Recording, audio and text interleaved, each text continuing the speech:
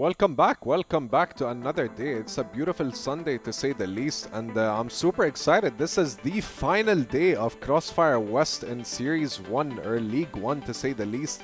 And I'm super excited. I would be wearing a suit, but yesterday I was sweating from all the action and stuff that happened the previous day. So for those of you who don't know, unKnights is going to be playing against GG today for 3rd place, and ROC is going to be playing against Anubis, two Egyptian titans fighting it out, and possibly 1st place for a $228,000 prize pool. Yeah, as you said, today games is going to be incredible, especially that GG and unKnights. This is an early finals, as we could tell, because these guys have been meeting a lot of times, and yeah, this game is going to be very close, maybe closer than the final. Not saying I think so too. Yeah, you're right. Yeah, it's because the finals have the own circumstances, the pressure and everything, but 3rd and 4th, everybody wants to fight to get the 3rd place. Everybody wants to book, not to book their place in EWC, but also to accumulate the points in order to become able to qualify. Yeah, to be more and more close to the EWC. So unKnights and GG, it's so incredible that you cannot expect who's going to be winning right now, because usually at the past, if you're talking about unKnights and GG, usually we saw GG coming on top always on the, when it matters. Like, I guess they meet only one time in the playoffs, and it was in the regional finals. Yeah. The playoffs regional finals 2024, where GG was able to win 2-1. But other than that, they only met in the regular season, and GG had managed to win all the games versus unKnights. Not only this, unKnights, the best they get is 1 draw. Other than that, it's always GG who is coming on top. That's why this game matters the most. We've seen unKnights yesterday, we've seen GG, they're very close to each other. It wasn't their day, but now they need to pop off, and one of these guys is going to be going home with the 3rd place. Yeah, I mean, 3rd place is also important, not just for the prize pool. As you mentioned yesterday, our special guest, by the way, Mr. Penguin, current TBI player, and he used to play in 3BL as well, multiple consecutive titles, and 6-year plus of CrossFire experience, to say the least.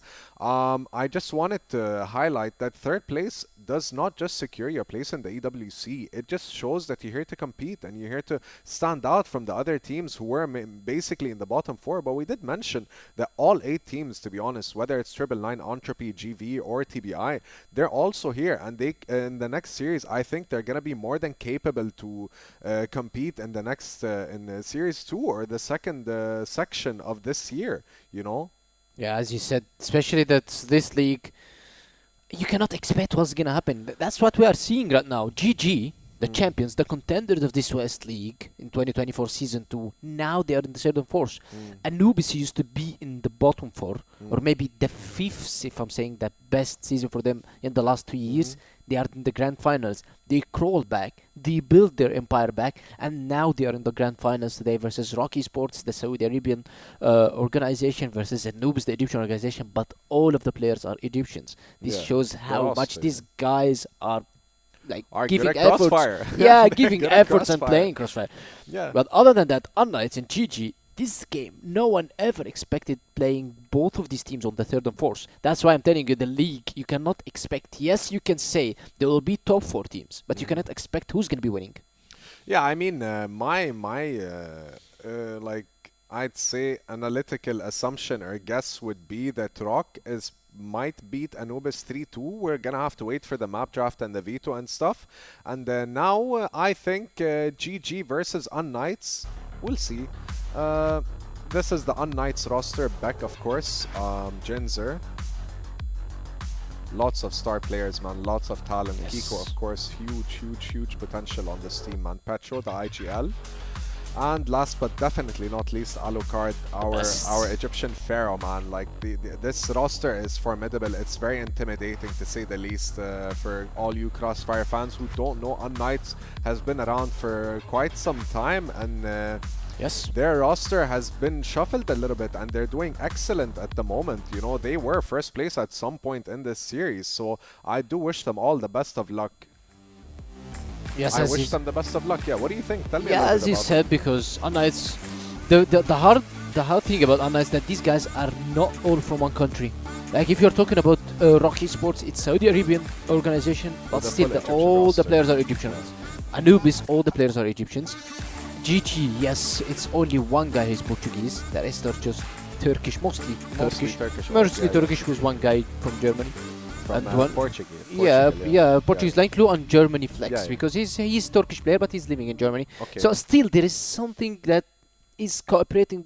These guys are cooperating with each other, and also the communication matters about this. What about GG? Tell me a little bit about GG. As you were saying, like they're mostly Turkish, but nonetheless they have one or two players who are kind of living outside of Yes. Turkey, but with Turkish roots, to say the least. And Yes. I'm really excited, to watch this. Game 1 is gonna be spicy. I don't like to use the word spicy. It's gonna be intense, right? It's Yes, like it's gonna be like intense. one of those days where there is so much pressure on you, but at the end of the day, I think these guys can definitely handle it. Yeah, these guys are definitely handling the pressure because they are multiple times champions, not only season 2 CFWL 2024, but they also was there and he also qualified for the CFS for multiple times. These guys, they've been playing Crossfire for a long time. Okay, the addition of Rafen, it was only 1 year. The addition of Spoxy, who's their best player already. To say the least. So yeah, so You did mention it's he's probably like top 3 ARM players in the world. Yeah, I agree. I and want to put see this Snare guy there with him more as well. onto the lands. I want to. This guy is not playing competitive Crossfire for a long time, maybe 3-4 years. But I want to be talking about this guy on LAN. I want to be seeing him on LAN. So the key players for maybe GG, I would say Spoxy definitely flex with his mind games, and the other side, unKnights, Kiku is gonna be one of their star players alongside with Alucor. To be honest, like Kiku's been showing a lot of good potential, Yes, especially a lot of yesterday. clutches. to Yeah, say what the I least, wanted yeah. to mention yesterday, that Kiku wasn't in form, and when Kiku is not in form, I feel that unKnights is missing firepower from their rifles, because usually this guy is the initiator of the kills. He's the entry with Pietro. So this guy is always trying to grab the kills, trying to open the areas, Secure trying the to rounds, space. yeah, to Yes. secure the rounds. to say So the when least, yeah. he's not really into the game, or when it's not his day, it's usually they try to play for another style, which is Alucard trying to entry or Pietro trying to entry alone. So Kiku wasn't having the best day yesterday. That's why unKnights a bit struggled. Yeah, I mean, I don't think their mental is kind of down because they didn't have a chance to secure first place. Nonetheless, this is a league, and it's they know their potential, they know their qualities, and that they're very both strong organizations, to say the least. And now I'd like to discuss a bit of the maps. Like, what insight could you tell us? Well, talking about unKnights, definitely, or let's start with GG, because GG is definitely going to be banning Ankara because they usually struggle versus unKnights in Ankara, and most of the teams, they usually struggle versus unKnights in Ankara. So I guess there's no need to play it. Once you play all the other five maps, you play Mexico, you play Eagle Eye, and you play all other maps. So why to play Ankara? But the question is, will they be able to play Compound versus unKnights? Because unKnights, Compound, and Ankara is usually the best. Yeah. In the other side, GG, usually they play Port and Black Widow. So they So- banned Ankara and Yeah, they subbase. banned Ooh, Ankara, and Black definitely Widow's unKnights is the always first banning pick. sub-base. All right, break it down for me. Tell me what do you see. Yeah, definitely the ban of Ankara from GG is very classic. They don't want to play. They don't want to play versus unKnights in Ankara. Sub-base ban from unKnights is very basic. They don't play the 7 maps. They only play 6 maps. But look at this. Mexico is the second map picked by unKnights. That means that they will be playing on the blacklist. One of the hardest sites and one of the hardest maps that you play blacklist test, on. yeah. So you need to be prepared very, very much, because GG's global risk is huge in this map, and we've seen it versus Anubis in the split 1 when they beat them, I guess like 7-0. They were up 7-0. So these guys really understand what they're doing.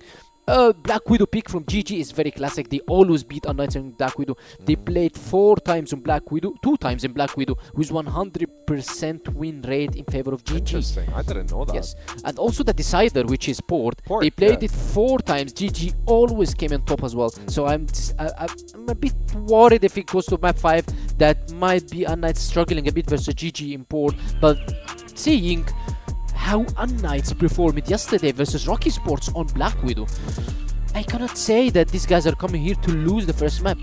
So I'm pretty sure that they can win GG on Black Widow if they play the same versus ROC Esports. Yeah, I mean, we're gonna have to wait and see. I mean, if we pull everything that you just said, I'm pretty interested in the first outcome. There's gonna be Black Widow.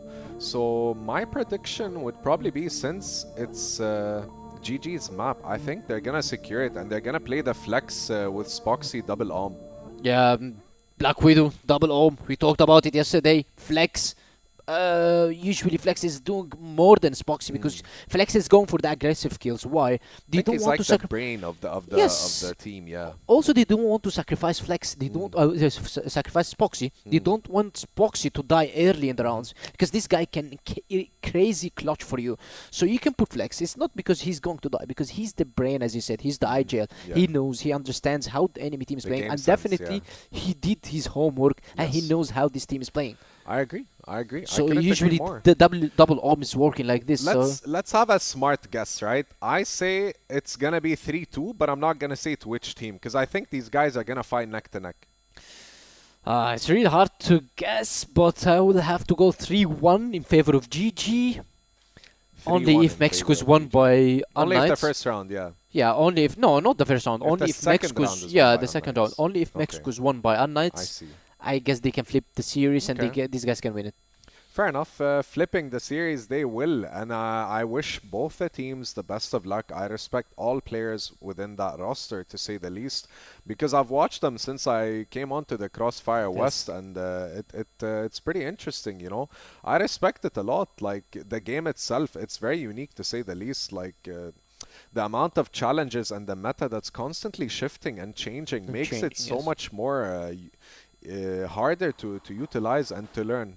Yeah, as you said, because usually unKnights, GG, these guys are always meeting on the regular season. It's roughly they meet on the playoffs, because usually it was ladder, you're starting from third and fourth to second to first. But now these guys are meeting on the playoffs for the first time on the third and fourth. I guess it's going to be very, very interesting. Thank you so much, Penguin Man. I'd like to take it away to our casters.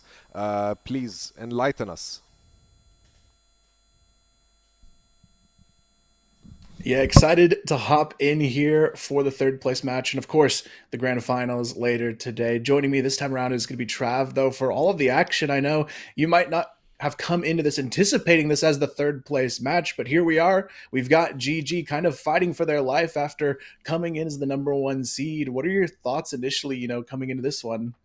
I mean, really, for me, it was a surprise that Anubis got that win, right? I mean, over the course of the regular season, me and Jordan, Elfish Guy, were kind of talking quite a lot about how obvious it was that Anubis have improved significantly, which was a really good sign for them, and they proved it. They've actually proved it. Like, getting through to the grand final is that next step up that we wanted to see from a team in this league to contest with the likes of a Gaimin Gladiators, with the likes of a ROC, right? There was those two who are meant to be the locks in those top two positions, but that is not going to be the case.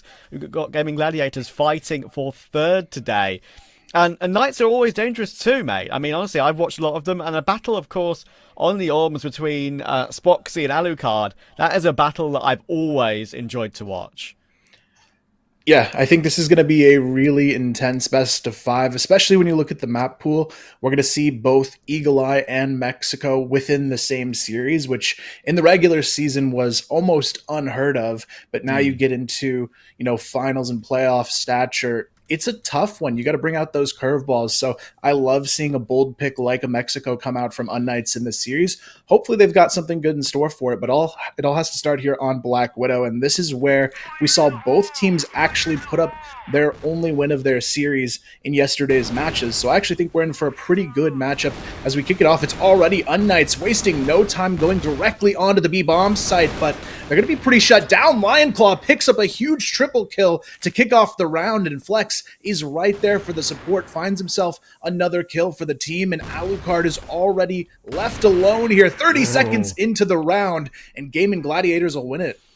That's one of the rounds that we've actually seen a lot more of this season, right? It was very noticeable in some of the previous seasons that I've covered Crossfire where, rounds are very slow. Anubis in particular, actually, we'll see them later, obviously.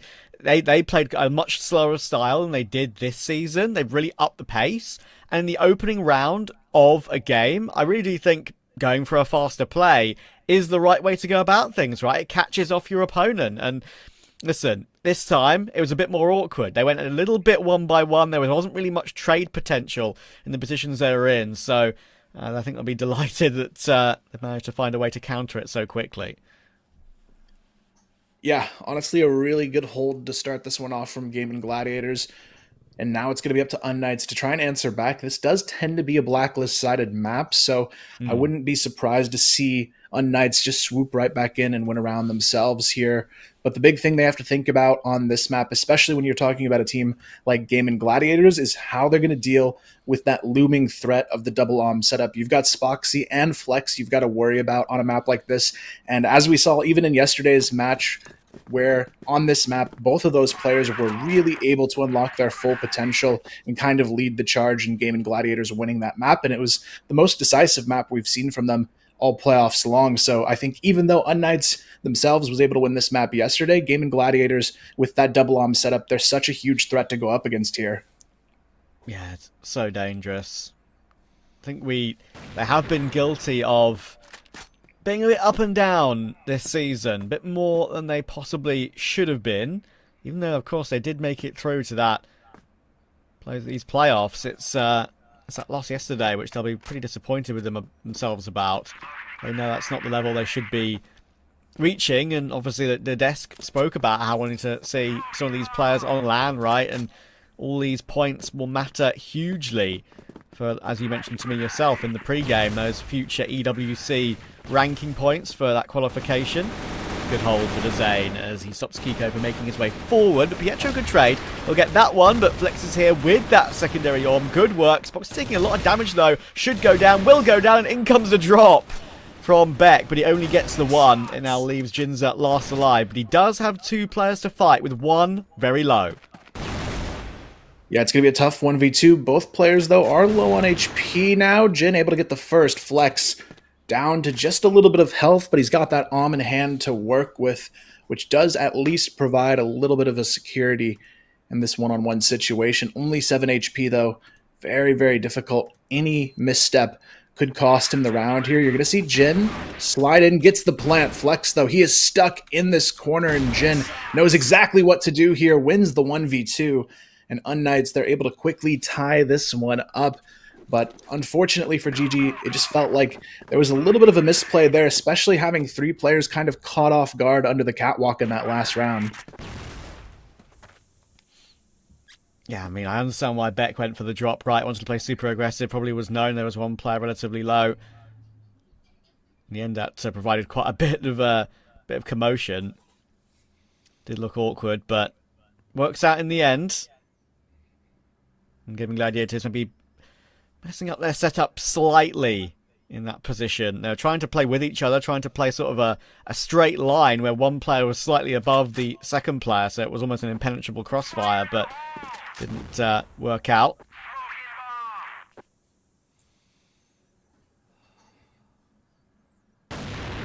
Bit of an interesting start here for unKnights. Already playing this one pretty passive, it seems.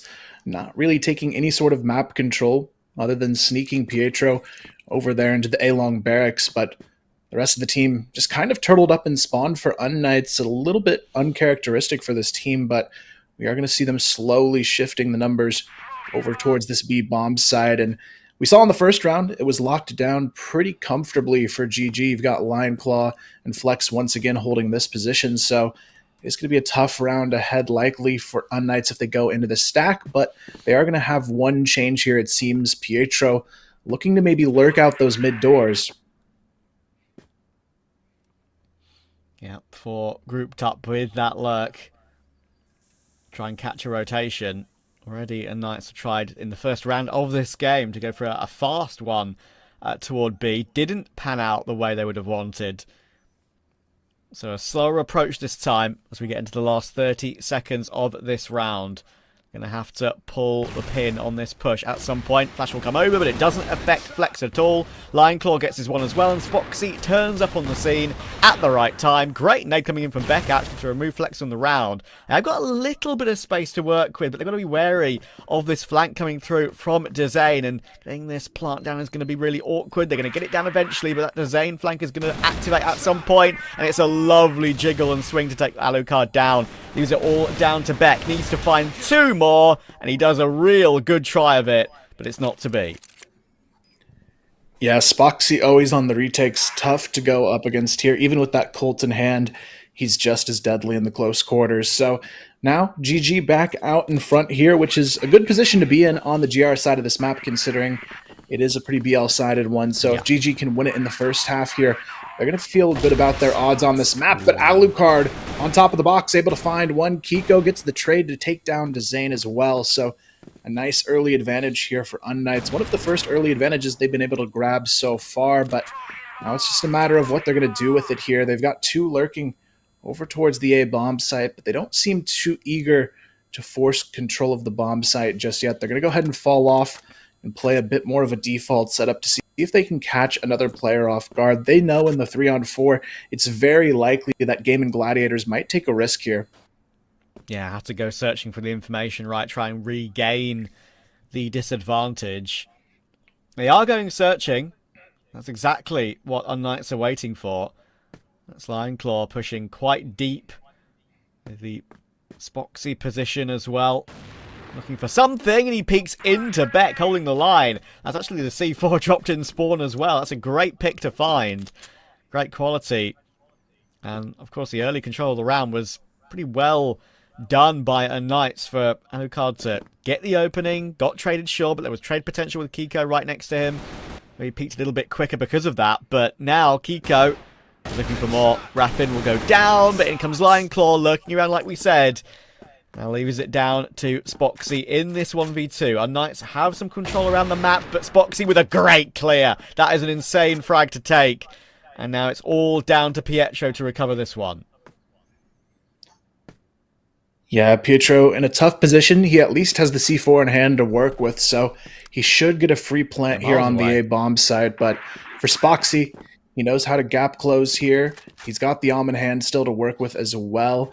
Doesn't know yet. It's going to yet. come down to the timer. Oh, I think he guessed the wrong side here. I think he thinks it's B, and he's going to realize very quickly the mistake he's made. So it's a fast rotation. Now only 20 seconds to work with to clear the site completely and get this defuse. And Pietro's playing one of the most difficult spots for an on player to clear here. He's just tucked away in the ramp corner, and Spoxy, he's going to have to go for the fake here. Spoxy, surely he doesn't check this, but it doesn't matter. Pietro is ready to activate and gets the round. Actually did check it there. Pretty incredible. But, you know, in the end he had kind of no choice but to try and hop around like that, right? Try and make as much time up as possible, considering he guessed incorrectly with where that was planted. All the years of experience there for Pietro paying off there, not peeking until it was absolutely necessary right at the very end. Nice shots here to kick off the round, though. Dezane, double kill spray down. Spoxy finding a double himself, and already back alone in a 1-on-3 situation. We saw some pretty good things from him yesterday. We'll see if he can do it again here. Finds the first already on the Lion Claw, but he's down to 26 health, and more importantly, the C4 down on this A-long position as well. Very difficult to wrap around this corner and recover it. This feels impossible. It should be impossible. But Beck has made a few of these chances look a bit closer than they should have been already in this game. Raffin staying mobile, making sure he doesn't get caught off with any sort of pre-fire, any sort of hard clear of his position. Beck's got plenty of time to use, and he's just waiting to see if Raffin does get a little bit too eager. There is an opportunity to be gifted a 1v1. So we'll come through now. There's the information. Raffin will do the right thing to fall all the way back. Make sure you play it off of your teammate. Play the more difficult angles. Just one bullet. 1 or 2 bullets is all that they need to remove Beck from this one. And there is the clear from Spoxy. Well played. Gaimin Gladiators staying intact and staying in control. Yeah, still pretty early back and forth, but Gaimin Gladiators getting the slight edge in this one so far. And for unKnights, I'd like to see them be a little bit more assertive. They've hesitated a lot in several of these rounds already. This time, they go for the early catwalk control. There's a lot of smokes to deal with here, so it is going to stall the round out just a little bit for now. But GG, the big thing you've got to worry about once these smokes clear is Flex and Spoxy across the map. They're going to be going for these mid-clear plays with the Alm in hand, and you can see already underneath Flex, he had the right idea, but Beck beats him to the punch for that shot. pretty decent at finding these openings so far, have unKnights. They've been putting Gaimin Gladiators under a little bit of pressure. Raffin will hold behind the box in mid. Oh, he misses his chance on Kiko, though. Does recover for one. That's fine, because he's got teammates in position to help. And they do recover it into a 2v2 eventually. And Spoxy holds the line and quick scopes the last as well. That's classic Spoxy. But I think even he's like somewhat surprised that he grabs that final frag. Yeah, that last shot was pretty crazy there from Spoxy. Already up to a 10-2 score himself, and the only one on the other side really toe-to-toe with that has been Beck, who actually surprisingly pulls out the this time around, but it's actually Flex getting active over on the B bridge to find the first kill, taking down Alucard, who, for me so far, Trav, has actually been the most surprising to see at a 1-6 scoreline. I normally... Out between him and Spoxy, and so far there's only one man that's been bossing it so far.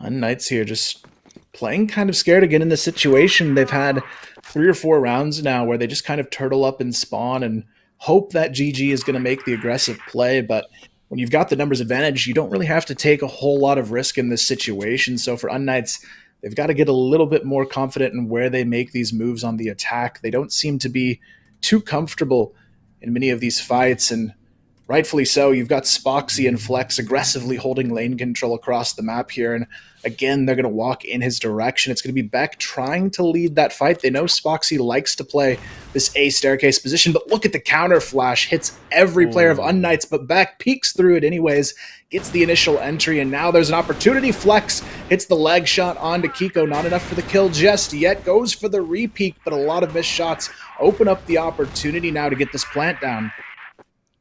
It's a 4v4, but it's one with significant damage both which ways of it.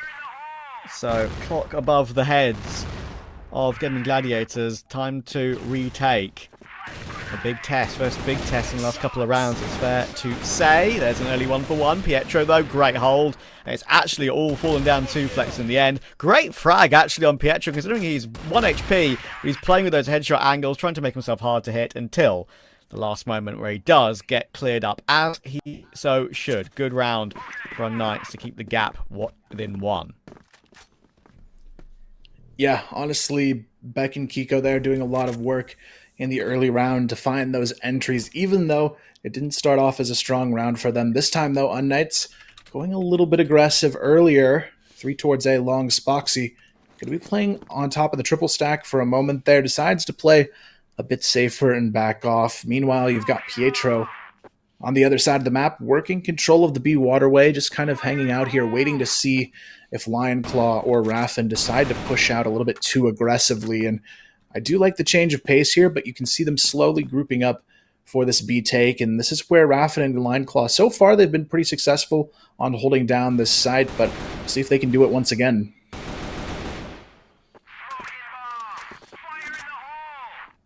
There's one round where it was a pretty slow approach with a kind of entry toward B with 20 seconds to go pretty much. One round at the beginning of the game which was incredibly speedy. This one's kind of in between the two, and they do get the first 2 trades. Jin will get those 2 in the end. Flex goes for something aggressive and somehow gets out of that position. Don't ask me how, but he's been allowed to stay alive. Misses opportunity to get the kill, but sort of 3v3. C4 not down yet. Kind of just setting themselves up for a possible retake. Yeah, Spoxy here really in that key position. Knows the C4 is getting planted now. Goes for the early peek. Spots Jin on the corner of that window, but has to wait for the flank now to try and get something happening here. Alucard, though, running into some trouble. Able to find himself a kill. Make it a quick double. And it's all on to Spoxy now. It's a 1 versus 3. He's not going to be able to find a way through to win it. And unKnights finally getting back-to-back rounds here and finding themselves right back into the fight. So all tied up here as we go into the final round of the half. Truly anybody's for the taking. And now with Alucard starting to wake up a little bit, it's going to be a tough one ahead. A couple of important ones for him to feel like he's in the game. Too many opportunities thus far. But good work.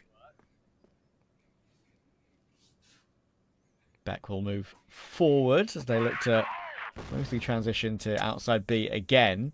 And they knew there was significant A-long pressure, but for now, just patience.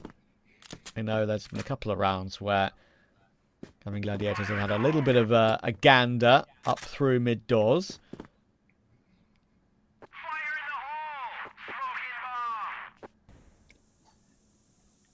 Yeah, right now, unKnights, it seems like they just want to go back to this B bomb site. It seems to be kind of their comfort site on this map.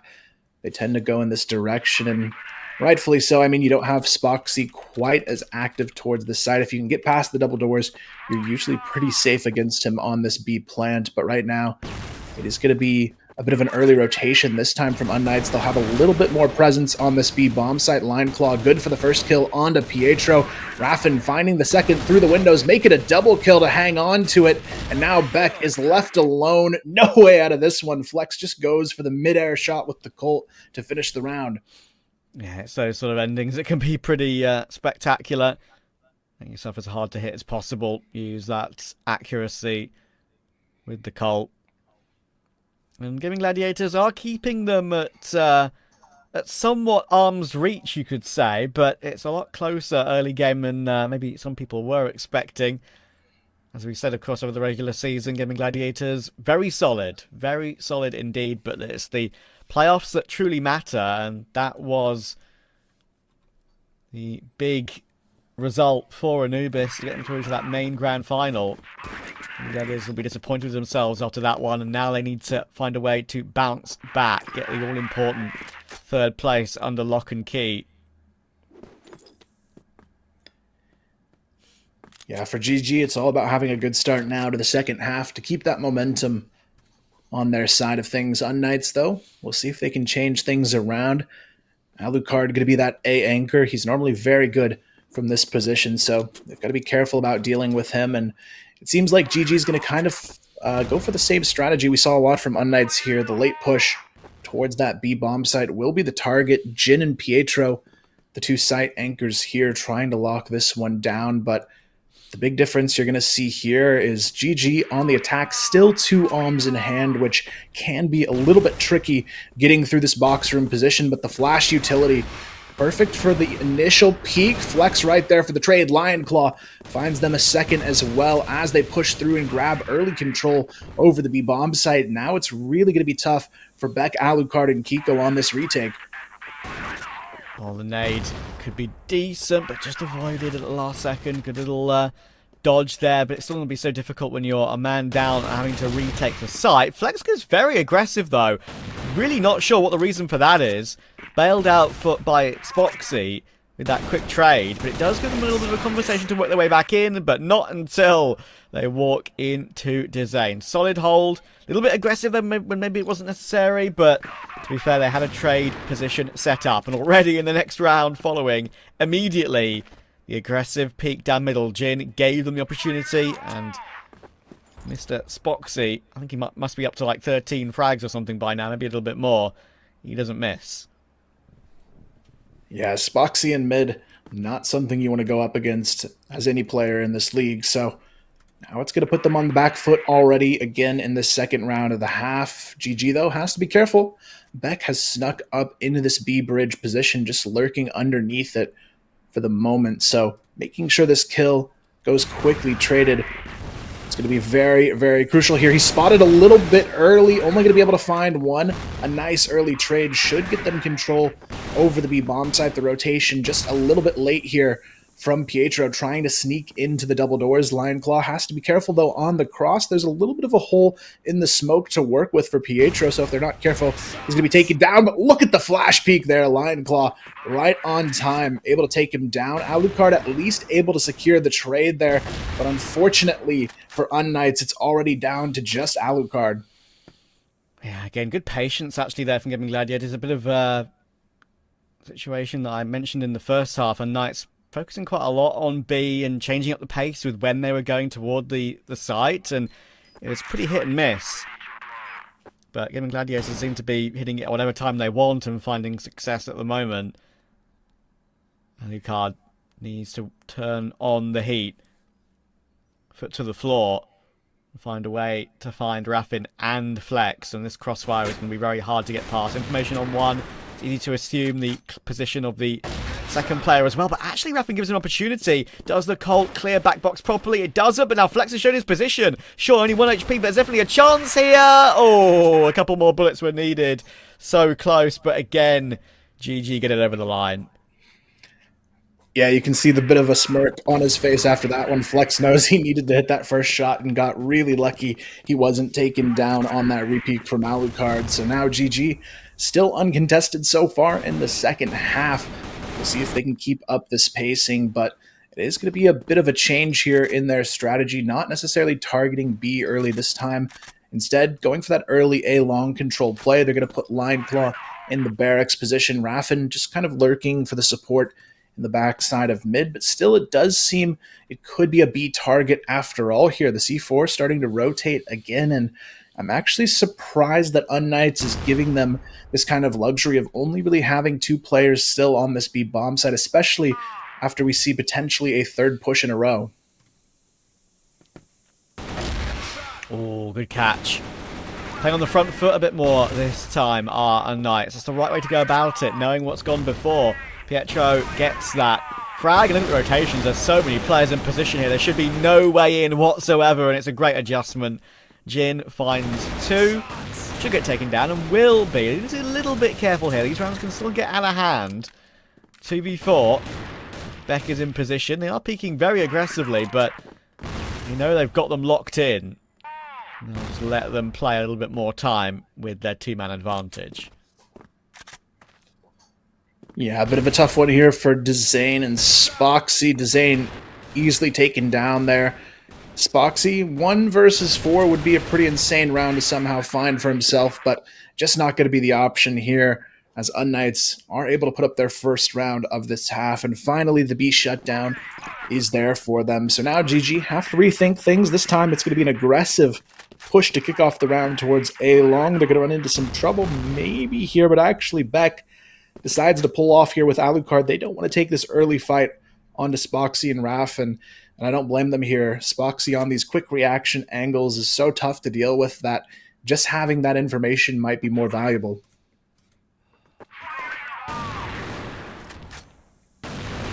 Flex will get the opening toward Beck, and Alucard's missing shots here.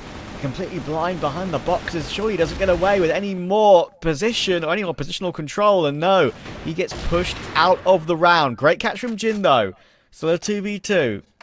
C4 not yet planted. Spoxy very low health as well. We have somewhat got a good line on these positions too. It's up to Gaimin Gladiators to figure out this situation. At least for now, Dezane able to get a free bomb plant, but Pietro trying to use this opportunity to sneak up the catwalk. He's going to find Dezane. Now Spoxy is going to be caught alone. Ooh. Jin as well, doing a lot of work in this round with that in his hands.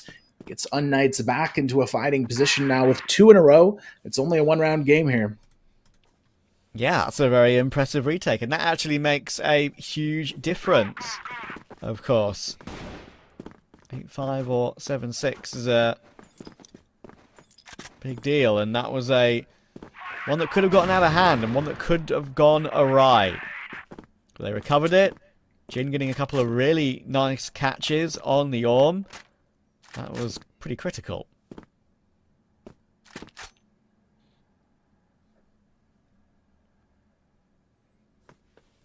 Right now, though, it is going to be a bit of a split setup for GG. Sending a couple lurkers towards either side and really putting a lot of their pick potential in this backside of mid. You've got Spoxy holding the line on the mid doors. Flex, though, starting to try and carve that path over towards the B bomb site. He's able to almost get that spot onto Pietro, but at this point, unKnights playing very, very reserved here. You can see it on the A bomb site, just a very passive triple stack over by the staircase, and it does leave them a little bit exposed if someone were to sneak out the mid doors, but other than that, it's a pretty good look here for unKnights in the setup, and you can see Beck noticing that gap needing filled as well. He's going to go ahead and rotate here towards the B doors and hold kind of that passive lurk back and forth, and This is where we're going to see GG slowly group up to take that mid-control flex. He really wants to take this fight aggressively, but Beck actually wants to take the fight right back to him here. He's going to push through, catches him with a nade out, but Flex, the quick switch, still gets the kill anyways. On top of that, Spoxy able to find Kiko in mid. Oh, Beck thought he got the drop, but a great recovery from Flex in that angle, and they've actually managed to get a 4v3 out of this when it didn't look likely. Like they were at a disadvantage. Jin pushing forward, trying to recover the situation, sees Spoxy in the windows. Oh, it's so awkward, but he does manage to catch him. That's a great scalp to take, but immediately traded as you would expect. 3v2, 24 seconds. Alucard in the right position. They're going to try and sacrifice Flex as he hops in to get his teammates into position, and it works out brilliantly. That is purely a sacrifice there from Flex, and he didn't even go down for it. Yeah, really smart play there from Flex, but it's not over just yet. Pietro still with a chance to redeem the round for unKnights. He's able to find the first, almost the second. Flex, though, just barely surviving every encounter in this round as Gaimin Gladiators are able to find it. But yeah, I agree with you there. That crazy just peek out of cat Flex, just using himself as the distraction, just paid off perfectly to get Alucard caught out of position after missing that shot. So now GG, 2 rounds away from a victory on map number 1 here, but unKnights not making this too easy on them, but GG. They're going to go for the full pressure play onto Alucard. He's good for the first kill right away onto Dezane, and they still haven't taken him out of this position. Now the rotation can come through. Kiko finds a second. The Lion Claw is able to sneak into sight with Spoxy here on the ramp for support. They're able to find 3 kills between the 2 of them, and now Pietro and Jin are left on the back foot. That was a big one from Spoxy there. That really gave them access to the site. C4 will just be herded in now. It's a little bit late on that rotation to get it planted, so it has actually allowed Pietro and Jin to get a little bit closer, but it's going to be still going to be a tough retake either way. And of course, don't forget, 9 would be the score, 1 away from map 1. Pietro and Jin, good games so far between them. A couple of really impactful multis between them. Pietro will try and force his way through the window, but it's so difficult when you've got to peek into Flex like that. He'll pull out the Colt for the second frag. Gaimin Gladiators starting to relax into this one and look superior. Yeah, at this point, all the pressure is on to unKnights for the remainder of map number 1. They're going to need 3 in a row here to force an overtime situation, but with the way GG's playing, that is going to be an extremely difficult task at hand. And for unKnights, they've struggled quite a bit on this GR side. Not really finding too many rounds so far, other than the 2 back-to-back they found not too long ago here. But for Spoxy, he's going to go ahead and roam his way through the middle of the map, trying to find anything he can. But there is a bit of a double stack on the catwalk. But here comes the early peek. Pietro had no support there. I'm not sure what he was thinking on that one. At least take Jin with you if you're going to go for a play like that. But now they've got the advantage here. GG, no, all they've got to do is hold the numbers at this point. Yeah, I'm not sure what he, as you say, not sure what he was thinking, but also not sure he knew anything about that, right? I feel like he wasn't expecting or prepared himself at all for the fact there could be 2 or 3 players holding him in that position. Goes down with nothing. Something a bit crazy, doesn't pay off. Can understand why when you're 6-9 down, trying to make something happen when there's not many opportunities left. But in this 3rd place game, Gladiators are looking to get off to the perfect start. It's a must-win after the disappointment of yesterday, and already it's looking like it could be done here and now. C4 is actually nowhere near the B site yet. There is a flank coming through from Beck over toward this B side of the map. It's not being seen yet by Flex. I don't think there's much information on that one of Beck being in this position. Playing Trigger Discipline, trying to recover the round single-handedly here, Beck. Waiting for a second player. Completely understand why when it's a 3v5. Pretty interesting. And right now the patience is paying off. He could get 2 in front of him. He's going to make it 2. Can he make it 3? Beautiful from Beck. That's the individual player he needed to see. C4 dropped on that rotation as well.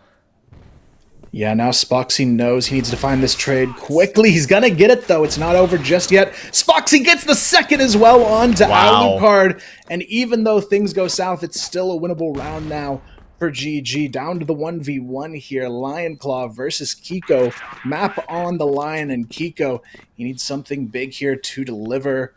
It's going to be Lion Claw who gets caught off guard, and Kiko able to keep the dream alive here for unKnights, but a lot of that round surely thanks to Beck. That was just beautifully played by Beck, wasn't it? I mean, trigger discipline for, what was it, maybe 30 seconds or more? It's the only way you recover the round. He knows the C4 wasn't near the site yet, otherwise they would have planted it. Has full control and knowledge of what's going on there. Beautiful decision making. And a beautiful conversion as well. How on earth has Flex got away with that frag on Alucard? It was a fadeaway headshot with the sidearm. And Pietro will get run down by Raffin as well. Gaimin Gladiators frustrated about that previous round, knowing the game should be over already, trying to get it done now. They've got the numbers, but Jin, trying to disrupt things, is at least able to find Flex on the rotation, and now it's going to be up to the rest of unKnights to find this path back into the B-bomb site. This time around, though, it's going to be a lot more difficult to crack. No early flanks that they have to utilize to their advantage, and it's going to be a forced push through the double doors here. Raffin holding on to it with Lion Claw. They're able to find all 3 remaining players, and of course, it's going to be map 1 with it. GG take it 10-7.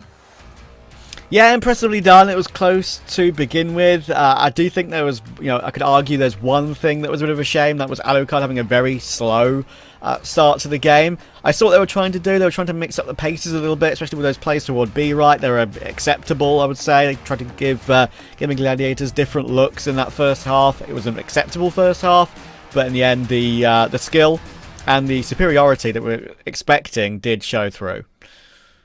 Yeah, honestly, just a really impressive performance. Like you said, Alucard having a slow start made it a bit of a tough one, but we're going to throw it to the desk to break it down, and we'll be back soon for map number 2. Thank you, Trav. Thank you, Kyle, so much. Very appreciated, very well spoken, to say the least. Penguin, is this what you expected? Yeah, as I said, GG still, till now, they have 100% win rate on Black Widow in the regular season and also in the playoffs for Season 1 2025 West League. These guys are very good in Black Widow. So picking Black Widow first is very classic from GG because they are very confident on Black Widow. They play very good. They have the double ohm setup. And not only this, Flex is always popping off. He's always the guy who's getting the kills. He's throwing to his teammates. He's the guy who's going, as I said, 1-4, 4-1, A-long, B-long. We saw last round, he's praying was called. He got one golden headshot on Alucard, I guess, which he had a slow start as last set, which is something, as Trav said, sorry, which is something is not really we are seeing Alucard always having a slow start. So it's one of the things that unKnights is always struggling a bit because they have 1 or 2 players having a slow start. We saw also Kiko on a slow start, but on the other hand, all the players on a GG, except for Raffin, he's not having the best game. They played very, very, very good. Yeah, I mean, even that, there was a very, very strange moment where Beck, I think, was behind the enemy team and he killed 3. He killed 3, yeah. But you can tell from the KDAs that Beck and Jensen are the ones who really stood out here and they tried their best to secure this dub, but it just didn't happen, I feel like GG just played a much better CrossFire game. Yeah, as you said, they play very, very good. Especially as you can see, these guys are all on the scoreboard. They are all 1 point KD. As you can see, only Raffin who had a slow game, but that doesn't matter when his teammates are fragging like this. You don't care at all, because usually you will win the map. And it's Black Widow, as I said, GG, 100% win rate on Black Widow. Gives them the momentum to go to Mexico. Now they're going to be starting Mexico, by the way. And starting Mexico on global risk gives them a huge boost. Now I started to be afraid that unKnights might leave with 3-0 unless they can win Mexico, and I'm pretty sure picking Mexico as unKnight team, that means that you are preparing something special for the GG's global risk side. Yeah, that makes perfect sense, to be honest, because if unKnights at this rate, they've slowed down, they're struggling a lot to control Spoxy and Flex all game long, and we can see in the highlights here, they just couldn't play the BL side properly, It's just too much security on both B and A. Yeah, usually Beck from unKnights is the guy who's popping off from Black Widow. I said this yesterday, and he popped off versus ROC Esports, and they managed to win actually ROC Esports, and now he's popping off. He made 1, 2, 3 good rounds solo. He had the highest KD, I guess, among his all players. He's usually the guy who's making the mind games, and it's always working on Blackwood because it's very, very big map that you can go. You have cat, you have undercat, you have mid, you have B, you have A, waters and everything. So he's playing really good to his game. He's playing really good with his M4, but his friends or his teammates are still not coming into the game. Usually that happens with unKnights. That's why I'm not afraid. I'm not saying that unKnights are just gonna lose without a fight. No, usually unKnights is having slow starts. But we saw it versus ROC yesterday. Very, very slow start in Ankara, and then they destroyed ROC Esports from Blackwood. Yeah, they built so much momentum last night. Yeah, they did suffer a loss against, ROC. Yeah, against ROC, but nonetheless. They do have this rhythm or this pattern where they might lose round 1, but they do exceptionally well in the rounds after it. Yes, this is the team who can handle the pressure. They can crawl back from being in one map deficit, and they can just come back and just get back to the series and give us a good series. Usually, unKnights is built for this. So now we are seeing them down again one map, but the next map is very hard. Yes, I know that unKnights is gonna have a momentum. They're gonna be playing very good next map, but at what extent you're gonna be playing good? You're gonna be playing Global Risk Mexico, Global Risk Mexico versus GG, and you have the Zane. This guy is not letting anybody take control. So you need to be very precise with your flashes, with your smokes, with your nades, your lineups, your pushes. You need to be extremely well on your blacklist because you are starting blacklist. Yes. If you don't get much rounds on blacklist, the game is almost over. I agree. I mean, I really think GG did an exceptional performance for game 1. If I'm not mistaken, it was 10-6. Beck and 10-7. Genzer, they tried their best to 10-7. Yeah, they tried their best to make a comeback.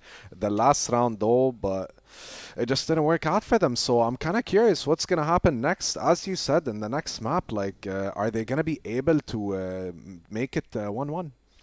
I guess unKnights have the chance to do it because unKnights is really good in Mexico. So these guys are really good in Mexico. So I want to see them in Mexico. I want to see them playing Blacklist first, the hardest side, so they have credits when they play the global side. Also, I want to be seeing GG playing Mexico. You can see the frustrations on the eyes of the guys. They are not that they're struggling prepared, a little but bit. I'm pretty sure these guys are going to be crawling back.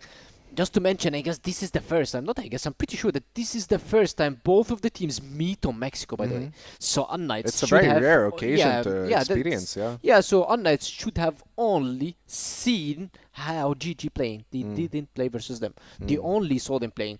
They played versus Anubis. They played one more map, I guess, versus GV, if I'm not mistaken. These guys played versus GV. They played 2 games this regular season, and last season they played few games. I'm pretty sure they didn't change a lot because they don't play it that much, so you don't need to change your strategies when you don't do it, actually.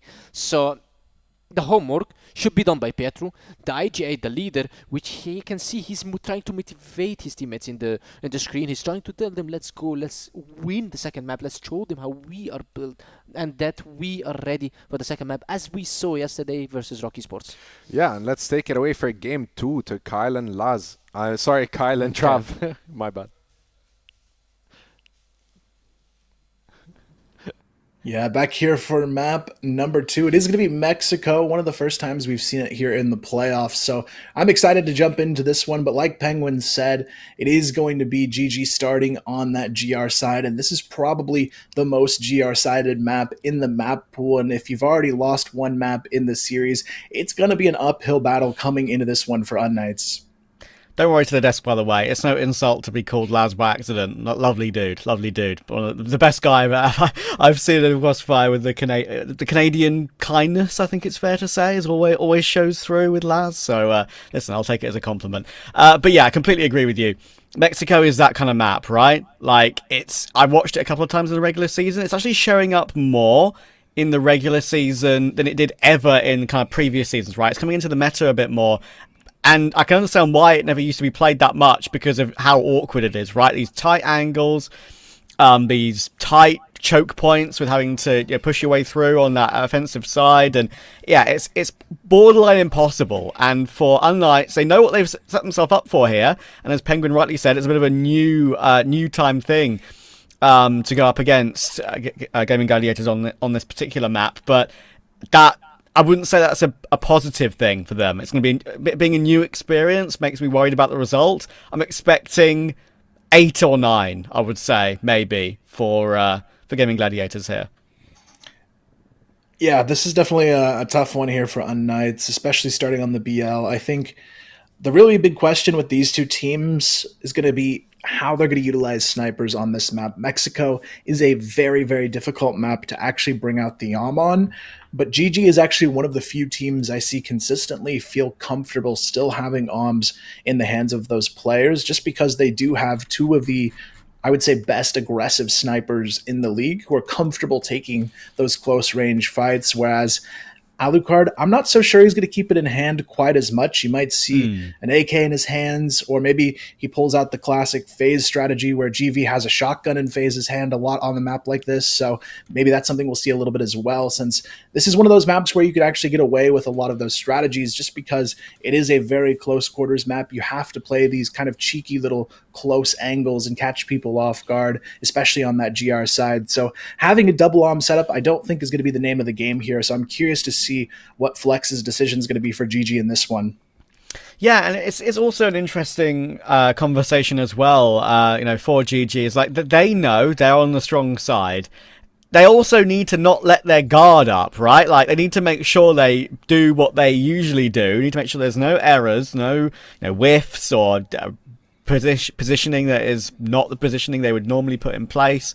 Any sort of lazy or lackadaisical moves, knowing that when you switch sides, it's going to be incredibly difficult for you, right? So, there's two ways of looking at it. It's almost like there are plenty of maps in the past and in other games as well, which are very, very difficult to get your way in on that offensive side, on that BL side. So, yeah, I think after what I've seen from Mexico over the course of the season, if you get 1 or 2 on BL, I would say that you're in a decent position, because I have seen some rounds go down to the very last few, down to the wire, 1v1s, 2v2s, and even those are difficult to translate into wins. So yeah, looking forward to seeing how unKnights deal with it. Clearly they're confident in it, throwing it in at this stage of the game, early in the BO5, right? But still, I am expecting a Gaimin Gladiators win, and if they do take it, I don't think there's much standing in their way of a 3-0. Yeah, they've got everything kind of in their hands at this point. It's up to unKnights to kind of shatter the confidence from map 1 here and map number 2 that GG is going to have. So we'll see exactly what's in store for map number 2 as we kick it off on Mexico. It's going to be unKnights already taking that early alleyway control, grabbing a couple players in that early position. It's going to be Beck and Jin just kind of hanging out there waiting to see if there's going to be an aggressive play on the GR side. But when you're talking Mexico, it's not a map that GG's too scared about pushing out on. But Flex, he's going to have to be careful, gets caught off guard by the early play. And there you have it. Beck able to find him. unKnights doing their homework in this one. They know the best way to find a pick in this game is going to be waiting for Flex to make those aggressive early plays. But Raffin might not be expected here to do the same. He's going to go for this swing onto the alley bridge. Almost gets caught as well. Has to be very careful in this one. Yeah, I mentioned not being lackadaisical or not going a little bit too aggressive for no reason, and that is one of the situations that definitely could have gone awry, but it's all good until he gets found, Flex. So that's a bit awkward. Now Raffin has to try and answer back. He does get the one on Pietro, but he's kind of alone here, needs a bit of help, and he should get spammed down, will get taken, but Zane trying to recover things. Oh, it's so close to another one, but unKnights do get off to the perfect start. Precious first round on the board immediately. Yeah, bit of a tough decision-making round for GG. Flex getting a bit overconfident on that bridge peak, and Raffin almost doing the same. This time, though, they're going to change things up. I like this playstyle here. 4 players holding backside of mid for the GR, and it's exactly what you like to see here. And now they can just counter-swing onto this A push. Ooh, even careful. though there's players on site, they should have the advantage to retake it. Now Beck left alone in a 1-on-2, and Dzane and Lionclaw just clean that up nicely. Was a nice clean-up. A little bit worrying for a second when when he had 2 players, of course, behind the site boxes, and it looked for a moment or two that there was a situation where they could get caught off guard. Bit of a couple of opportunities for Jin to get a couple of frags back in response, but couldn't complete what was in front of him. And the immediate bounce back is there, but Gaimin Gladiators will already be a little bit disappointed, I feel like, with how that first round went. They wanted to get a good streak to start the game. They need to start it now. Yeah, they've got the momentum back on their side here, and this is where I think unKnights needs to not go for fast executions. You know, you've got an impatient team on the side of GG. You've got players like Flex, like Raffin, who, if you just give them enough time, they're probably going to give you that opportunity to find them before the push comes to life, and they have to be willing to wait for those picks to come their way, especially on a map like Mexico, where you don't really have a lot of good opportunities to just find entries for free unless the other team is swinging out on you. So for unKnights, I hope they kind of go back to that strategy, just because executing into mid on this map is one of the biggest challenges on the BL side. Taking that mid control away from a team that's contesting it is just so difficult. So I'm hoping we see a bit of a change of pace here. I wouldn't even mind seeing Alucard pick up an AK or an M4. I think especially on a map like Mexico, it makes sense to have 5 rifles just playing aggressively when you do take that site, just because on the post plans, the OM just doesn't have quite the value you would want it to on a map like this. Yeah, exactly. Couple of differences, of course, with the way this particular map plays out compared to others. A lot smaller. Always been the way. Spoken to Jordan a little bit about it over the course of the season. Like, we always maybe give some suggestions and some ideas about what could be done to change it. But at the end of the day, it hasn't changed much at all ever since it was introduced, and that is just the uniqueness of it. Having a map that is as unique as this in the pool is not really a terrible thing, right? So we shall see how it goes for the rest of this one. Flex will get off to a better start this time, and Raffin will help out on Pietro. It's a good trade from Beck, but they just can't force their way through, as you'd expect. That is the way it usually goes down, and Jin is left with 4 players about to face him. Yeah, not a whole lot you can do there. Taking mid control, like I said, it's just so challenging here, especially the way GG plays this map. They tend to have 4 out of their 5 players ready to fight on mid at any moment. So if you're unKnights, you've got to be a bit more methodical in how you take these executions, going for the early alley control, maybe sneaking that pick from the sewers from Alucard. That's going to be the name of the game for them to find these advantages. It's definitely not going to come too easily through that midsection. You can see here it's basically a wall of GG players every time sitting in this direction, and they really only have 1 player anchoring outside of the B water, so could be a good opportunity to maybe sneak through here, but right now it's just going to be Dezane finding the opening kill. Nice little headshot to take down Jin. Again, Flex looking for something with Beck in that position behind the alleyway, but again, they're a pick down. Probably one of the hardest maps to win around on this side, but let alone when you're a man down. It's borderline impossible. Was there any missteps from the side of Gaimin Gladiators? Alucard waiting for some information and actually sees Flex there. Bit of gunfire helping out that knowledge of his position. So that is a way back in. The patience working up yet, but will be in a jiffy by Alucard. There's a very small conversation that can be had about this round now. Yeah, I mean, at this point, it's going to be unKnights just trying to get this late execution onto mid and maybe push through to the B bomb site. They know Spoxy's been dealt some damage to. And now they're going to see what they can do. It is still, however, Beck putting a little bit of pressure on the A alleyway. The C4 starting to rotate in that direction as well. And this still going to be tough to break through. They've got a full stack of 3 here ready to go on this A bomb site. Push Dezane in the key position here, holding on to the back of site. It's going to be a nice little bait and switch setup, but Spoxy nowhere inside as the rest of the team just completely gets decimated here. And this is the chance at a really solid round now for unKnights. Post plan is set up and ready to go. They clearly came into this one prepared, like I said, willing to play it very early in the BO5, and seemingly it's working out for them. Great positioning there from Beck as well to flank the next player. Bit of a fist pump there from Jin. He knows how important these early rounds are. 2-2. The plan that unKnights came in with on Mexico, working out really well early game. Yeah, these rounds where they're playing a little bit more patiently and just slowly taking control, waiting for those opportunities.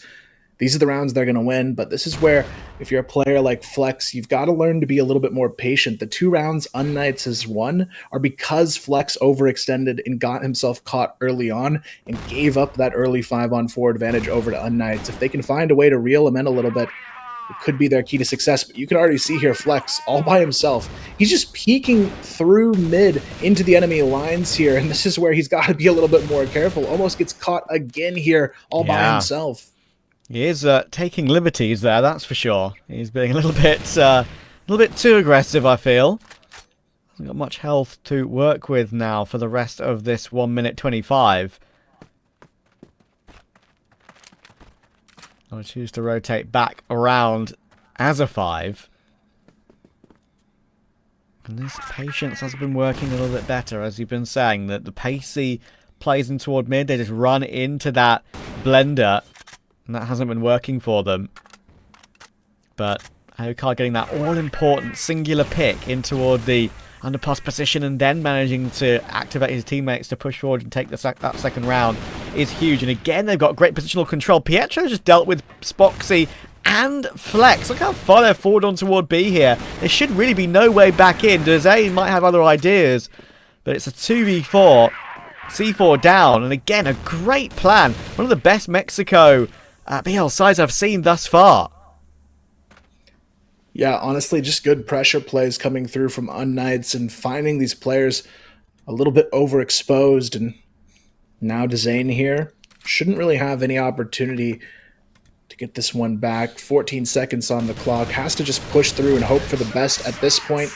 Only able to find one. And unKnights, they're going to be leading it from the BL side. And this is where things can start to get a little bit scary if you're GG in this position. They had a great first map, but so far on this map, it's very, very shaky. But a lot of that has to do with how aggressive this team likes to play on the GR side. It's a GR-sided map, but you can't afford to be taking these aggressive early fights here. You've got to wait and set up these traps and let the fight come to you. And that's where I think unKnights has a bit of an advantage on Mexico, and probably why they picked it. They're the team that knows how to patiently set up these traps and wait for their opponent to walk into them. Yeah, and I kind of mentioned it, right? Like, there's two ways of looking at it. This side of the map is very difficult, but as you rightly pointed out, with GG maybe being a bit more aggressive, they're being a little bit lazy, a little bit lackadaisical, getting caught off guard in a couple of rounds. Flex is going very aggressive in his positions very often, and it's catching them off guard. It really is. Knight's doing a great position right now, and they'll know it already. 3 is already a very good half. They could be a lot more. When they've gone through for these sort of mid pinches, it's not worked out for them, and Flex will get away with his opening this time around.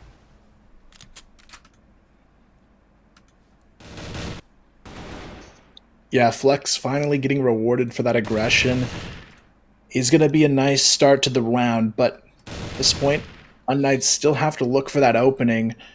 The hard part of it is there's just so much utility usage that's going to play to the benefit of the GR side here. They can just smoke cycle that mid position if they want to, or they can give it up completely, save it all for the retake, and that seems to be more of the strategy here from GG for the remainder of this round. They don't have any players holding on to mid, but because of that conditioning they've put in place, it's going to force unKnights to use a lot of their utility on this initial play to even get control of mid in the first place. So at this point for GG, it should be an easy round to close out. They've got 30 seconds to just hold it down here, as it's going to be a push onto the A bomb site. You can see though, Kiko able to find one, Alucard finds another, and this could actually be a huge opportunity. Kiko and Alucard doing all of the work to take control of this bomb site. They narrow it down to a 2v2, but this flash is going to put Kiko in a very difficult position. Now Spoxy on the rotation, has to find a way to get something done. Flex gets caught off guard, though, and this could be a devastating blow to GG here. Spoxy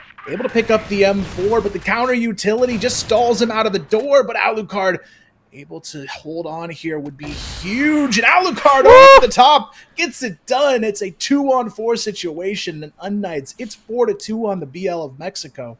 I can't reiterate enough how much that just doesn't happen. That does not happen. unKnights have come in so well prepared for this game. Alucard is showing up, hitting his shots when it really matters as well, which obviously was a bit absent with in the first half of map 1.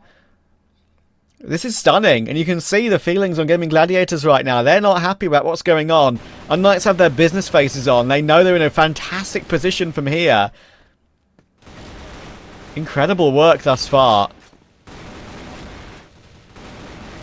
And recovering a 2v4, as I said, just so unheard of. Yeah, honestly, it's a bit of a misplay here so far, it feels like, from GG on a lot of these rounds, getting caught out of position. But on top of that, Alucard doing a lot of good work as an aggressive armor on this map. And that just goes to show you the value that the AUM still can have on Mexico if you know how to use it up close. Because there's been so many rounds where most players, if they had a sniper in their hands, they're going instantly with a missed shot. But Alucard getting back-to-back double kills here, showing us what he can do to provide that impact. And honestly, it's a big step up from him because he was one of the missing pieces for this team in the first map, and him coming to full force here on Mexico puts them right back into the conversation to maybe take control over this series. But looking at the pause time here, Gaimin Gladiators, it seems they did call a pause to maybe talk through some of their setups here, because this is not a half they can afford to lose. They're already down 4-2.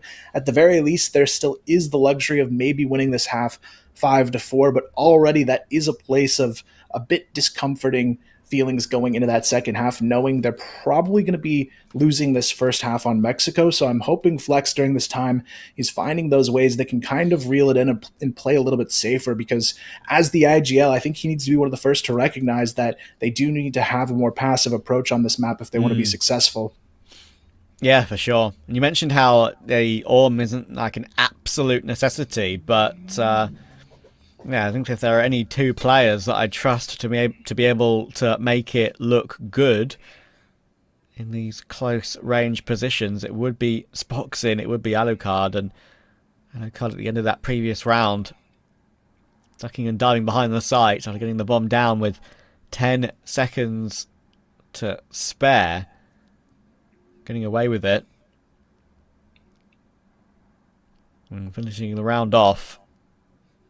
And I think it's quite easy in this scenario as well to be in your own mind and thinking to yourself, you can't think this way because you're a professional at the end of the day, but it'll be in the back of your mind, right?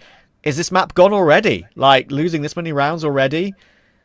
On the defense, unKnights clearly coming in incredibly prepared. Had a pocket pick they wanted to pull out, and with the fast rounds not working, they managed to find these picks, find these recovery kills. And in that previous round, they just managed to play patient even then with around 30, 25 seconds left, realizing they could pinch their way in. Kiko getting an all-important trade kill that recovered it into the 2v2.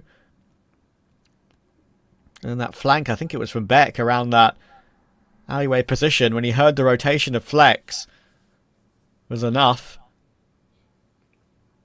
They're going to be very, very content with the way things are going at the moment.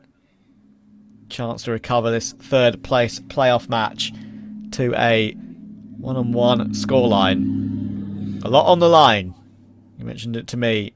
The points, of course, for their finishing position in the regular season. When we get to the end of Season 2 as well.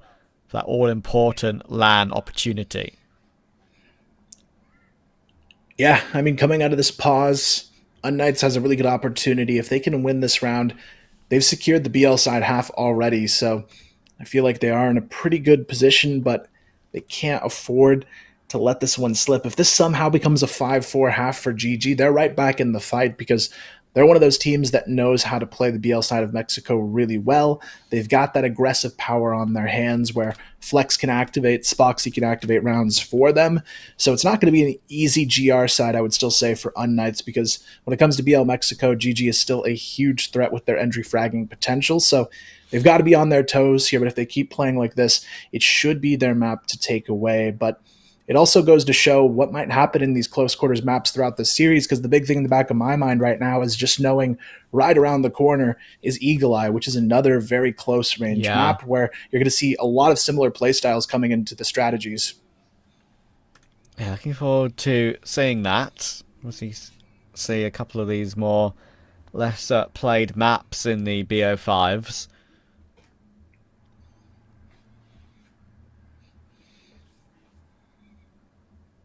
Couple of maps that we do see a lot of in the regular season banned out by these two.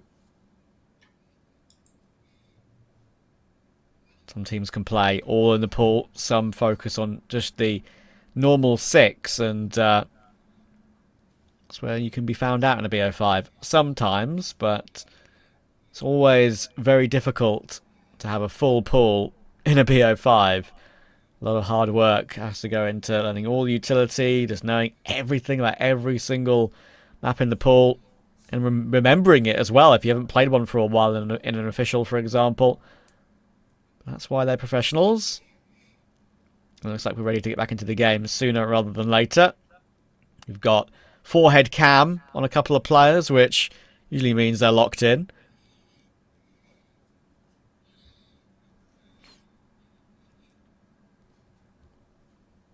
Yeah, I mean, for GG, it feels so weird to even see them in this position of a third place match, but yeah, honestly, fourth is an even scarier boat for them to be in. I think it would mean they need first place to maybe get a top 3 when it's all said and done, looking at those EWC qualifiers. And, coming into the playoffs, this was the team to beat, and they've struggled quite a bit, I would say, so far in their playoff life, and I'm hopeful for them that they can have at least a solid finish to it here. They still at least have that first map under their belt here, which is going to come in handy in a series like this. But unKnights as well, I was saying it yesterday on the broadcast when I was talking to Laz about it, I feel like unKnights is probably the best team to never win a CFWL championship so far. I would love to see them continue to get stronger as a team, but I feel like every season they have to deal with some new roster change they've got to overcome and integrate a new player, and that could be a big challenge for a lot of these teams, whereas GG, they've held this roster for a few seasons now, so they've had that time to be prepared for a match like this. But unKnights, I feel like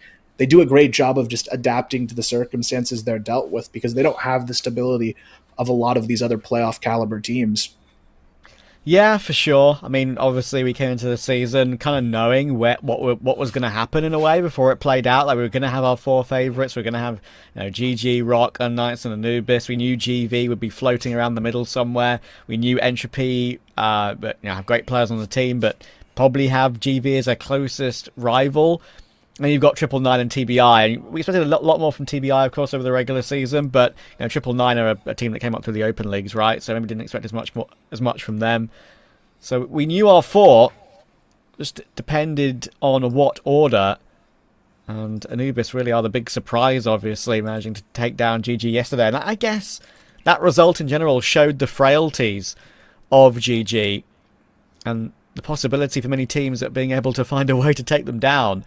Even though they did finish the season in first place, of course, it's a sort of a result that is unexpected because of that. But they have shown they are very beatable in that regular season, so deserves to be mentioned. Yeah, I mean, honestly, if any team has earned the award of best improved team, it's got to be Anubis this season. I actually, at the beginning of the season, didn't even think they would make the playoffs the way they looked in week 1. So they really turned it around going to that match against GG. It was probably, I think, the best they've looked all season long. So I'm excited to see them later today in that final, because I think even ROC Esports has their work cut out for them, just knowing like even Anubis got a series off of them earlier in the regular season. So I'm excited for that one later today. But honestly, for me, the most surprising team to not see in the playoff picture was the kind of new reinvigorated GV lineup, because that was a lineup that was top 4 in the world at some point. So it was very crazy to see them kind of struggle with the new improvements to these players in the league. But Speaking of improvements here, unKnights trying to improve on their score here as we hop back into it. They do have the lead here on Mexico. They grab the early kill onto Flex, but Jin able to be taken down in that exchange as well. And this is where things are going to get a little bit dicier for the side of GG. They're going to go for a risk anyways. Raffen pushing for that mid control, but they've got to be careful. Alucard on the lurk here, trying to see what he can do, but Raffen and Lineclaw just shut things down completely, leaving Beck alone in the alleyway, but Beck, he's already good for 2. Again, doing great work, whether it's a lost cause or not. He's been everywhere. Can he recover another ridiculous round for his team? He had a couple of great individual plays, of course, on map 1 as well, even though it was in vain overall. That Trigger Discipline triple kill was a highlight to remember. Looking to come in from behind. He's making quite a little bit of noise. And he should be found out because it's an angle he's not expecting from right. Oh, it's going to be so awkward for him, though. 15 seconds. How on earth do you make your way in? Didn't pick B. And that has come back to haunt him. 7, 6, 5. And now he's been spotted out. Shouldn't get either kill. And there we go. As an important settler for Gaimin Gladiators, but they know there's still a long way to go to feel comfortable in this one whatsoever. Yeah, a lot of this one going to come down to the final round here of the half. If GG can still pull a 5-4 out of this one, they'll be feeling at least better than how it started. It was a 4-2 at some point in favor of unKnights, so now it's going to be a full B execution. Lineclaw, he's stuck in this corner, but might have the timing to catch them off guard. Spoxy and Lineclaw able to hold for 3, make it 4 here on this outside B positioning. And now Beck again left alone, 1 versus 4, and Raffen just shuts it down instantly. And this is exactly where GG wanted to be. Even though the start is shaky, they finished the half strong. They do, but I think they'll know in their own minds right now that it's just kind of not enough. I could be proved very wrong, but it's gone against the grain so far. Sure, it could continue to go against the grain, but unKnights have put themselves in a really good position. That 2v4 will be one that Gaimin Gladiators will not want to watch back, but they'll have to to learn what they did wrong and to not do it again. Yeah, for GG, a lot of talking from Flex here during these breaks. He's really trying to recalibrate this team and make them recognize how important this map is, because if they can take this one, they go into Eagle Eye, a map they historically beat unKnights on pretty consistently with a 2-0 lead in this series, and have a very strong chance, I would say, going into that one with a 3-0. So if they can somehow pull it off here with a good BL finish, it would be a huge boost for them to potentially take this full series. But right now, it's all about this first starting point here on the GR side for unKnights. They've got to have a really strong start here to keep this momentum going into the second half. But unKnights will know how good an opportunity this is. They've put the hard work in, they've got their reward. Their reward is only being 1 behind, going onto the stronger side on Mexico. But Flex has got off to a really important opening. That's Pietro to drop. And you need more of that to recover this one.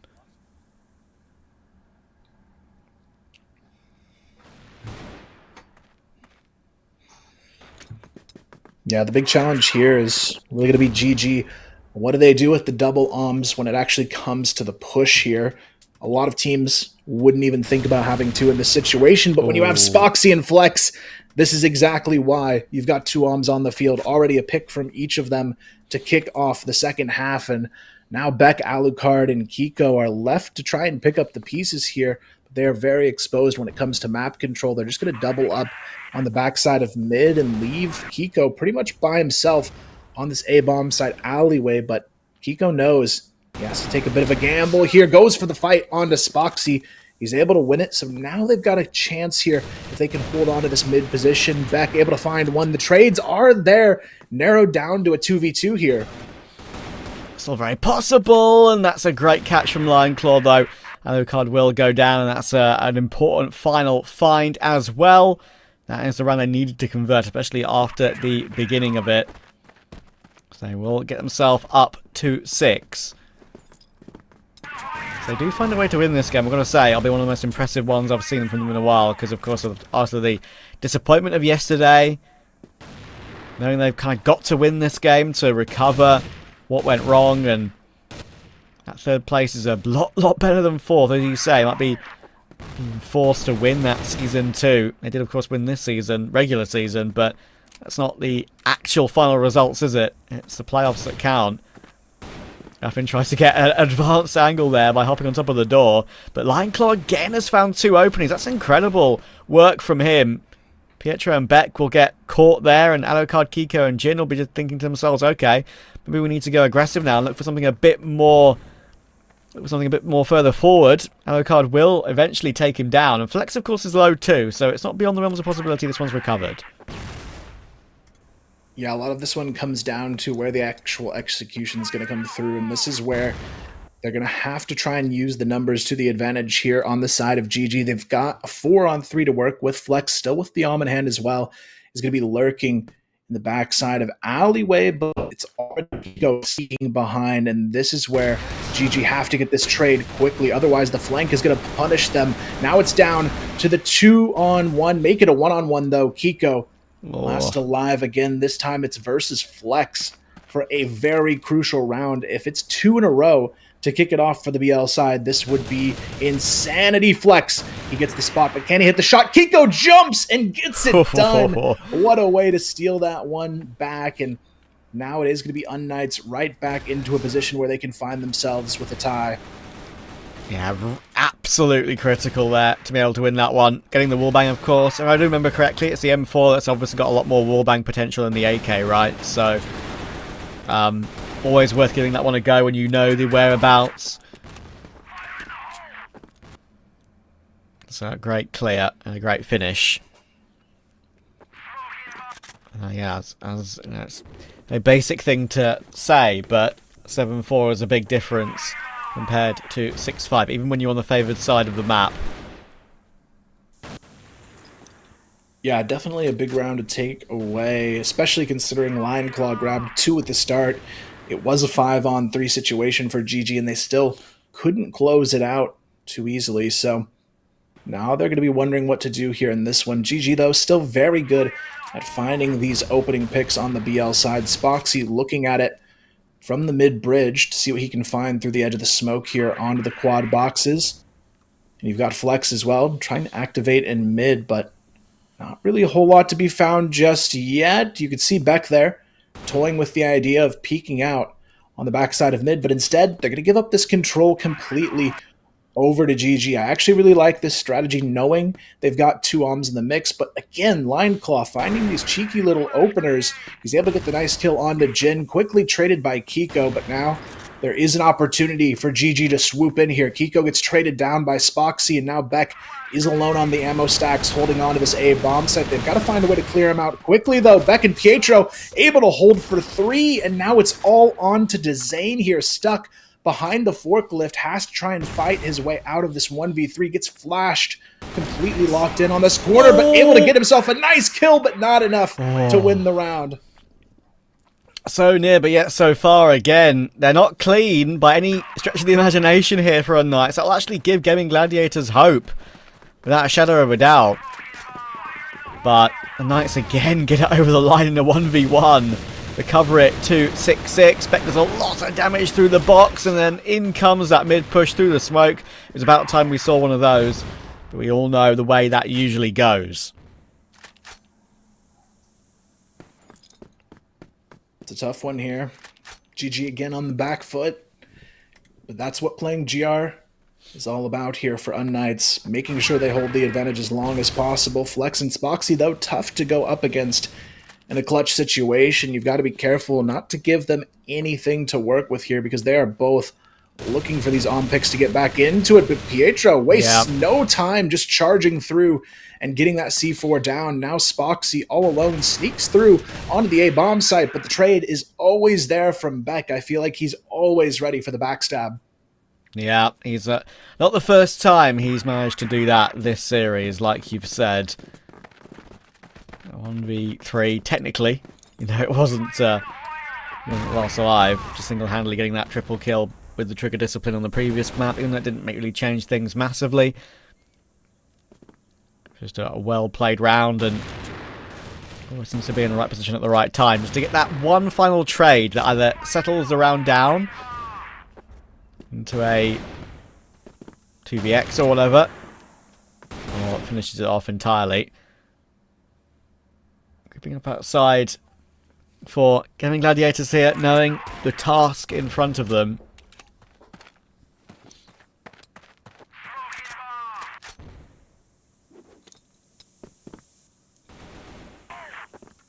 At this point, it is going to be unKnights playing extremely passive.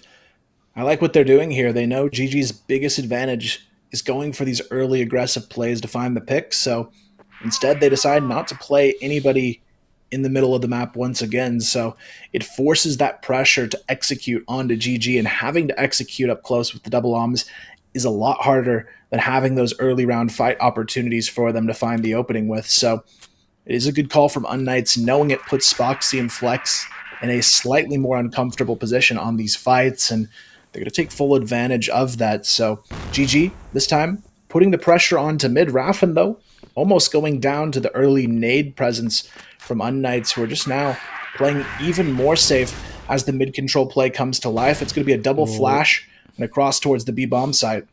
It's Jin in that back site position. It was Beck before. Pietro has been doing a good job of just keeping them at bay with these annoying wall bangs and these occasional aggressive pushes. 30 seconds for Gaimin Gladiators in this one. What can they do? Jin almost eat a bullet through the smoke, but obviously in a good position, and so is Alucard. But now he's going to be under a lot of pressure. There are nades coming his way, there are players coming his way, but pulls out the Colt for one. Pietro will get his one too. Jin makes sure he shows up, and they all get cleaned up. unKnights looking confident, and that was one of their cleaner rounds actually on this defense on Mexico. Yeah, not too bad at all for unKnights here. Already 2 away from taking it.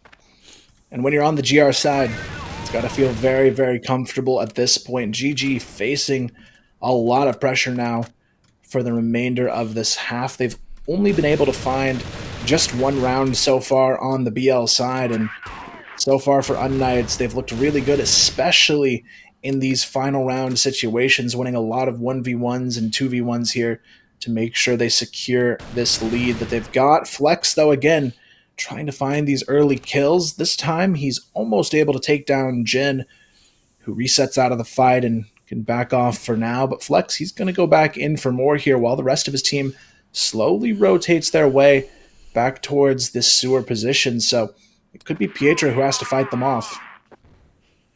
Flex with a critical opening. First one they've managed to glean in a while, and then Pietro tries to trade it back. Spoxy will eat that one up every day of the week. Beck now looking to try and respond himself, but a couple of very blind players around this position. Awkward for Flex, but they're in a very good area now. They are actually gravitating toward the final 3 players on unKnights, though. I could definitely give them a chance to recover this 3v5. Alucard will take Lion Claw. Are they aware at all that they're actually going into this 3-man stack right now? They've still got time to go back if they want to. Yeah, it looks like, especially after the flash from Beck on the back of site, they've got to know there's at least 2 players on A. It forces the rotation quickly towards the B-bomb site, but you can see here Beck doing what he does best, and that is set up the quick flank, but Flex is finally ready for it this time around. Now it's a 4v2, 30 seconds on the clock, but they still haven't committed towards either site yet, and you can see here Flex tries to sneak back through onto the A-bomb site. Jin left alone in the corner, but surely not a 1v3. Very, very close, though, down to the wire, but this time it's Spoxy who wins the 1v1. Only just again. Another one that could have gone either way. Been a lot closer than I expected, some of these rounds between both of these teams on each half, but Alucard will stop Spoxy from going for his pick this time. Important one to grab. They will retain it for now.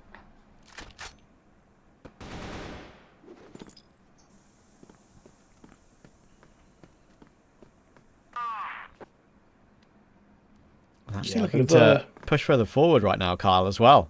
More information searching. Yeah, I really like how proactive that unKnights has been on the GR side, taking these early control plays, but not necessarily over peaking because of them. And you can see GG again hoping somebody's going to be in this mid position, but unKnights continuously giving up that control has been so vital to their success on this map. Forcing the uncomfortable close quarters fights is exactly the way unKnights wants to win this game. And again, they have a 3-player stack on the A bomb site, kind of setting up that trap and hoping that GG will go for it here, because you can tell GG doesn't tend to prefer fighting towards this B side of the map. They almost always execute towards A.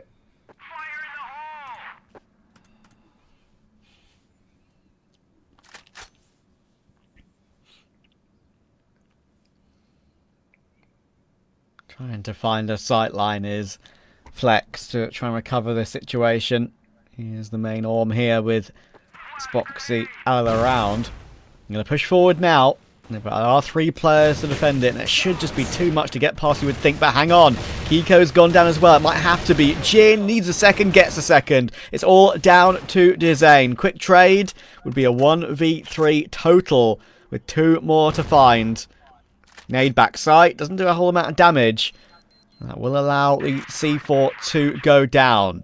He can actually reposition toward the close left as well, but he has been spotted out. They know he's around this position, and he will get the immediate kill on Pietro. It was actually an instant headshot, but Alucard is in the right place at the right time. Another round for unKnights. It goes down to a 1v1 and the nitty-gritty at the end. But they're finding a way to win them, and they're eking ever closer to evening up this series.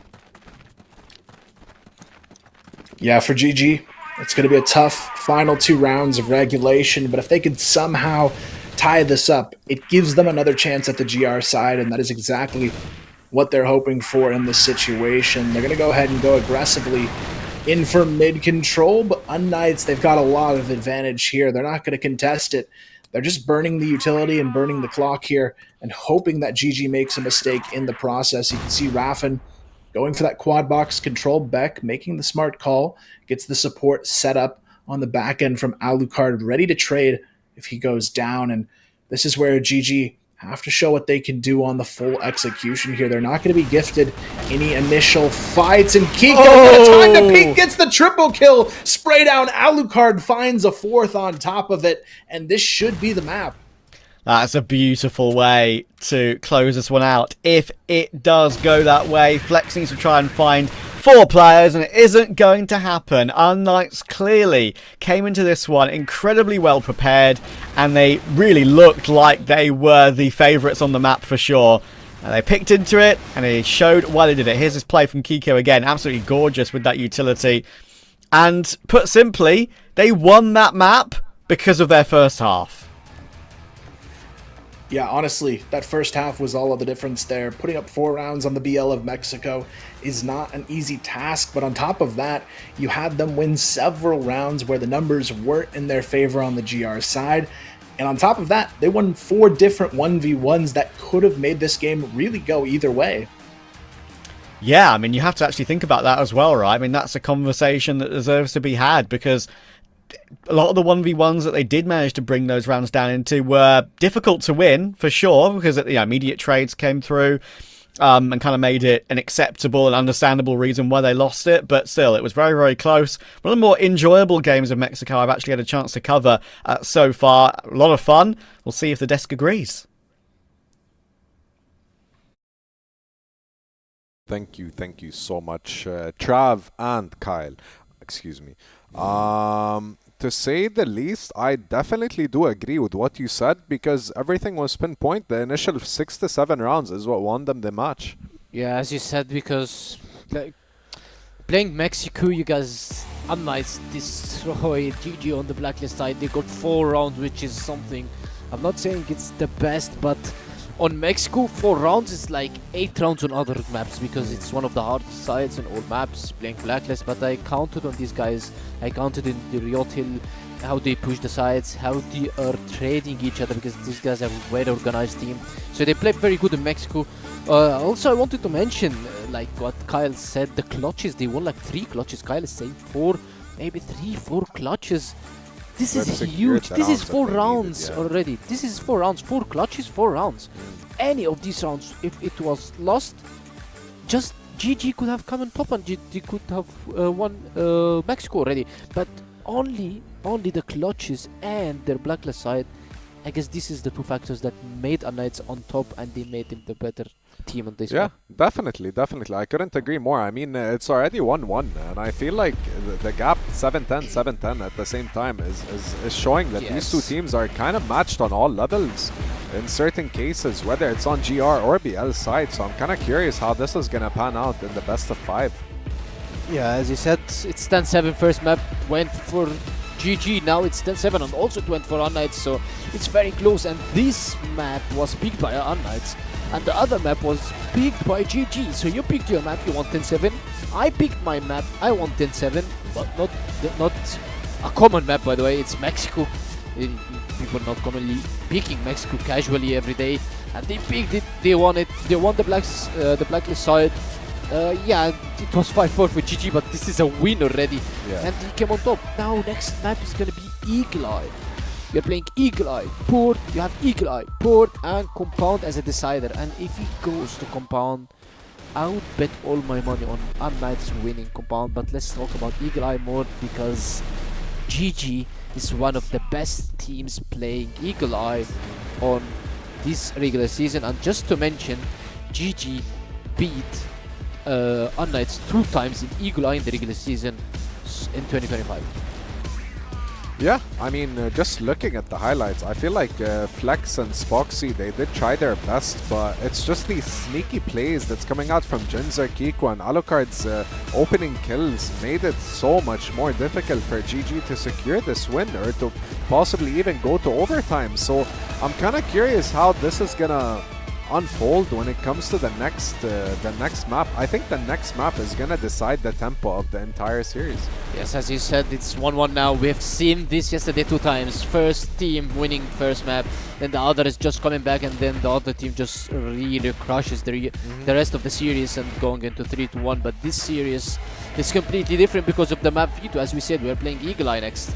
Looking at the scores and looking at how these guys played in the playoffs, in the regular season, they played 2 times. 2 maps, Compound and Eagle Eye. Both maps, by the way. First split, they played Compound Eagle Eye. Second split, they played Compound Eagle Eye. And guess what? GG won both. 2-0, 2-0. That means their Eagle Eye also win rate, it's like Black Widow. Black Widow was 2 times played, 100%, 4 times played for Eagle Eye, and it's also 100% win rate versus unKnights. So it's really tough, and also it's picked by GG, so it's really tough for unKnights. But if they came on top, they put the 1 foot into the 3rd place. Yeah, I feel like statistically speaking, both teams are strong on all maps across the board, maybe with some slight variations here and there. But when it comes to the overall, it's just who wants it more, who's gonna grind, who's gonna push the pedal to the gas, to say the least, and to manage to secure this series. Yeah, and who also is gonna be very concentrated in the full series, because this series can go up to 5 maps. We can see Compound the decider already, and we can go to the 5th map unless unKnights beat GG on Eagle Eye, and this is what we're gonna see after a while. Yeah, I hope so. I'd like to take it back to the casters so we can go into game 3, please.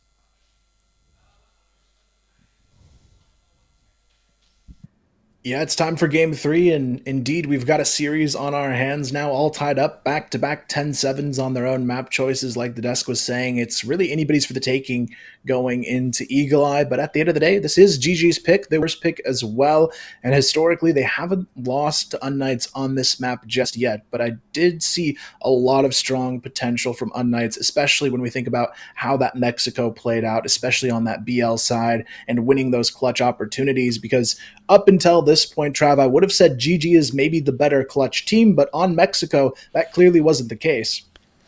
Yeah, as I kind of touched on at the end of that map, right? Like a lot of those clutches, they were very difficult clutches for GG to win, right? unKnights always had the trade potential or had a favourable angle, put simply. So Yeah, I think I'm willing to give unKnights the benefit of the doubt. They've clearly come in very prepared for this series, but that was also it's an unusual map in the pool, right? It's a very different map to the other maps in the pool. We have, as you mentioned to me earlier, a few similar ones which have got those close ranges, but I do favour Gaimin Gladiators to bounce back pretty quickly here. We saw obviously a couple of 3-1s yesterday in the semi-finals. I wouldn't put this one past being a 3-1 either. I do think they have that little bit of an extra 10% than unKnights or maybe the rest of the maps in the pool, but it does depend on basically who shows up on the day, because we have seen some of the individuals on unKnights definitely pop up when necessary. So yeah, we've seen some quieter performances in that second map from some of Gaimin Gladiators' stars, so we need to rediscover that power going into map 3 here. Yeah, I mean, for map 3, a lot of this is going to come down to how GG is going to bounce back in these first couple of rounds. They're a team that's very, very strong in how they play Eagle Eye, but they also have to recognize that unKnights is one of the strongest passive teams in the league, and being as aggressive as they were on Mexico is going to get punished. They've got to be ready for that here on a map like Eagle Eye, and that's where I really want to see Flex and Spoxy still find that value, but not necessarily putting themselves at quite as much of a risk as what we saw in map number 2 there, because they still have a lot of potential to take the reins on the series, especially being on that GR side first, where they're able to have these lane control plays still matter quite a bit with those arms in hand. Yeah, Eagle Eye is one of those maps right alongside Mexico, which in the previous season I covered CrossFire West League, was one of the maps that it was very underplayed because teams just didn't really like them that much. But in a BO5, of course, they do show up a little bit more. Might be only my second time, I think, covering Eagle Eye. So looking forward to seeing how it plays out between two stalwarts of the league. Two squads that know what they're doing. Have a lot of experience.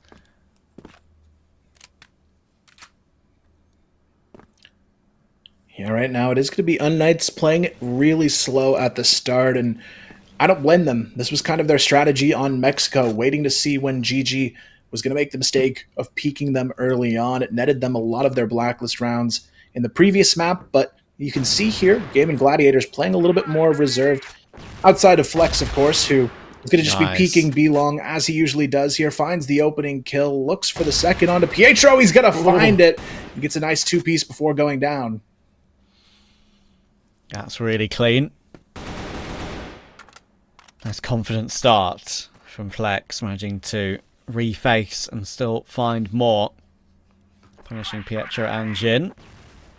Peck trying to push his way forward. Lineclaw, not really heard that yet, and then Raffin is spotted on the jump. That's a great tag and frag from Alucard. Beck finding Lineclaw as well as turned this round on its head instantly, but Dazain was never going to get cleared there. That was a freebie on toward Beck. 2v2 recovered. Spoxy will now rotate over to help Dazain, but right now they're rotating over toward B, and that is not where our Knights are focused. Yeah, now Alucard in a really good position to hold on to with that arm in hand, and he's playing a nice bait and switch as well with Kiko on that off angle just outside of the stairs, and this is where Alucard has to be taken down right away if they want to get this retake rolling in the right direction. Spoxy is going to go for the fight onto this angle. Windows and on the top of sight, and now Dazain has to be able to lock this down. He hits the shot, and now they're going to go ahead and try and hold the defuse, but there's no time on the clock. If Kiko gets this kill, it's going to be surely over at this point, and Kiko holds the line for the 1v2. unKnights winning so many clutches today, and that one was not one of the simple ones, right? I mentioned how the ones on Mexico, they kind of always had positional control and or trade control. This one was made to happen by Kiko. Beautiful jiggle and tap there on Dazain, making sure he hit that one bullet required, and making sure he hit again, knowing the time left on the clock. Yeah, GG have to be a little bit frustrated with how things have been going here, losing a lot of those clutch opportunities, especially after winning these early round fights. I mean, Flex had a 5-on-3 start for his team, and they still aren't going to be able to hold on to it. So we'll see what they do here in round number 2 to maybe answer back and get things rolling themselves. You can see Spoxy playing the aggressive angle here over towards A long. Alucard on the other side of it, just trying to hold on and see if he's going to push all the way up there. Flex this time, though, isn't going to be able to find that early pick, and he's not going to get as many opportunities. It seems Jin, the only player even hungry to contest on that angle, and this is where unKnights might have a nice push in store for us, starting to group up for that mid-control play, and maybe even a split over towards this A-bomb site.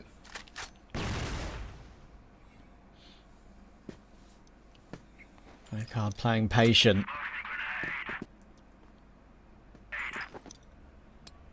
Gladiators definitely putting a lot more presence around that A side of the map. As you said, Zane very much flashed off that angle, though. Probably should get run down. Lion Claw too. Alucard will take his frag on Raffin, and Pietro does get that run down on Lion Claw. Zane will manage to stand tall for one, but he will get found in the end by Jin and Spoxy. He may get one of his own as well, but the trades are just so decent for unKnights here. Again, well played. Flex is on the other side of the map. Rotation, of course, is very quick, but C4 can go down. He's got a clean 1v3 he would need, and he won't be allowed to get a single one of them. Yeah, I mean, at this point, it is going to be unKnights in full control here. GG, even with 4 players towards the A-bomb site, still couldn't hang on to it, and this is where they've got to rethink their approach here. They're just not getting the trades they need to in these situations, allowing them to get picked apart quite a bit. This time, Flex goes for the forward fight over towards B. Not going to hit that shot onto Pietro. Has to back off. Lion Claw still holding on to this forward bridge position, but at the moment, it is unKnights just taking their time, playing this one nice and patiently. But Raffin, is he going to get caught off guard here? Alucard misses the shot. He's got to be really careful to get out of there, but Spoxy able to find one on Pietro, trying to assist Alucard in getting out. Flex heard in his repositioning. Again, him just being here is frustrating for unKnights. But again, Jin just finds these picks across the map. Flex does go aggressive in the end and takes that kill. His positioning did seem like he was preparing himself for that for a long period of time. Dazane waiting for more information. Checking the windows, checking the door. To see if Beck will force his way in. And there could be a fight coming through toward Flex's position again here. That's the C4, of course, as well. And that's the important frag. Saw it on the minimap as it was going down. Information on where that C4 is dropped. 4v2. First round of the game that Gaimin Gladiators have actually had some advantages and positional control and knowledge. Yeah, right now for Gaimin Gladiators, this is a must-win round. They can't afford to let any more slip, but Alucard able to take down Spoxy. And this is where things could get a little bit dicey if they catch another player alone in this 2-on-3. You can see Flex making the smart decision to rotate back to a position where he can get that extra support, but he still has to be careful. Beck able to find number 2 in this 2-on-4. Now it's an even numbers situation. They've got a chance to plant as well off of that flashbang, and Beck is going to take full advantage to Zane on the wraparound. He's going to be spotted. Alucard, though, unable to connect on the shot, but here comes Dazane on the flank. Good for the double kill, and GG able to put up there first. That's critical, right? They didn't want it to be another round, like another round added to the list where they've had an advantage and fallen foul of unKnights recovering it. There's another situation where a 4v2 becomes a 2v2. Almost managed to force it to go their way once again, but a good bit of space taking at the end there from Gaimin Gladiators, refusing to go down. Making sure they stay on the front foot. And Alucard, he heard Raffin doing some, I guess you could say, distracting toward that long position and maybe actually trying to take frags elsewhere. Alucard thought, okay, my timing is now. I can take the flank frag, but get spun on. Great job from Raffin. Yeah, Raffin really the key in this round so far. Able to find himself another kill here. Looking for more. He's going to run into trouble, though. Beck on the repeat with the flash. Able to finally get him out of that position, but he's already done a lot of damage. Got 2 kills there, and Kiko under half. Beck as well, down to about 60. So it is a really good position to be in now for GG. They've just got to be able to hang on to the numbers and make sure they can close this one out, and they'll be right back into a tie situation. You can see the C4, though, down in the back of mid, gets scooped up by Kiko. He's going to look for some info over towards A, but Lionclaw catches Beck off guard on that bridge peak. Now Jin just holding on to this B connector, just waiting to see if somebody's going to make the mistake of pushing up, but Lionclaw almost gets the catch. Yeah, feeling like they can take a few liberties here, knowing they've got the 4v2. We know what's gone before, like I said. I think this time it's got the knowledge and the information on just what they want to try and do. But again, they're just so good at recovering these, it seems like, unKnights. But I don't think this one's going to be happening. Jin may have gotten one kill, but he's being swarmed from both sides. How he's taken Lionclaw, I don't know. But he will get double pushed, of course. And as you can see, is like, yeah, not much he can do about that. So, another good round. And honestly, I'm starting to believe more and more in what I'm seeing from unKnights today. Sure, we're seeing a couple of these rounds go awry now. They are very back and forth. But, I've got to say, I'm impressed with their decision making, their patience, their timings on their ideas. So far, I'm quite happy. I think this is proving to be maybe a lot more competitive than I suspected.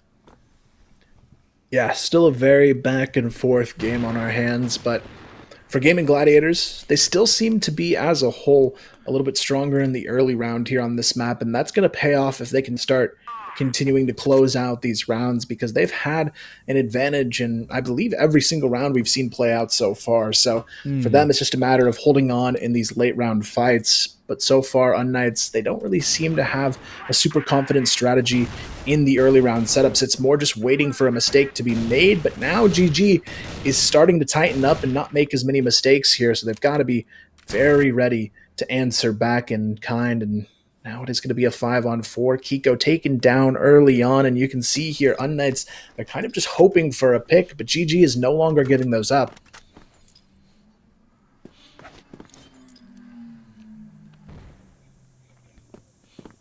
Yeah, almost locked down the fort a bit, right? Said, okay, it's time to really deliver some of our form that we know we can, and there we go. Spoxy, Raffin, Dezane, they all push together. Find out where Jin is playing from as well, and he's the only one left out of absolutely nowhere. Aggressive, but controlled aggression is now showing up really well for them. And our Knights are now starting to fall a little bit, just in terms of their, I guess, their calls in general. Gaimin Gladiators are telegraphing quite a lot of these plays. And Dezone has already stopped Beck from trying to force his way up toward A. Very aggressive up toward A for Kiko as well, but the rotations are good and quick and in a good position. And Spoxy will finish it off. Here we go, Gaimin Gladiators, their first streak in a little while. Yeah, GG looking really good so far on this third map. Almost every round being an early pick advantage for them, and now they're starting to close all of them out on top of it. So for unKnights, this is where they've got to show they can bounce back from a bit of a rougher start than what we saw on map number 2, and it's going to be another tough road ahead. Kiko goes down again in the early kills. Flex getting a bit overzealous. Is he going to get the kill, though?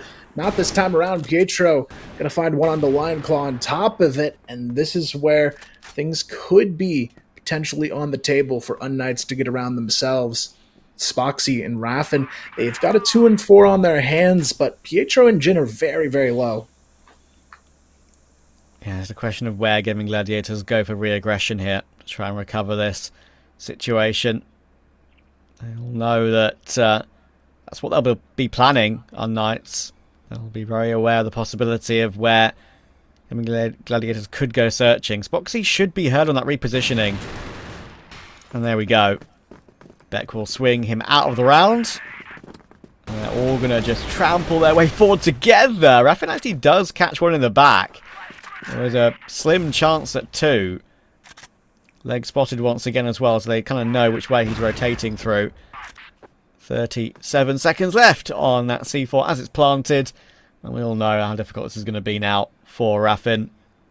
Got the health for it, but having to check every single angle. It's going to be jiggled out by Beck. Not fully committing to the duel until when it's absolutely necessary. Alucard spotted long range as well, and Raffin actually had information, I think, on all 3 players, but it was never going to work out for him. Yeah, at this point, just another one on the board for unKnights. GG, not a whole lot they could really do there in that 2-on-4. unKnights just having a really good set of entry frags to kick off that last round, especially catching Line Claw and Flex early pushed up. That's really the key to that last round going their way. So Flex, Line Claw, I'm hoping they can maybe change it up because the aggression, not necessarily bad on this map, but there's been so many rounds where it's just almost obvious at this point that Flex is going to be playing that forward hotel position, and they're constantly catching him off guard there and getting those early trades right onto him. But Flex, it's not going to stop him any less here from going for this fight. He knows he's a strong player on this position, so he's going to go ahead and contest it once again. Confidence. A lot of it. Great game from the likes of Jin and Flex so far. And especially Mr. Dezane. Been in the right place at the right time in nearly every single one of these rounds thus far.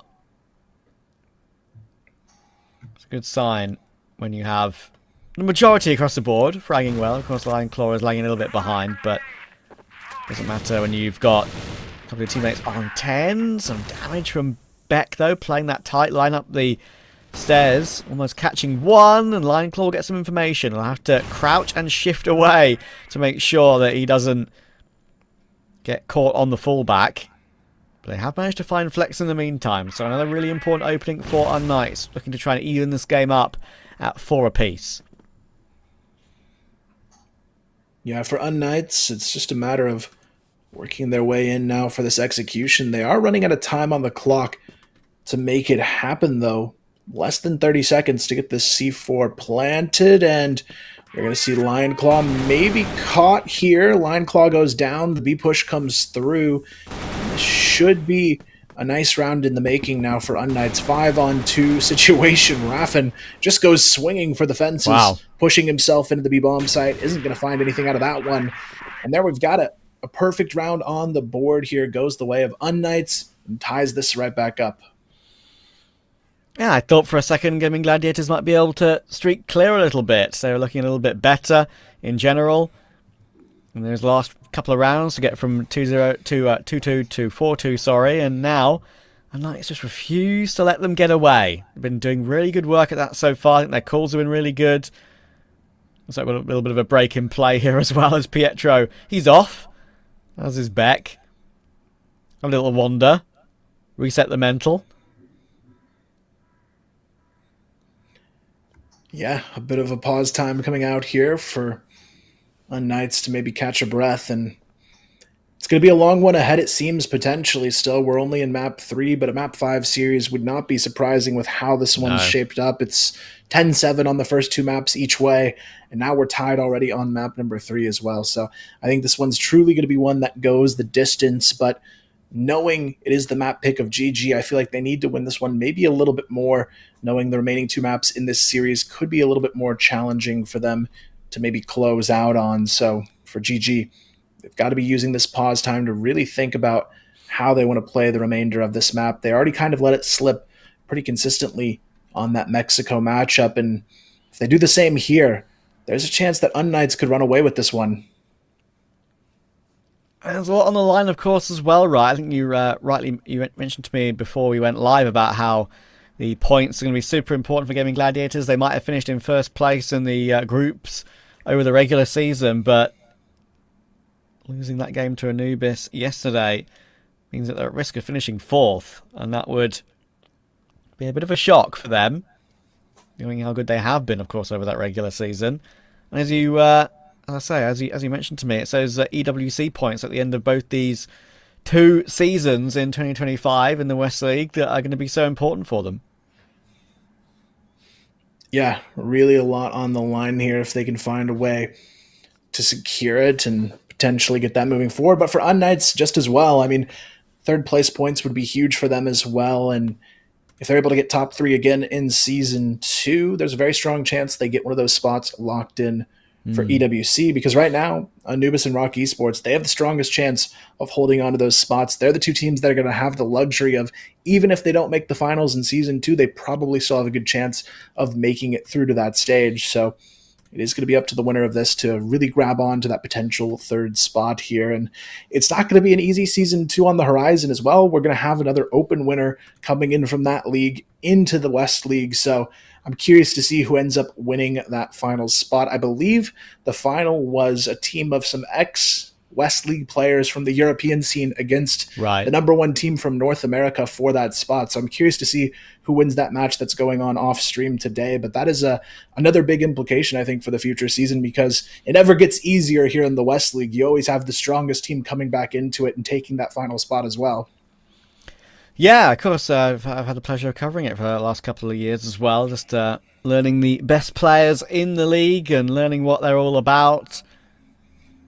Seeing the joy when they get a certain win that will propel them up the standings to maybe get that chance to travel for LAN, right? I think it was, if I'm not mistaken, it was at 3BL, which of course is now ROC, that actually showed up with a bit more of an impressive performance on the international scene. Maybe people were expecting. West League, of course, we have got some great teams here, but on the international stage, sometimes they don't really make as deep runs as we would have hoped. So there's progress. There is some progress, for sure. Yeah, honestly, it would be great to see one of these teams really make a dent when it comes to the internationals. But yeah, I do agree with you. I think ROC Esports is probably the strongest potential we've seen in the West to make that happen. But I would say if this new Anubis lineup keeps improving the way they have as well, I wouldn't be surprised if they're another strong contender when we talk about, the international side of these competitions. Both of these teams, though, no stranger to those events, but I would say they've been a bit underwhelming in their last 2 showings between the 2 of them at the international events, which is kind of a bummer. You think about how impactful a player like Spoxy, for example, is online, but you put him against the best in the world, it's a different conversation for a lot of these teams. Yeah, it's just a different Crossfire, isn't it? Like, it's the difference when it comes to mentality as well. When you're just playing from home, playing from a LAN house, even there's a difference between those 2. Then there's the next step up to playing on LAN in a group stage, and then there's a step up again playing on LAN in an arena in front of a crowd, right? So there's always like different stages of a career to move through, and some players deal with that better than others, and that's just the way humans are. Like, everyone deals with things differently. So the ones that shine are the players you want to keep an eye on, and then get a bit of experience, try and improve those specifics, and it can then really become where you show what you are truly made of once you get a couple of tournaments under your belt at that level. That's what these teams are ultimately fighting for.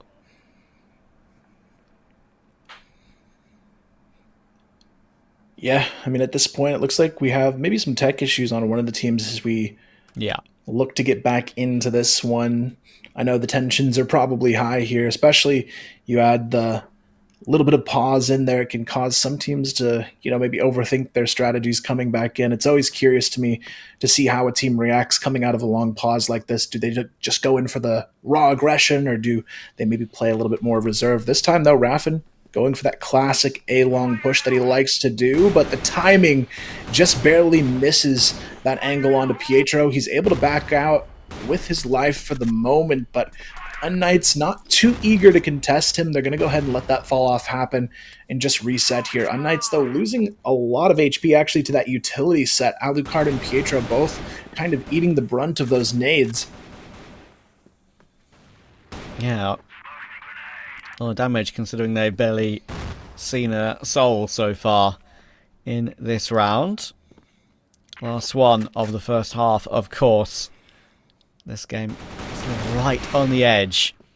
Complete unknown. Who's going to take it? Oh, that's a lovely bit of crosshair placement there from Raffin. Immediate tap on Alucard. He will get taken down in the end. He was getting split from two sides pretty much, but still gets away with a couple of kills. Spoxy will get found though by Jin on the picked up orb, but unfortunately now he's the last one remaining. He will run down Flex though, so 2 more to find. C4 is under his possession as well, but look how far Zane and Lineclaw are pushing forward to try and counter him, looking to maybe try and double peek him.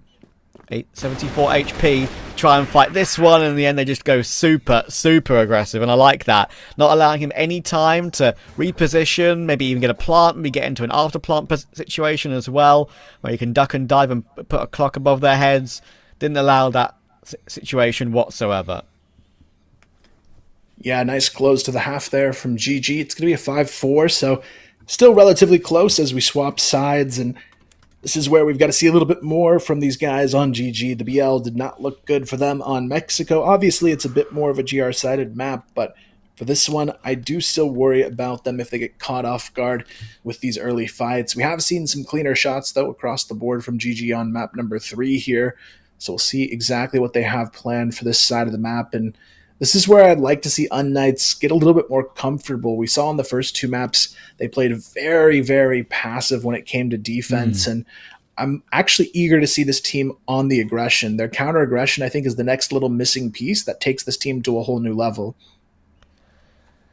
Yeah, we've seen how they react to certain situations and angles and just number disadvantages and advantages, right?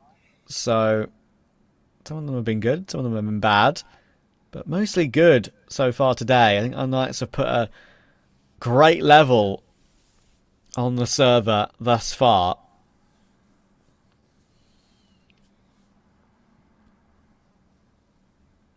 We'll see more of that. Keep Gaimin Gladiators under as much pressure as possible. As I said, sort of knowing what's gone down yesterday, a game which they know they shouldn't have lost. They did. And it was a comprehensive one as well. It's not like it was a close 3-2. It was a 3-1. Anubis showing a great level this season, showing they're a competitor to the top 2 in the league.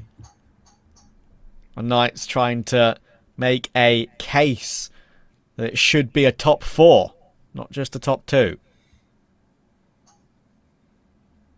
Yeah, I mean, right now for unKnights, they still have a chance to grab this 3rd map. It would be a huge one to steal away. So far, it's just been the story of everybody winning their own picks in this series. A chance to break that and go into their own map pick of Compound, which is really good for them normally. I think gives them a good chance to take this one away. If GG wins this, though, a map 5 definitely wouldn't surprise me. Though I will say, I believe GG has the GR side of Compound to kick off that one, and even though it is the pick of unKnights, starting GR on Compound always feels good. And it's something we talked about yesterday. I feel like when you get to the playoff picture, it's almost better to have the side choice than the map choice from my perspective, because that side choice can really dictate the pace of the game. And if you're a top 4 team, you're pretty comfortable on every map anyway.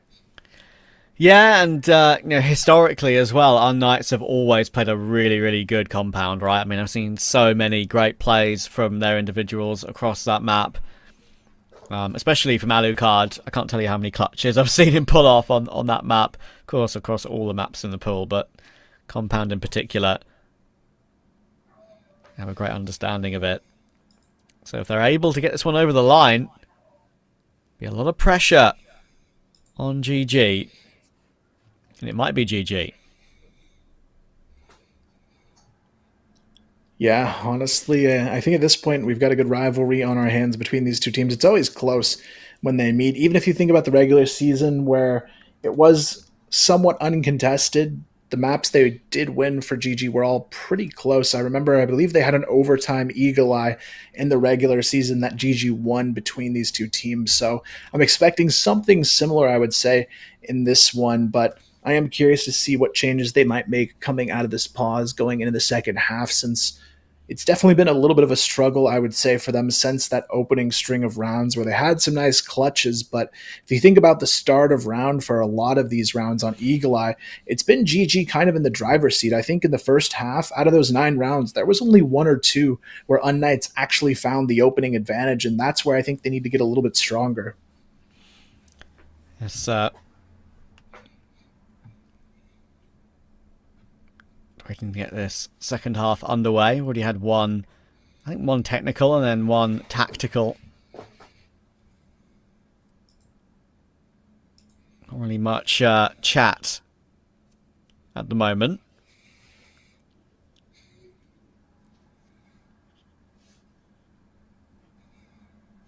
Line clock, I think, wants to get started.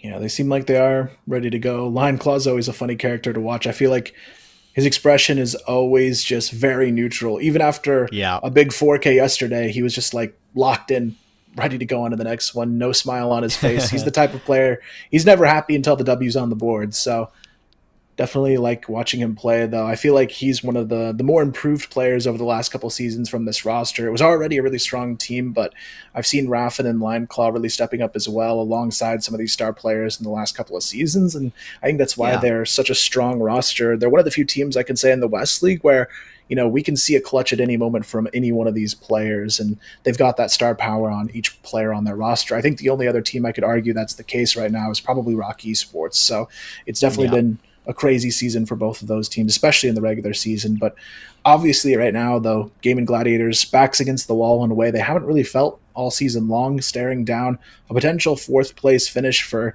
the team with the best record overall, only dropping 2 series in the regular season. It would be crazy to think they might drop 2 series in the final weekend. Almost inconceivable, right? Almost inconceivable that they can only lose 2 over the season and suddenly lose both in playoffs. It is interesting, though, looking on this side. I was just seeing, I think the results came in for the Open League. So speaking of rivalries, I think we're going to have a new one for the next season. It looks like the team that won Open was led by a former unknight. MKZ actually looks to be the team captain of the team coming through from Open. So might have a new rivalry on our hands with MKZ. I'm sure he's hungry to be back in a position like this. Not long ago, he was the IGL for this unknights lineup before Kiko came into the picture. So I'm actually kind of excited to see him back on the scene here. Gotcha. Yeah, I think as well for, you mentioned sort of some players like Lion Claw, just very poker-faced, very stony-faced, not wanting to give away anything, even when they have incredible moments, right? I think it's always good to have a personality like that on the team, someone who's going to stay calm in nearly every single given situation. We're going to get the second half underway now. Apologies for the delay. I wish we had start game button, but I lost it for a few minutes.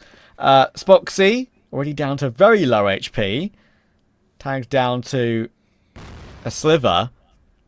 But it's Beck and Dezane to fall in the opening stages of this one.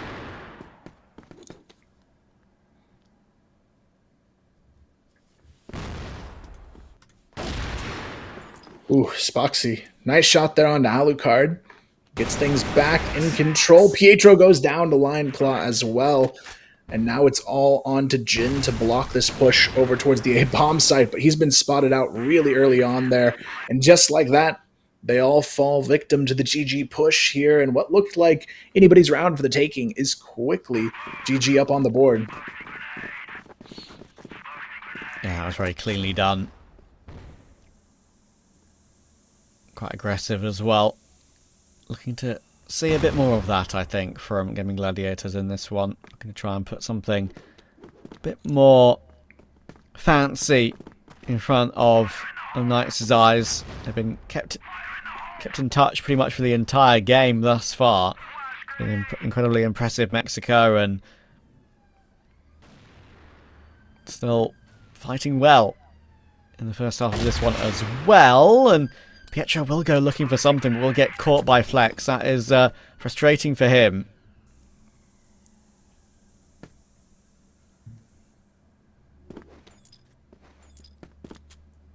Yeah, for the moment at least, GG in control of this one. It seems to be they're targeting that A-bomb side again.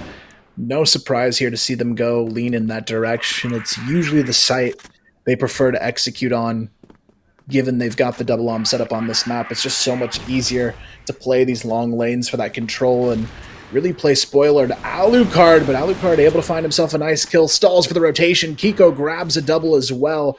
Beck able to find Raffin, and now Spoxy looking to try and find the clutch. 1-on-3 Beck toying with him on the back of the A staircase. Spoxy just trying to find a way to isolate these players in some 1v1 situations, but with the C4 down, it makes everything so much more difficult. But I really like this play call here from Beck and Jin. They're going to go for the double wrap really early on, just taking control of the backside of mid and putting it to a really uncomfortable round now for Spoxy. He's going to have no idea. Beck's holding on to this archway position. He does spot Jin potentially in that tower, but yeah, Beck, so much damage being dealt on that archway peak that now Spoxy, with only 14, he's going to have to do something crazy, but there's just no time to make it happen. Yeah, that is another round where Beck is in the right place at the right time. Cause a little bit extra damage to make it a formality. And I agree, again, good positioning and control of the map there by unKnights. Once they knew they could do so, pushed forward.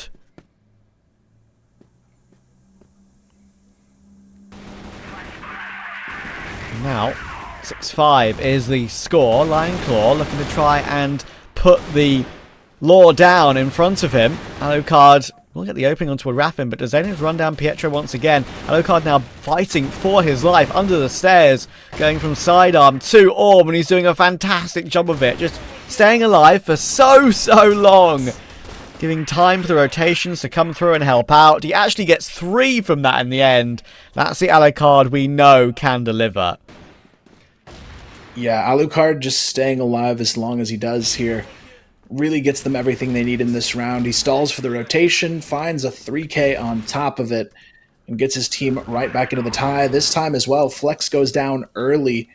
Jin able to win that fight over towards B, and now GG might find themselves in a much more difficult position for the rest of this map. unKnights looking to try and take the lead here as GG go for the full push towards B long. It's going to be a lot of early pressure here, though. They've got to get through both Jin and Kiko holding on to the hotel position. Kiko, he's got a really good angle to potentially disrupt them from, and on top of that, he's got that flash support from his teammate who's now swooped in as well, Beck on that support, and there's really no clean way into this for GG. Raffin does actually manage to get Jin trapped in this back corner here. It's a nice start to the round, but Kiko from above, he's trying to get something done for unKnights, but right now, GG, they can't find the opening, so they're going to go ahead and back out.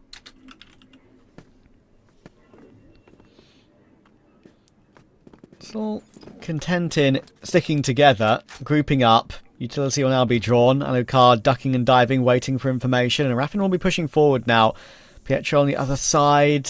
Oh, this is going to be awkward. They're going for this just main push straight through the middle of the map, and they are going to focus on B in the end, and it's working out until Alucard responds. Can he once again put a multi down to save a round for his team? Now it's a little bit more awkward, of course. He doesn't have sight control. He has to force his way back into it all by himself in a 2v3. Now it's only a 1v3.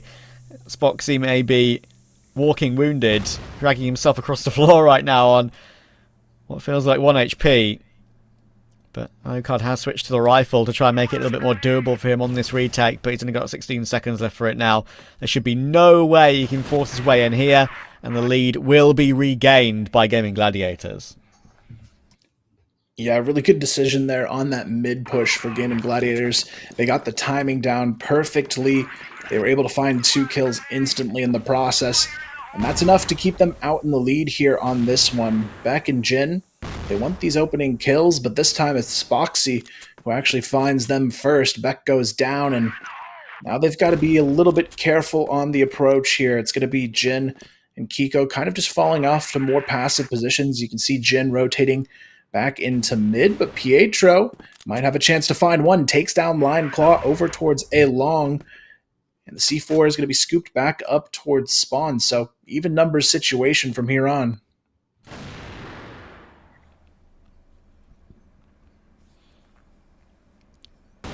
Closer and closer to the business end of this one. Pietro having to try and tap down Flex on a difficult angle. Will get punished for that. Never easy when a player is ducking and diving behind the box, only head visible. And Pietro's had a bit of a rough time of it so far. His aggressions have not worked. And that opportunity there will go awry as well. Pushing forward as a 4-man toward B. Is being glanced at by Kiko. He's going to have support coming in from Alucard as well, but with not full control of the site in terms of just having someone on it to defend it.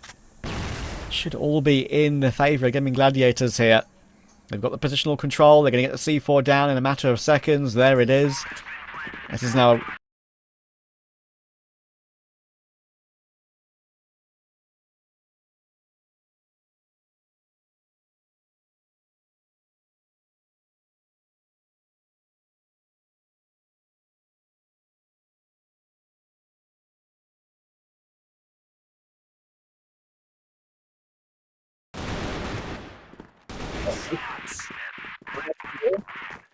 Apologies for the delays there, but it is going to be the round going the way of GG on this one. It looks like we just had a quick blip. Very solid post plant from the looking there for GG. Now it is going to be an 8-6 lead, and it's GG wasting no time as we hop back into it. They're already pushing to execute onto the A bomb side. Flex opens up with the double kill. Beck able to finally shut things down for a moment, but they've already got full site control in their hands, and now it's going to be a full retake 3-on-3 for unKnights to deal with. Yeah, straight back into it. Bomb down again. Similar situation again, but an even one this time for unKnights to try and recover. But Raffin, he's trying to be a nuisance. Actually, it's Jin to take him down. Trying to hold him at bay at more of a distance, right? Zane looking to try and jump in, and I'm not sure, maybe thinking to himself, okay, if I win this duel here, it's back into a 2v2 and the conversation can be had. But he's put it all on line core now, and he should just get spammed down. Danced with by Beck. Really important retake to find, and they're back within one again. Yeah, really nice retake there from unKnights, but for GG as well, getting a bit too anxious on those fights, costing them a little bit of what could have been a 9th round on the board. So still a very even game on our hands. GG just slightly in front of this one, and it's going to be an early attention towards this A bomb site. You can see a lot of utility being thrown here from the backside of mid over towards the A bomb site. Flex as well, going for that little bit of utility, and it takes down Alucard. Wow. What a nade there from Flex over the top of mid onto the A staircase. A great read on that rotation, and now Raffin sneaks behind enemy lines. He's able to find himself a nice kill. Pietro, now the last line of defense is going to go down on A as well, and Flex gets the one-tap with the Colt onto Jin, and things have surely fallen apart in this one for unKnights. Bit of star power there. Great nade. Dunks Alucard out, and he's been such a critical part for unKnights so far. Might be within one, but it's looking ever more difficult for them now. They're going to need a streak of a few in a row to recover this to extra rounds. Kiko's got a 1v3 to try and do, and he's deciding to himself, listen, who cares? I'm saving my KD. What the hell? Taking some time to maybe have a chat with his team before the next round, as of course maybe a timeout isn't available. Yeah, it's always a tough one without that timeout to work with.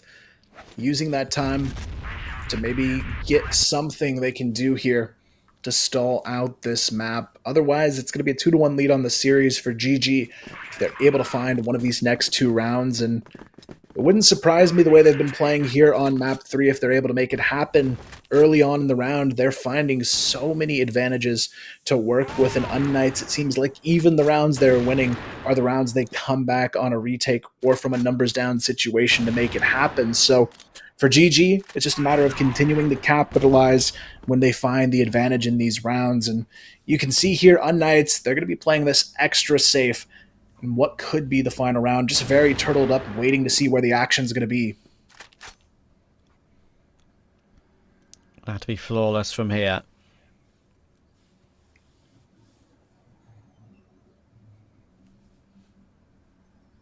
Right now, Gaimin Gladiators have done quite a good job of neutralizing what unKnights have been able to... Well, ideas, I suppose, unKnights have had. Haven't been able to really put much into it. Successful practice here. Pietro getting caught on most of his ideas. The one kill he got in the previous round was a bit of a... I think not the previous round, but the one before was a little bit messy either way. There's never going to be a way back in. And we'll try and go for something a little bit more aggressive. And Jin on that secondary orb, making it look lovely. He gets one, immediately pulls out the Colt for a second, but Kiko will go down to Lion Claw. Jin was able to hop away, but Lion Claw sure is low from his exploits on getting that one kill. Still feel like there's a chance. Yeah, a lot of this round is going to come down to what Flex is going to do on this lurk in mid. If he's able to catch a couple players, there's still a good chance they could take this one away. Unfortunately for the rest of GG, they've ran into trouble on this B bomb site. Dezane is stuck in a 1v3 with this C4 in hand on the bomb site. Flex as well, already taken down on that rotation. 1v4, 20 seconds on the clock in unKnights. This is picture perfect on the setup. There's just no way Dezane is going to be able to frag his way out of this one. And just like that, it's a 9-8 game. It's going to be tie or die here for unKnights on this map. But GG, they're struggling to get that final round on the board. Yeah, I've seen these sort of games go awry for whether you're the favourite or the underdog. Gaimin Gladiators now in a position where it's kind of now or never for both teams at this point. Really important hold from Jin in that previous round that started off comfortably, forcing Gaimin Gladiators to go for something a bit more aggressive and kind of making it impossible when they had so many players that rotated over to pinch them. Utility drawn. To go for a peek forward, and Flex will take... That's a huge kill. Taking Alucard out of the round. Jin not in a position to refrag that one, as Gaimin Gladiators immediately realise how precious this advantage is, and will Scarpa off toward A to push together by the looks of things. Only one man to defend it, really, and that is Pietro, and he's been having a bit of a rough game overall. He needs a bit of an insane hold here, and it's just not going to happen. Beck, can he recover the situation? He's managed to find Lion Claw and stay alive. So, site's been lost. It is a 4v3 with the C4 that will go down in a matter of moments. Look how far away all of unKnights are right now. Yeah, the positioning is going to be pretty tough on this one. I mean, you've got Jin, who's basically on the opposite side of the map right now, has to go for the full rotation, the group up with Kiko over towards A long. There's already a forward presence on it, but Stoxy, a bit of a miss there, gives them the option to work their way back in. Only 20 seconds, though, and there is nobody even close to touching this bomb right now. GG may have everything they need in the tank to get it done. It's all on to Jin. A 1v4 for the map isn't in the cards today, and GG, they'll secure map 3. Just about scraping it over the line again. A pretty acceptable and impressive performance from unKnights. They definitely weren't out of that game as for the majority of it, honestly, but it did feel like at the end Gaimin Gladiators just kept them at arm's length, enough to get it done, enough to drag it over the line, and that final round was a very well thought out one, right? As soon as they got the opening pick, group up immediately, went toward A together, got the entry on Pietro, and as well, the retake was taking a really long time, unfortunately, for unKnights coming through from 3 very sort of disengaged positions to try and find a way back in, and that was never going to work with the clock above their heads and ticking down so quickly, right? So that is 2-1 for Gaimin Gladiators. We'll see what the desk has to say about that. We'll see you in a bit. Thank you, Trav. Thank you, Kyle, man. Yeah, GG. Yeah. That's all I can say. That Eagle Eye. was yeah, Yeah, Eagle Eye. They They still well. maintain their 100% on Eagle Eye. They are very good on Eagle Eye, especially versus unKnights. unKnights were the team that usually initiated playing Eagle Eye in the competitive scene back of 2021, I guess.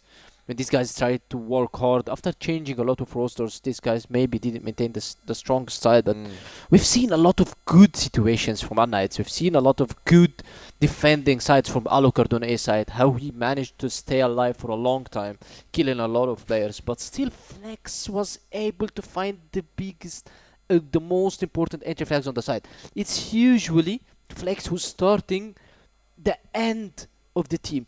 Usually, when it's last round, Flex gets a crucial pick on one of the best players of the enemy team, and that's what he did versus Alucard, and managed, as Trav said, he managed to instantly rotate to a side and collapse on the side players and win. So Eagle Eye picked by GG. Again, they won 10-8. We know that they picked first map also Black Widow, they won 10-7, but now it's Port picked by unKnights.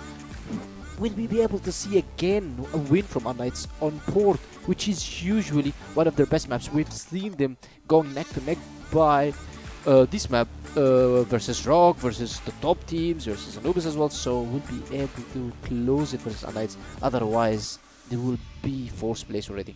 Yeah, I'm kind of curious what's going to happen next game, to be honest, because you can tell the score gap between unKnights and GG is getting closer and closer. So you can tell, just like you said, it's players like Flex and Dezane who are actually performing the best, to be honest, on their team, not just through the KDA and whatnot, but you can observe and tell the difference between both players and how well they're well-rounded players, to say the least, and they've gotten secured a lot of kills on the GR and on the BL side, killing some of the most important players on unKnights. Yeah, as you said, and to be honest, unKnights on their blacklist as well, they did very good. They started 2-0, very strong versus the guys, and they knew that A side was weak at the beginning of the game. They started to play it. First 2, 3, 4 rounds, they played around A side, and then the guys kinda shifted into 3 A side from GG. They played into 3 A side. Then at this time, unKnights moved into B side and tried to control B side moreover. But Raffen, talking about Raffen, this guy on Global Risk, he kept the aggression into a long over and over, killing over and over the players from unKnights, which he made headache for unKnights on a long. So big credits to this guy on A side on the defense, and also unKnights, their defense on A side, Alucard did headache for GG. So the guys were very close. The score says it all. It's 10-8. It's not a storm, but still GG knows how to close the games versus unKnights. They know the key for closing the games versus unKnights. Yeah, I definitely agree. The game was close and it is 10-8 to say the least, but I still have hope for unKnights. I don't think they're out of the pool yet, you know. They have a lot of potential, especially in the next map. I'm kind of curious how that's gonna, you know, like be played out, but nonetheless, I really think from my senses is that just GG wants it more. Well, we are going into Port. unKnights are starting blacklists. We all remember when we said unKnights are starting blacklist on one of the hardest sites in all maps, Mexico. And they came with extremely 4 rounds into perfection versus GG. And they were able to win the map because of their good blacklist side. Now they are starting blacklist side on Port. I'm pretty sure they're starting blacklist side on Port. I don't remember, but when you pick Port, definitely GG is going to be on Global Risk. So you're starting blacklist side again. unKnights showed how strong they are on blacklist sides on these maps, how good executions they have, what are the good lineups these guys show. So I'm pretty sure that unKnights have a big chance of winning the first side as well. And if they win the first side, which is blacklist, this puts him one step ahead into going to the 5th map, which is compound. And as I said, if it goes to compound, I'm putting my money on unKnights. These guys are very good on compound.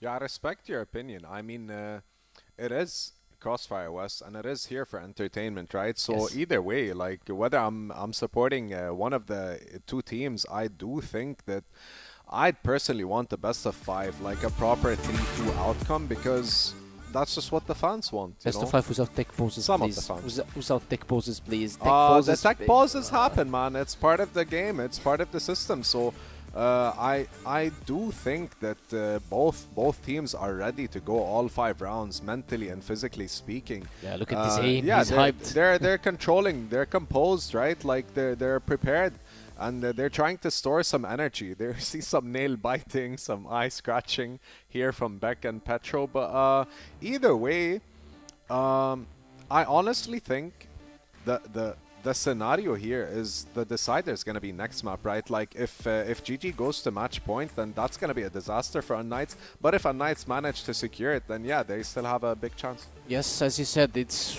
one of the 2 maps that coming up next, because both of them are deciders now. You're talking about Port, it's decider for GG.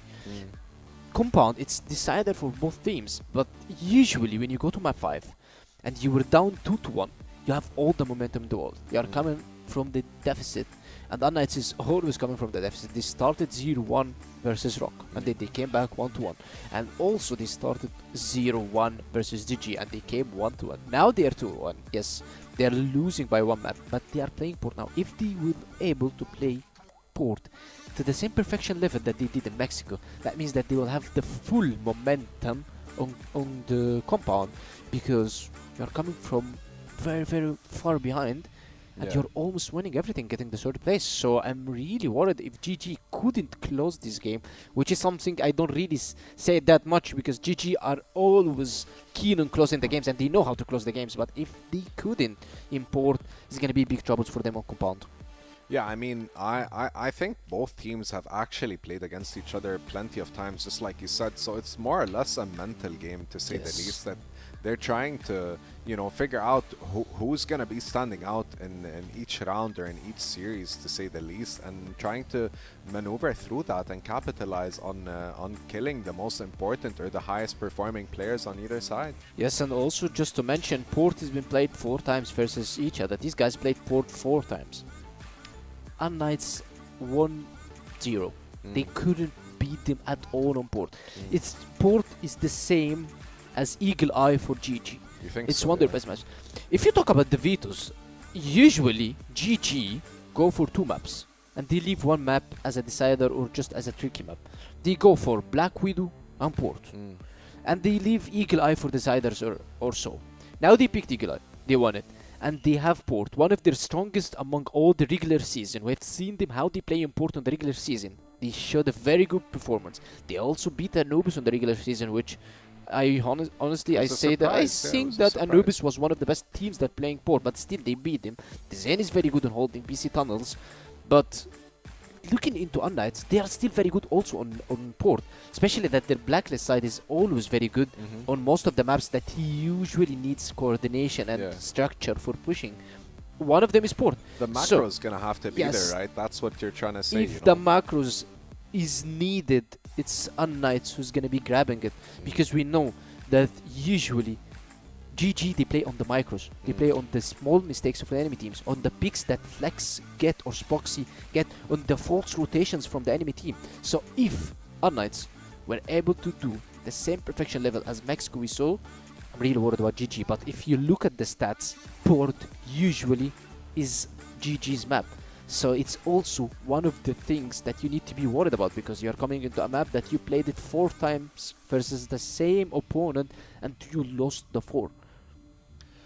I mean, I think unKnights are like adapted, and they're not used to losing, but they've been in a situation where they've played an aggressive team such as ROC or GG and still managed to stay composed and manage to, you know, stay mentally strong, to say the least. And they can, honestly, I really think that unKnights has a much higher chance of winning in Port, just like you said, simply because of the fact that it's one of their favorite maps. Yeah, it's one of their favorite maps, but I guess GG is not gonna get to 5th map that easy, because they love Port, as I told you, they love Port. But if I'm an unKnight if I'm one of the unKnight fans, I wanna go to compound. I just wanna put it all in Port. Let me go to compound. I will get this series. Yeah, and I hope so. And I want to see what's going to happen in the next game. And we're ready to go into our match, so I'll take it to our casters, please. All right, here we are, map number 4. It's going to be a bit of a tough one on the way. I think particularly for unKnights, being the team down 1-2 in this series. And it is going to be compound to kick off map number 4 on the GR side as well. It's going to be GG. It's kind of where they like to be in this position, but they don't like to see Flex going down early. He was just trying to do, you know, classic Flex things, sneaking into the tower early on, gets caught. No big deal there. It's kind of what you expect. I feel like GG almost goes into every round at this point, assuming Flex might not be in the picture one way or another. Yeah, right. Super aggressive. But yeah, gotta say as well, I do think there is definitely a world here for unKnights, right? I kind of mentioned it to you for a split second in the previous map during Eagle Eye. Like, And I've always loved this map. What I've seen from them on Compound has always been very solid. Sure, maybe it's against teams which they should always be beating in the regular season, right? When they go up against some of the better teams in the league, maybe they get caught. But I've seen some great moments from all the individuals. Every single individual on unKnights I've seen have a moment, a positive moment on Compound. So I think Alucard is one of his best maps as well when it comes to the clutches. So looking forward to seeing more of that from him, possibly, if we are so lucky. Early 1-for-1 to start off here. Flex down, Beck down, and some control, and a push toward B. Ooh, Dezane, crispy headshot, though, to stall for this B push. You can see Pietro trying to sneak behind enemy lines. He's going to be shut down as well. 4-on-2 situations. Boxy might run into trouble. Alucard gets the forward push onto this A bomb site. Raffin looking for more here, but Alucard, look at this aggressive position, but Raffin hitting the shots all day long here. He's going to be good for it, but Kiko, what is that? Oh. An immediate 1v3 shuts it down. Well, that came out of absolutely nowhere, didn't it? Goodness gracious me. That one looked like it was going to be comfortable. And then just blink your eye, click of the finger, Kiko says, listen, it's my time to shine. Look at that. That first kill was great. Second kill, incredible. And the third was a bit of a lineup. Did not look possible. But unKnights have been making the impossible look possible so far today, it feels like. A good performance overall. I feel like they deserve a possibility of a fifth. Yeah, a difficult one to bounce back from. I mean, we'll see exactly what they've got to do here, but unKnights, they've taken a lot of early damage back. Alucard already under 25% health here, and you've got Jin as well, taken down to 76 off of this early fight towards the B tunnels, and got to be very, very careful here if you're unKnights and where you might go next. A couple bad nades against them could take out a few players, so it's going to be Raffin who they decide to contest. Not necessarily the best of choices. His shot's been really impactful here, and he's able to find at least the one. He's looking for more here, and Pietro seems ready to go back swinging for this fight, but Raffin, I like the reposition choice here, gets on top of the ammo stacks. He's able to fall back as well here with a second kill. Yeah, a good immediate rebuttal, right? I mean, I think Gaimin Gladiators are probably one of the best teams in the league at doing that. They might lose a round they should have never have lost, right, in kind of crazy fashion. They put it out of their mind immediately. Easy to dwell on things like that, but it's going to be a comfortable one for them as an immediate response. Kiko got 1v3. Now he needs a 1v5. I'm afraid that very, very rarely happens. I've actually had the fortune of covering a couple of 1v5s on Compound in the past Crossfire games I've done, but that one was always going to be an impossibility. Yeah, bit of a tough one there for unKnights. Honestly, though, it's been the same story. The unKnights team able to win it on clutches, but the start of round is still looking consistently stronger for Gaimin Gladiators, most notably so far in this map, thanks to Raffin. Back-to-back triple kills from him in this map, but we'll see if he can keep up that kind of pacing. It's going to be a bit of a challenge here, as I'm assuming at this point they're not going to be contesting this A-long room a whole lot longer now. They've got their sights set over towards the B-bomb site, and that's going to be held by Lion Claw and Flex. And Lion Claw, he had a bit of a shakier performance in map number 3 there, but so far the rest of his team's been able to step up to the plate and make sure things get done. But unKnights, this is where I've always been so critical of them on the BL. They hesitate quite a bit when it comes to taking that forward control. They almost seem nervous after they've lost a fight in a certain location to recontest it. So I'm hoping they can be a little bit more assertive here. I think they'll know they need to do that as well, knowing what Gaimin Gladiators, what they're all about, having played against them many times before in the past, especially on this map. And then they are going for a little bit more of a assertive push here, but Dezane will stop Pietro from making his way forward, unfortunately for him, and Lion Claw will just hold the line. Flex will get his one toward Jin as well. Good find from Alucard, actually. Quick scope. Pretty much, well, without any vision at all, but he goes looking for the other two, and of course they're stacked up against each other, making sure that it's impossible for Alucard. And a bit of a grin there from Lion Claw, a rare reaction from him, and he enjoyed that one. Yeah, honestly, just a nice hold, and this is where unKnights has their work cut out for them. This is not an easy map to play from the BL side of things, and Spoxy and Flex on the opposite side makes it that much harder. Spoxy able to get the opener onto Jin. Early advantage again. That's 4 rounds now where GG has held an early advantage in these fights, always finding the picks to make it happen. And meanwhile, on the other side, it's going to be Beck, who actually catches Flex, trying to be a little bit sneaky. This time it's going to be punished. Yeah, sometimes we do see some of that sort of mid-aggression coming in from Gaimin Gladiators. It's usually Flex, obviously, to be the guy to do it, but again, we'll get caught by Beck on this occasion. Lineclaw pushing forward with Spoxy alongside him, playing a little bit more on the front foot. Raffin will see some of that utility flying over. And Okad will get a very, very important pick on Spoxy as well. C4 not picked up yet to make a certain decision on where they want to go. But Pietro and Beck are walking in together toward A. And Dazane needs to be ready to deliver here when necessary. 2 players outside the entrance. Kind of in the open at the moment is Dazane, in a position where he could easily get traded, you would think. But if he plays it like that, maybe not. But he does reface, and Beck makes it look easy. Okad should get caught here by Raffin, though, and will be. Back into a 2v2 as the C4 goes down. Lionclaw looking to fight from this key position. He's able to do a lot of damage already onto Kiko. Decides to play a little bit safer, waiting for that support from Raffin. Rotating through mid, you can see Raffin spotting Beck on the shoulder underneath. They're going to have to go for the quick fight onto him, but Beck good for the first. Raffin, though, good for 2 before going down, but unKnights still able to secure this one. Keeping in touch. Not letting Gaimin Gladiators get away. In comes the classic mid-fight with the nades, but Gaimin Gladiators don't want to push too deep, and nor do unKnights. No nade damage done.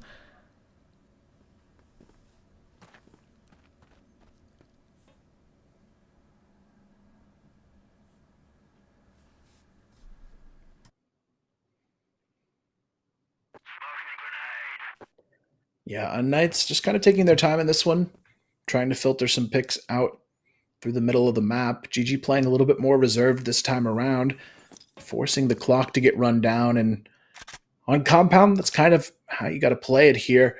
No need to over-aggress unless you need to catch them off guard. But for GG right now, it's just holding these angles, hoping that Spoxy and Flex can find the early entries. Raffin as well, though, having a chance to make his mark again. He's been pretty impactful from this so far, and he's going to continue to find the entries. Meanwhile, though, the A bomb side is getting overrun by unKnights. They're able to find 2 kills without a trade. unKnights as well gets Lineclaw on that early lurk, and just like that, unKnights have done it already. Kiko gets the final kill, and it's quickly a lead on the board for them. Nicely done. Just good understanding of the map there. I mean, it's pretty basic in the end. They found what they needed to find, but pretty calm, composed round for unKnights. And now, see a similar setup in the following. Again, a little bit more of an aggressive push, maybe outside in that possible rotational position in toward mid for Lineclaw. Always having his good mate alongside him. Actually, they are looking to force their way forward here on unKnights. Do they check their left? That is a question, especially with Flex in that position to hold the line.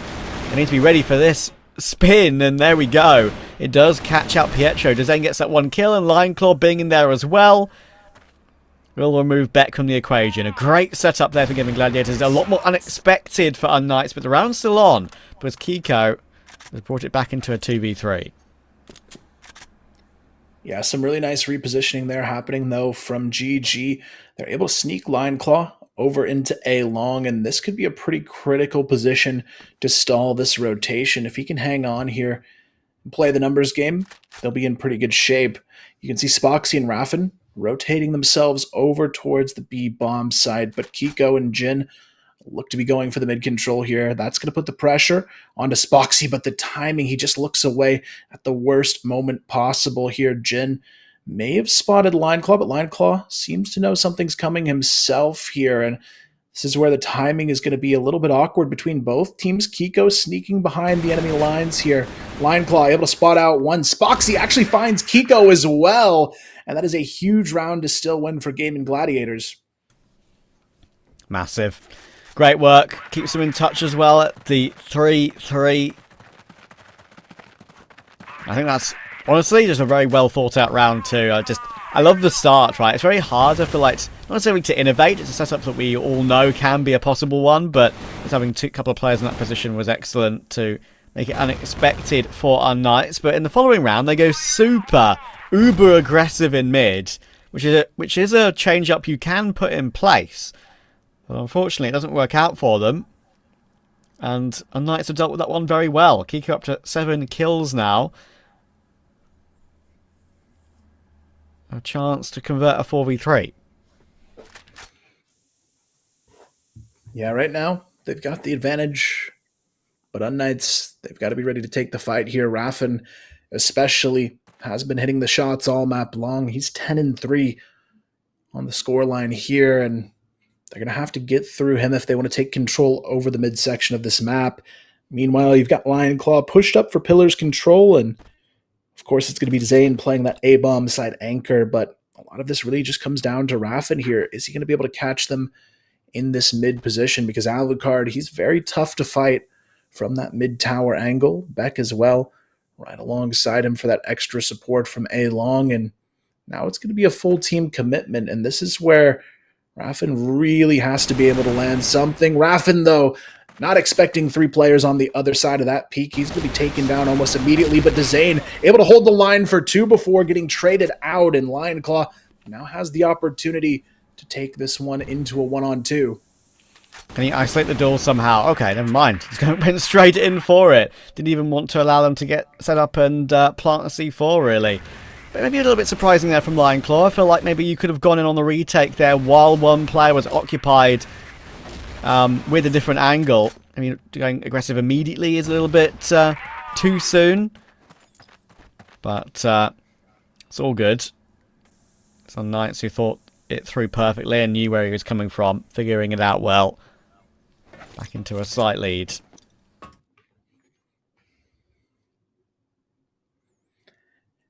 Yeah, right now it is going to be unKnights in control of this map. GG starting to slow things down. In particular, Spoxy having a tough game so far. Only a 2-4 score out of him on this map. He hasn't really had a whole lot of opportunity other than getting kind of caught in mid and forced into some retakes on this side of the map. Meanwhile, it is going to be Beck getting the opener. This time, Raffin goes down on that A-long fight, and it does present a nice opportunity to double back into an A split here for the unKnights squad. They're going to have that advantage now taken with Beck forward controlling the A-long room, and this is where GG have to rethink what they want to do for the remainder of the round. They're going to be shifting some players slightly back over towards this A bomb site, hoping that push is going to come through.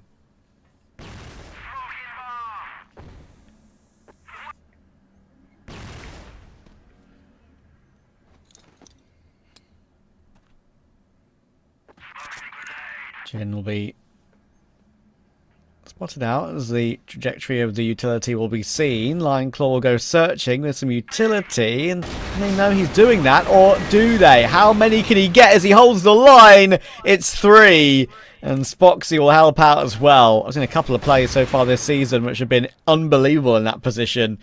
Some quad kills, and another one, another big multi. This time goes the way of Lionclaw. A lovely little lineup on the second and third as well. Leaves Alucard looking for 3 players. And there's not really any way in anywhere he wants to go. Spotted out by Lionclaw. He wants 4. And he gets 4. Yeah, really good round for GG to grab there, thanks to Lionclaw. And now they're right back in control of this one. Going into the final round, though, still anybody's for the taking. Even rounds on the board, but It is a slightly GR-sided map, so 4 rounds already isn't the worst thing in the world here for unKnights, even if they can't win the final one. But Pietro wants to take matters into his own hands. Kiko as well gets caught, though. A nice shot and reaction there from Spoxy to catch him in the mid-tower. The rest of unKnights going to be falling back here and kind of just waiting to see if the push comes through.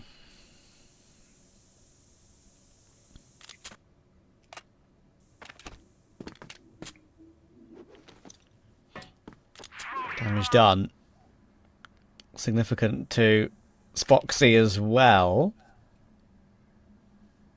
Looks like unKnights going to try and again walk toward the outskirts of A, but something that there will be some resistance, and Flex will get his kill and jump spot the information on Pietro too. Holding a wide line, expecting a wide swing, but it's a close angle swing on like a headshot angle really as well. More of a duck and dive than where he was pre-aiming, and it does catch him off guard. 3v3. We've already got Beck hopping back away to maybe go for a longer lurk with a minute still on the clock, but they are going to join back up together again. Back toward mid to try and push in together. Now Raffin will be the man to go and check for that. Maybe tuck himself into the corner. Maybe an unexpected position on that close right. But he goes checking for it, and it's a gorgeous instant headshot, and he takes no liberties with Pietro either. Instant frags from Raffin. Should get taken down. Is taken down. But it sets up Lion Claw for the instant trade. Great teamwork. Yeah, really good mid-hold there coming out from GG to win the final round of the half. But now they've got to show what they can do on the BL side, and this is the bigger challenge for them to overcome. They've got the firepower to do it, but they need the utility and the strategies now to secure this final map for themselves. Otherwise, unKnights, they're still going to have that opportunity to take this one back into their hands. And Beck, he's off to a good start, able to find Lion Claw over in the B pillars. Flex wants the trade here, and he's going to have his luck and find it, but immediately the trades swoop in for unKnights to get themselves another one.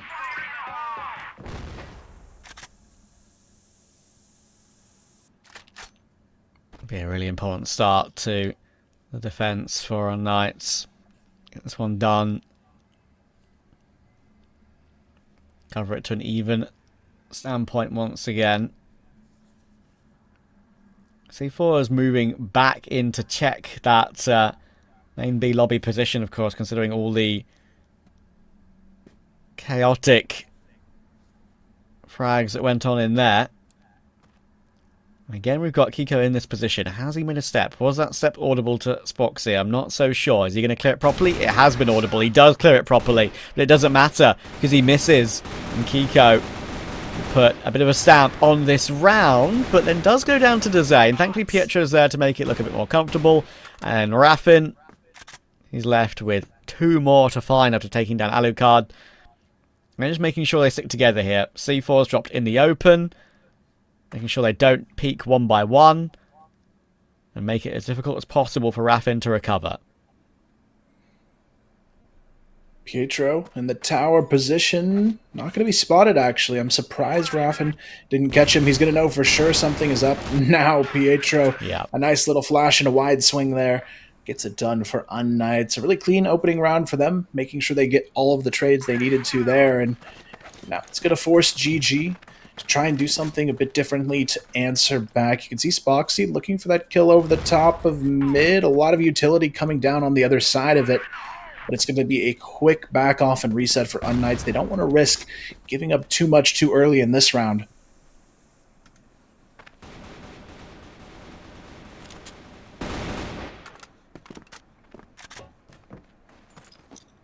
Yeah, Lion Claw not exactly being quiet about that one. Very known quantity with that push in toward mid, obviously.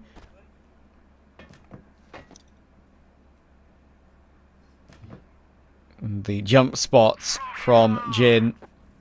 Maybe trying to bait a player into that position, of course. Maybe to get Kiko into play as well.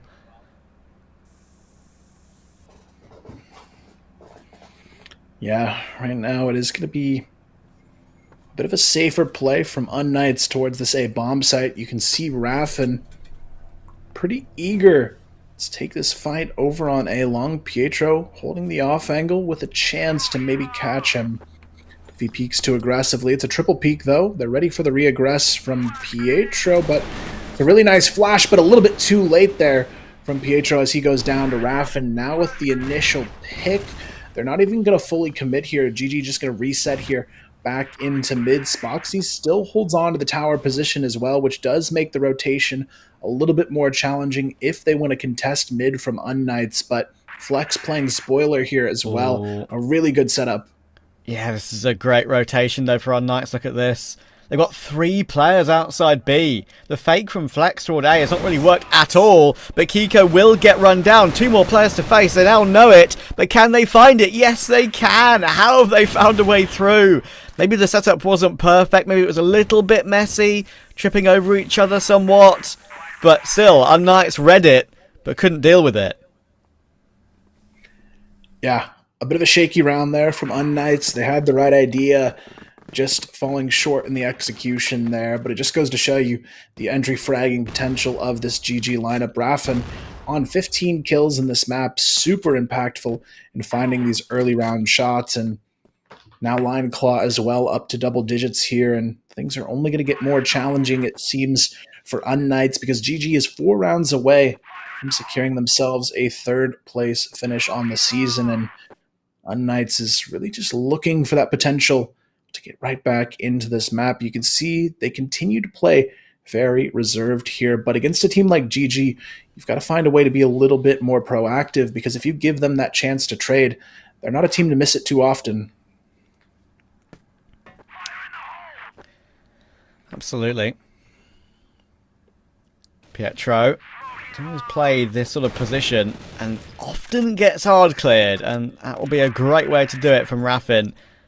Really clean entry. Actually, to be fair to Pietro, gave him no chance whatsoever there. That was just excellent from Raffin. He's up to 16-7, by the way. He's having an absolutely sterling performance on compound.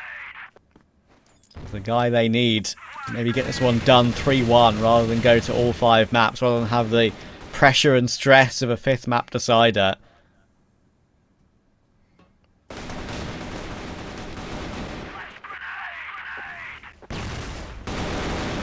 Oh, good clear. Good clear from Lion Claw. Making sure Kiko doesn't get anything from that close right position. But again, Alucard does great work to find 2 of his own. Sadly, it wasn't ever going to last too long, because he was always going to be traded and Jin was not really in the action to help out.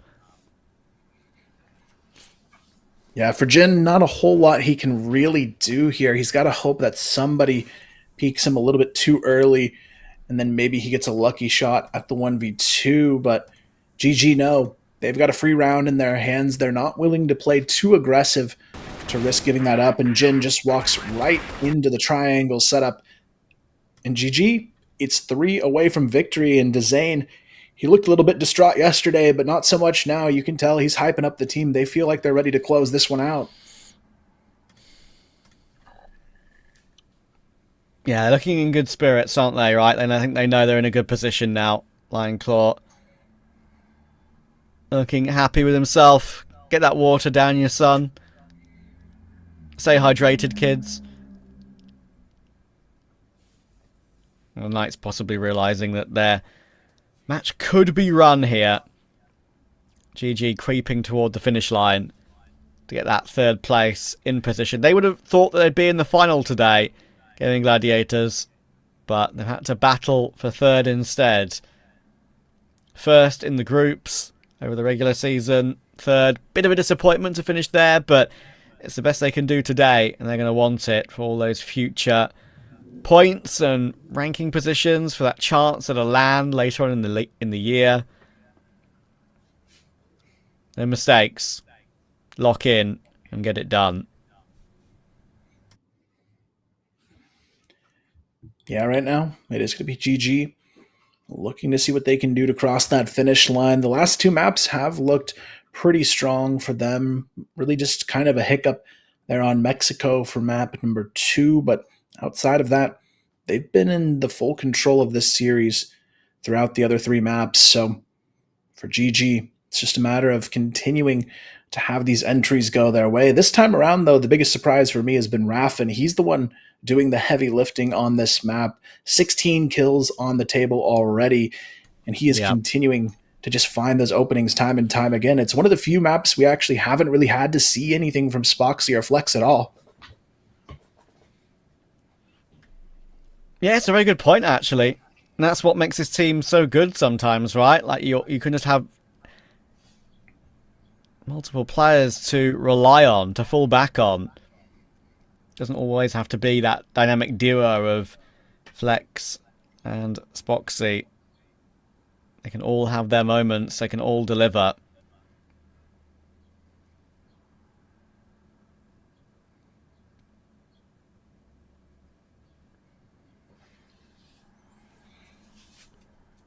Seems like there could be maybe a tech pause issue of some sorts, taking a bit of extra time to get loaded back in for our next round. So we'll see exactly what the issue might be, but definitely some intensity building. It's never fun to have a pause when you're the team on that momentum streak like GG, so I'm sure they're a bit anxious to get back into the server and get things rolling. But if anything for unKnights, this is a good chance for them to maybe hit the reset button, see what they can do to change the pace and maybe get themselves into a map 5 situation after all, because if it goes to port, that's really a coin toss of a map that I think either team could win.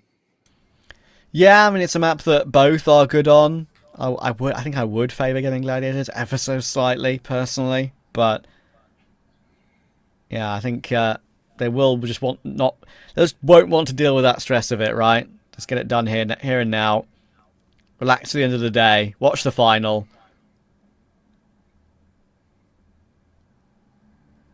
To play a 5th would be just a little bit frustrating for all the hard work they would have put in, especially in this position, right? When you're up 7-5, when you're in a good position.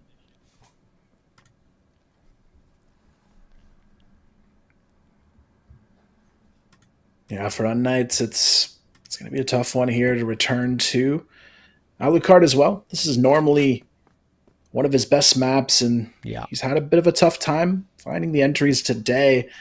It's really been kind of Jin and Kiko being those leaders for the team, and then Beck just kind of that positionally strong player throughout for the day for unKnights, and Pietro pretty quiet as well on this 4th map of the series. But GG, go for the Pillars control to kick off this first round after the reset and see if anyone from unKnights is going to give them a shot at this early fight. But when you've only got a few rounds to play with for unKnights to lose, they're going to be playing extremely careful in these situations. You can tell they're almost backs against the wall across the map right now.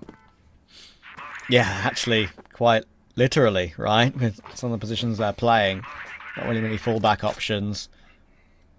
Round A, for example. But just feeling out the map for now.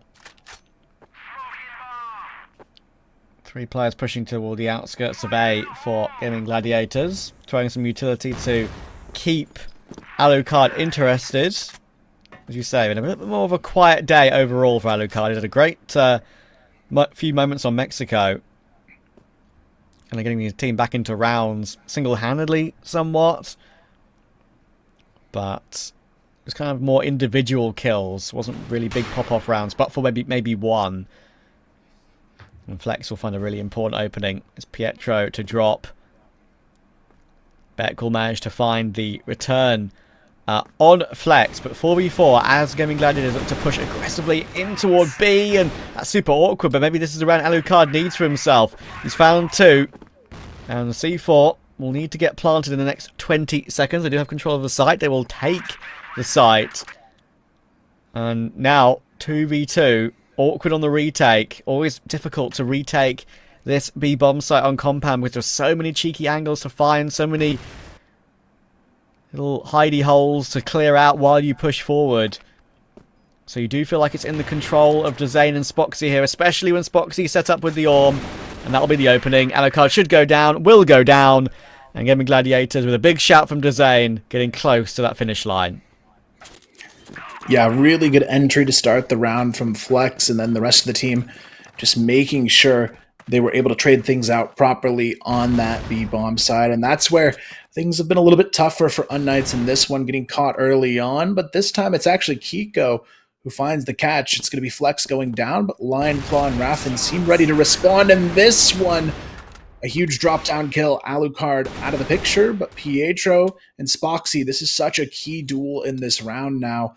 As it goes down to a 3-on-3, Pietro going to take no nade damage, actually does a good job of avoiding that corner nade. Spoxy still wants to take this fight. Now there's 2 players on the other side of it. Beck and Pietro both ready to go here, but the C4 is starting to work its way in as well. It's going to be Dezane and Raffin starting to rotate around here, but Raffin's still kind of playing this lurk angle over towards A. Feels like it's kind of now or never for unKnights. From 9-5 down feels a little bit too much, I think. Have to play flawless from there on in. So this 3v3 is a must find. Pietro with the body in front of him. Ducking and diving. Trying to use it to his advantage, perhaps. But Spoxy, I think he has been seen around where Kiko is. Kiko's definitely aware of the possibility, and now it will be heard, but it's a great clear. Kiko was kind of betwixt in between 2 separate angles, and now Dezane. C4 will get down. Clock above the heads of unKnights, having to force their way back in, and now it's only Pietro. And he's tagged up. He's a known quantity. Spoxy will push him out of the round, and they need 1 to confirm 3rd place. Yeah, really good play call to split the A bomb site there, knowing there's at least a player over towards B and getting that good chance to split down the middle. But Spoxy especially, that early check onto the vent player, really saving the day there to get this one to a match point. And now, with 4 opportunities to win it, we'll see if they can close it out here. But Pietro, off to a good start this time for unKnights. It's the first kill here, going down to 42 in the process, but if you're GG, all it takes is 1 slip up here from unKnights to find their way back into the round. And as we've seen, they've done it several times already here on Compound. It's really going to be on Kiko to potentially find Spoxy on this off-angle. Jin just kind of playing a little bit of a bait and switch. They don't check the corner, though. A crucial mistake. Kiko with the triple. And now Flex is all alone.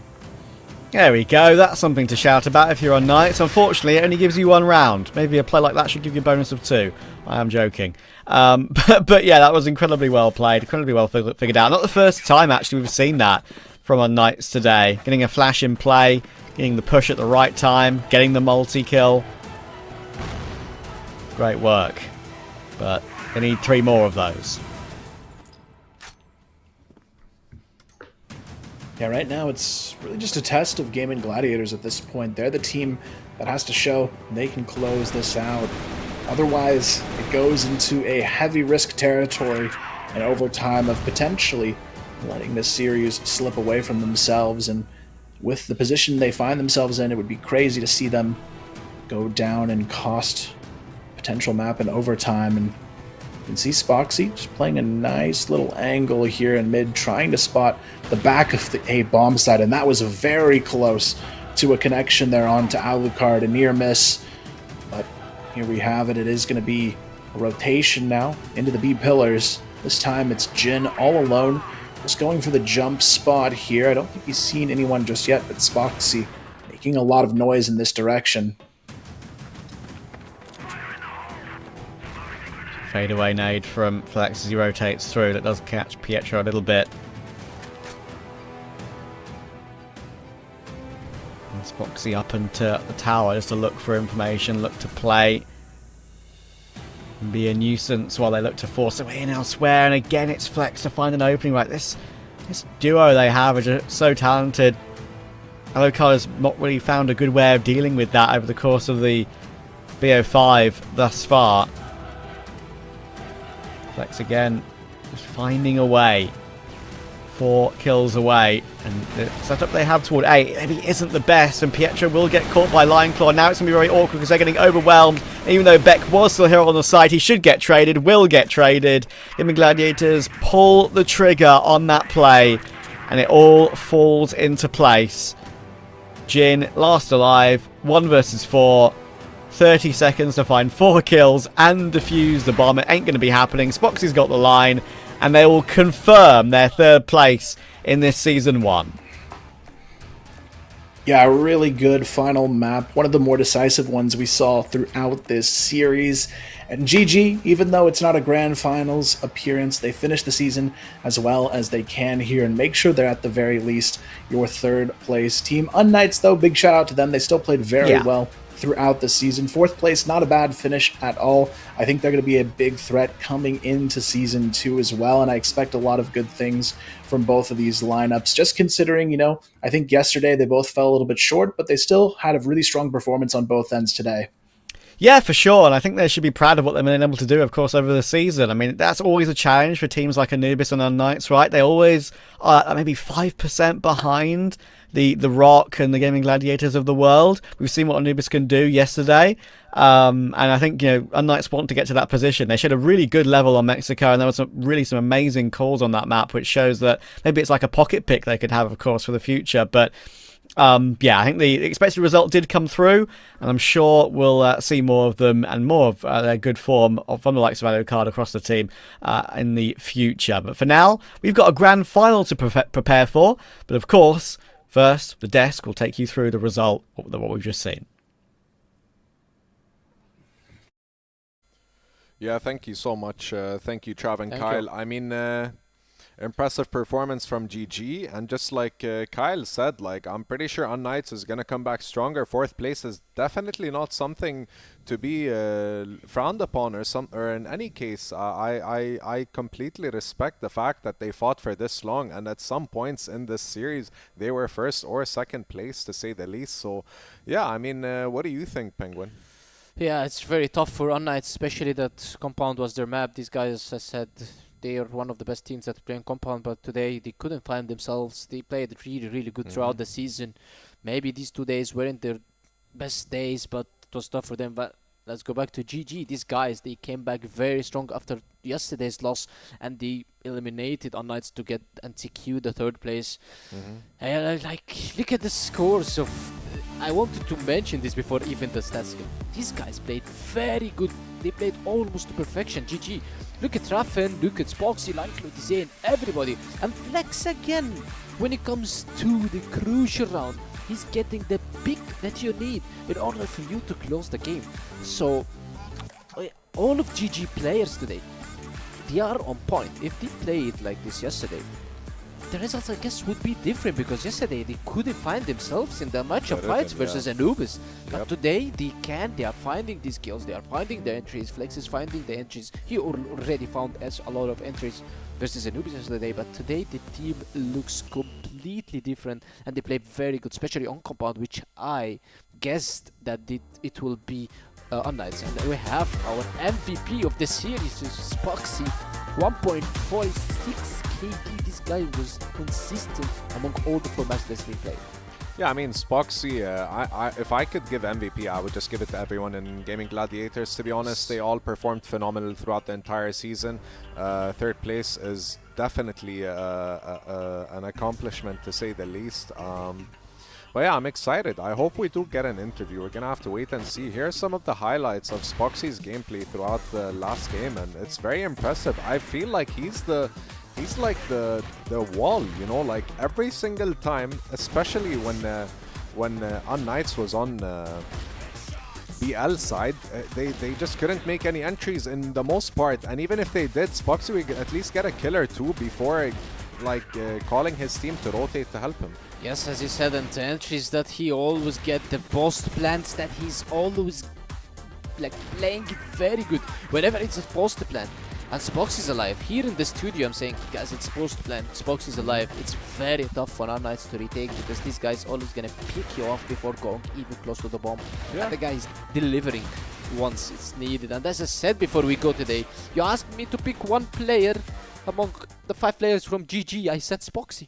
On the other side, I said Alucard. I guess both of them delivered today. But Spoxy and his team won, and they got the third place to accumulate the points for the EWC. Third place is not bad. Okay, these guys were champions, but they're still keeping the momentum, and they're maintaining the top 3 throughout 2024 until now in 2025, which is an achievement itself. Definitely, and I'm very excited for the future of both organizations for the remainder of this year. Anyways, I wanted an interview with Spoxy, but it's with Lineclaw, so it doesn't matter. It's one of the teams, and I'm pretty sure they're all excited to be here. Mr. Lionclaw, how are you, sir? Hello, guys. How are you? I'm Hello. good. I'm good. How do you feel? Well, we feel very bad. Coming to the playoffs, we were really confident that we were the favorites to win. And yeah, it's a bad performance from us. I think losing to Anubis in a best of 5 was something that we were not expecting. And I hope we can work it out for season 2 because right now I think this result is unacceptable. About today's match, I think we were superior overall. I think Mexico made some mistakes, but the 3-1 is a fair result for the game that was played. So yeah, in the worst case scenario, we got the top 3. It's not good for us, but what can we do now? I mean, it's great, man. Top 3 is still good. In my eyes, you guys deserve top 1, to be honest. You guys play phenomenal. I've been watching you guys throughout the entirety of the season. So yeah, I just want to give it over to Penguin here. Do you have any question for our man Lineclaw? First, I want to congratulate him for the win today, but I want to ask him a question that I usually would like to ask, or they usually ask me.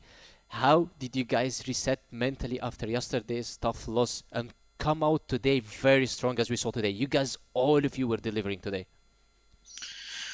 Well, it's hard to deal with such a loss, but I think the team attitude was okay. I mean, we still have a match to play.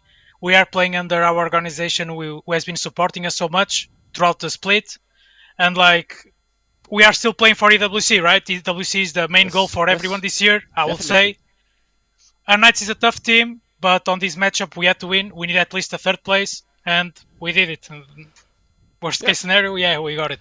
I mean, you guys did very impressive in all matches throughout this series. I'm a big fan myself. You, Spoxy, and the boys send our regards from here in the studio. And thank you so much, Lineclaw. Is there anything last moment that you want to say to the fans, please? Well, I just want to say that they can be disappointed at us. It was not the result that we were expecting, obviously. I think a final versus ROC was what we were expecting. We couldn't manage to do it, and Anubis played well. And right now, all we can promise is that we are going to try our best for next season. Perfect. Thank you so much. Best Very of well luck said. for you. Penguin, is there anything you'd like to add? Oh. All right, thank you so much, Lineclaw, and I wish you the best of luck this year and the coming years in this organization. Thank you so much. Send our regards. He looks so sad, man. Sad? He's upset. No, I don't think he's upset. It's just normal in a Because he competitive was aiming for the environment first to place. wanna like achieve first place, Yes, or exactly. to that's it, you know. But it's normal. Like first, second, third, they all I think go to the EWC if I'm not mistaken. So that's more than enough. Anyways, to our main event, I need to highlight how important this is, not just because of the prize pool. Money comes and goes. It's more or less two Egyptian teams that are going up against each other, who have played with and against each other, and this is gonna be one hell of a show. Yeah, as you said, the two gigantics of the West League, Anubis and ROC Esports. ROC Esports and Anubis are now face to face. It all came down to this one game that will show us who's the champion of CF West League 2025, and also will put a very, very big step ahead to the EWC and the CFS Grand Finals also at the end of the year. So today, everybody played throughout all the year, starting from some teams started from October, some teams started from January. Now we are in April. It's all for only this day.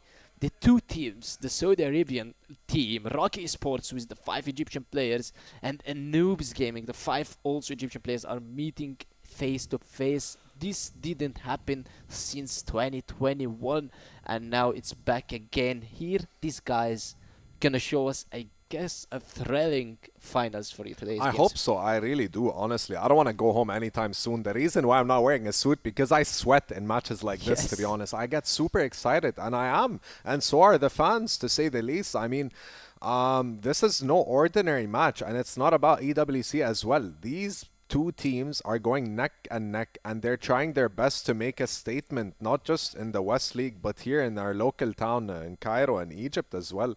So I'm kind of curious how this is going to work out.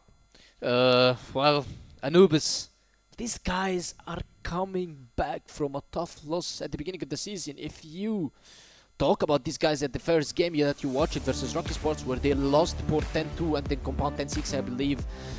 You wouldn't say that these guys are going to be in grand finals, but look at their motivation, their confidence, the hard work that these guys did for them in order to become here at the grand finals. Not to mention, look at the stats also of these guys. They are keeping a very high stats after all the trailing season. By the way, 0.7 KD, that doesn't mean that you did improve that much. You played over then, I guess, 20 maps combined, because you played 2-1 maps, you played best of 3s, you played best of 5s, went to 4 maps.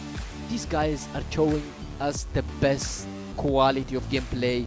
Yeah, I mean, compared to the other teams that we it's not like FPS ranked, right? Yes. Like where Yes. KDA matters. No, this is a more cohesive, unified organization, and a group of 5 players, maybe including the sub, who are constantly playing together and enhancing their experiences per game that they do play. So I'm kind of excited how this is going to unfold and what the map draft and the veto is going to be like. You know, do you have any guesses? First, I want to mention a thing.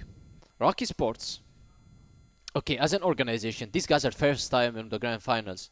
But these guys, these players, it's their 3rd time on the finals, by the way, in a row. They played in 2024 Season 1 grand finals and they beat unKnights 3-2. And they played the playoffs versus GG. They lost it 3-2. And now they are in the finals back again. Back-to-back 3 finals. These guys never miss final. It's like their daily snack. They are always in the finals. Look at the stats of these guys. None of them is below 1.0 KD.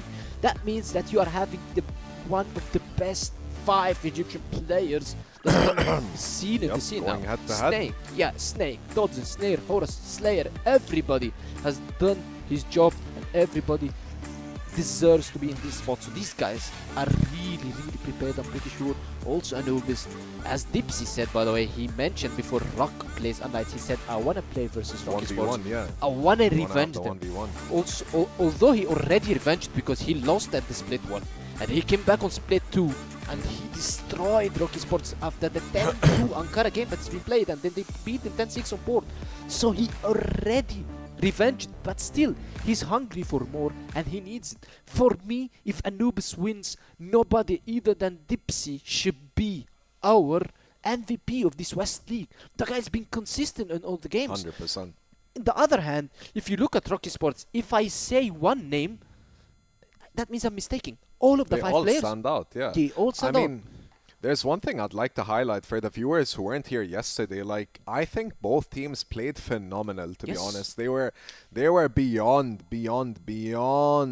playing Crossfire. This was a new Anubis and a new ROC that we witnessed. I felt like they stored all that data that they had and collected it perfectly to utilize it when they reach this stage. Yeah, as you said, on ROC Esports, playing versus Anubis, these guys played them 2 times in 2024. They managed to draw both of them 1 time, and ROC Esports managed to win 1 time. And then when it came to this year, ROC Esports managed to win 1 time, Anubis managed to win other time, so it's fairly even. But historically, ROC Esports used to be beating Anubis and getting the wins when it matters the most. When we saw it in the regional finals where they beat Anubis 2-0, I remember, Yeah. and they secured their spot in the regional finals. Okay, it was the regional finals already. Anubis came from the regional qualifiers to the regional finals, but they went in ROC Esports group stage, which was very tough for them, and they lost to them. So I guess if Anubis want to revenge,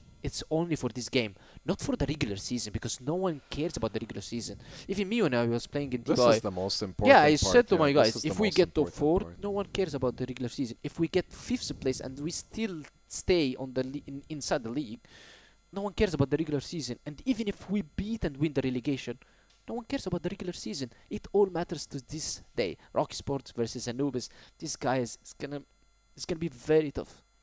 All right, let's look at Anubis's main roster. I don't think there's any subs today. I don't know, man. Comics, exceptionally young talent, man. Like, you even told me, some of these players, you know them personally and you've played with them as well. So I'm kind of curious how this is gonna pan out, right? Like, it can go both ways. Yes, you can never expect who's gonna be winning, but when it comes to these matchups, I don't think the macro game only is gonna be helping Individual you. skill, It's yeah. the individual skills that's gonna make you get the kill. If you hit your shots today as a Anubis player, you will be able to win the league. If you hit your shots as a ROC players, which we usually get witness, used to yeah. it, yeah, usually get used to it, then you will be the champions. Today, ROC Esports are in a tough situation because Anubis, they have a very high confidence level, and you need to break it. How are you gonna break it? By killing the players or hitting your shots whenever it matters the most, or maybe on the clutches, post plants, retakes, or also counter actions, controls. So today, I think whoever has the highest levels of mentality, highest level of confidence level, they gonna win this league. I mean, I have to, at this point, I will just disagree at one thing, because just looking at the camera, and hopefully we're gonna get ROC's roster as well, man, I feel like this has become a bit personal. You know what I mean? It has become personal if you think about it, because you mentioned some of the stats that they did not always face each other, and most of the times ROC or even 3BL yes. would come out on top, which is ex-ROC in a sense, like the roster and whatnot. Yes, exactly. So I want to take aside everything that has to do with the prize pool, EWC, and all I don't that. think I it feel like matters this now. best of 5 to them is life or death. Yes, because as you said, money comes and goes. Yeah. For these guys, it's not about money, because they are coming here to win the league. They're coming here for the achievements. They are coming here for the EWC in the grand final and the CFS grand finals. So the money already is there. They are first and second place. You're already booking a lot of money. So now you need the achievement. Dipsy wants to win his first league. Jaguar needs to win his second league. Him and Doom.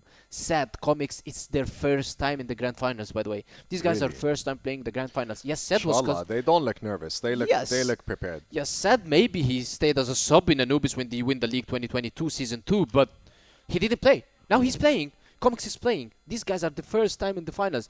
On the other hand, you have Horus, bro. Horus, it's his sixth final, I guess. Yeah, he's an He OG. won 4. He's a veteran of the He's game, yeah, to say the least. the He most definitely is a titled veteran, yeah. Egyptian players with leagues. It's his 6 finals. This guy played finals more than Comics play playoffs. So guess so. it's very tough. And also, look at the roster. It starts with Horus. Yep.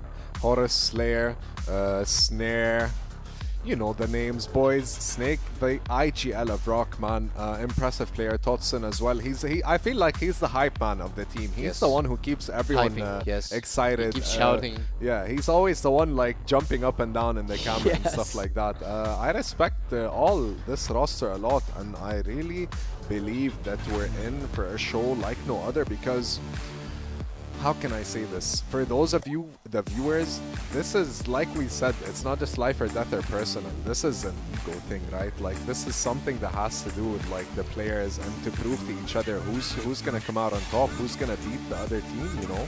Yeah, as you said. Now let's talk a bit about the V2. Like, I'm guessing Anubis is ban. I hope it's not gonna be booking.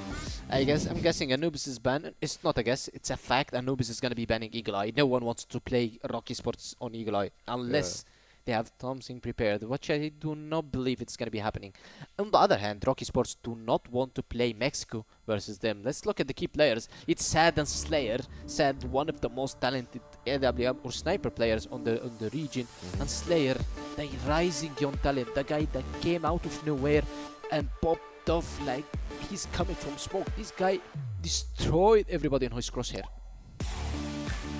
I mean, not just destroyed. I mean, I've been watching these players ever since they were in the CrossFire League, at least back when it was the Elite League as well, man. And some of these players, to be honest, it's very consistent, right? Like, I don't think at any point did they fall off drastically. I mean, even Slayer, he was subbed, but it was a technical issue. It had nothing to do with his well-being. So, and I wish them the best And of ROC well-being, of Esports course. Yeah, struggled a lot without Slayer. We have yeah, seen we ROC Esports. noticed it, right? The sub was doing all right, but still, it's not the same. It's not He's the not same. Slayer. Yeah, You can't sub basically, Slayer. yeah, You he's can't, not Slayer. you can't yeah. replace Slayer. So All right, let's get serious. Tell me about the maps. it's gonna be banned Mexico by ROC Esports. It's gonna be banned Eagle Eye by Anubis. The picks is gonna be the same as GG.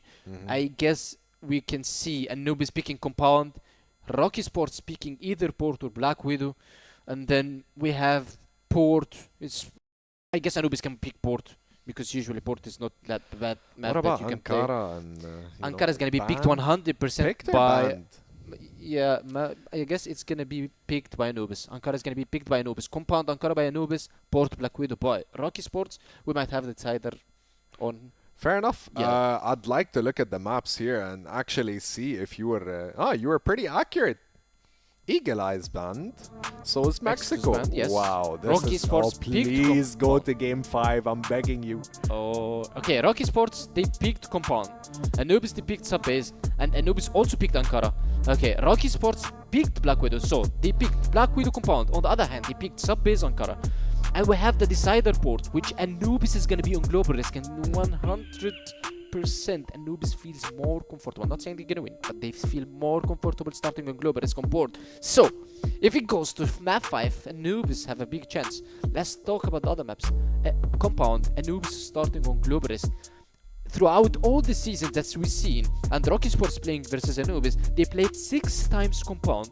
5 of them went for ROC, only 1 time went for Anubis with 83% win rate for ROC So Esports. you'd say like there's a 70% chance ROC wins map 1. And also not to mention that ROC Esports has Compound as one of their best maps as well, and they're one of the most thrilling shows that you all see. But we need to mention a very common thing that we've seen right now, that first map is usually coming out of expectations, and usually it's like teams are warming up. Maybe you're a bit warmed up, maybe Anubis is a bit more warmed up than ROC Esports now, he can beat them on a Compound, but maybe also ROC Esports they're more warmed up. So it doesn't mean that by numbers ROC Esports always or usually beat Anubis in Compound. That means that Anubis is losing. Yeah, and here Compound. we can see Snare is they're all huddled up, and Snare is just giving them some instructions, some motivation. I'm excited, they all seem ready to go, and I feel like Anubis as well, all smiles across the board, man. Now they're gonna go back to their places, lock in, and give us a good show. Yes, these guys are maybe hyping themselves right now. Yeah, there we it's go. all about the hype, it's all about the motivation, and it's also all about how you guys are hitting your shots today. Everything came down to this game. AFC, Stray, the coaches of the 2 Gigantics that we are watching right now, they did all their job for this day. I mean, yeah, I can't wait. Like, let's just take it to the casters, because I want to watch game 1, please. Thank you.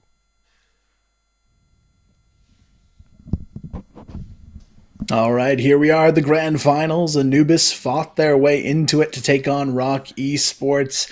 It's a bit of a Goliath to try and take on, though, ROC Esports. I'd say when it comes to consistency, this is one of the best teams from the West. They are a very difficult opponent, but after the game we saw from Anubis yesterday, I feel a lot better about their odds coming into this match. Indeed, it's grand final time, baby. Let's see what can happen between these 2 teams. Anubis are one of the teams that me and a couple of other talent members involved in CrossFire this season were very impressed with. Their style was quite refreshing, playing a lot faster than they had done in the past, and we'll see if that gets replicated here. And that's something you were kind of touching on with before we went live, Carl, as well, right? Like, Anubis probably didn't think they'd even necessarily be here at some point. So often you probably think it's going to be ROC and Gaimin Gladiators, but they got their unlikely win in the semi-finals. They've got a great opportunity here, and this almost feels like it's a grand final. You're going to be trying your best, but I feel like pressure's off. It's a free hit for them. Yeah, I mean, honestly, I think that's even better for Anubis because they don't have any crazy expectations going into this match. It's going to let them play a little bit looser, a little bit more comfortable, I think, in this match. And it's an opponent they know better than anyone else here to do it against. So we'll see if that ends up playing to their advantage. But if you're ROC Esports here, you know the opportunity's just as strong for you as well because they don't have the threat of the team that took them out in last grand finals. They have a team that they're consistently strong against as their final opponent, and that's got to feel pretty good for ROC Esports as well. But the first kill is going to go to Snare, takes the tower pick onto Dipsy, who the desk was talking about. That's one of the stronger players you've got to look out for on this Anubis lineup, so seeing him go down early is a really good sign. Now ROC Esports is going to apply that pressure over towards B. The wraparound comes through from Slayer, who gets the quick trade as Horus goes down, and and now it's already a 2v4 situation. Comics getting spammed out of that window position, barely able to escape with 4 HP. Yeah, ROC have got this one done, it feels like. They're going to try and do something here with Sad pushing forward. Sure, recovered into a 2v3, but with Comics walking wounded and Totson in a very good position here to get a easy flank frag. That should mean it's impossible for Sad to force his way in. Give it a go, of course, but Slayer will take him down. Great start. We saw them all huddling up, of course, pre-game, all in the same room together, and this obviously creates a little bit of extra excitement and motivation for them. That's a perfect start as well. Anubis were getting caught by Snare in the first frag of the game. We always felt like that was going to go ROC's way after that, but Sad will answer back in the following round. We'll get one back on Snare, not having a chance to open again. And Horus in the end there tried to force his way up and get some positional control, but Comic said, no you don't. Yeah, some really good trading starting off this round for Anubis. Dipsy goes down, but Snare and Horus going to be traded on the other side of it. So all they've got to do now is hold on to the numbers advantage. They should be able to get the early tie on the board here, but you've got to deal with that X factor on ROC Esports, and that's every player having the clutch potential on this team. So you can't afford to give them some free 1v1 opportunities. You've got to make sure everything is traded out at this point if you're Anubis, and you can already see here they are grouping up for this fight on a long Jaguar. Nice headshot takes down Slayer, makes it a 4-on-2. So Anubis, they're doing everything they need to hold on to this round. I want to see more of that over the course of the game.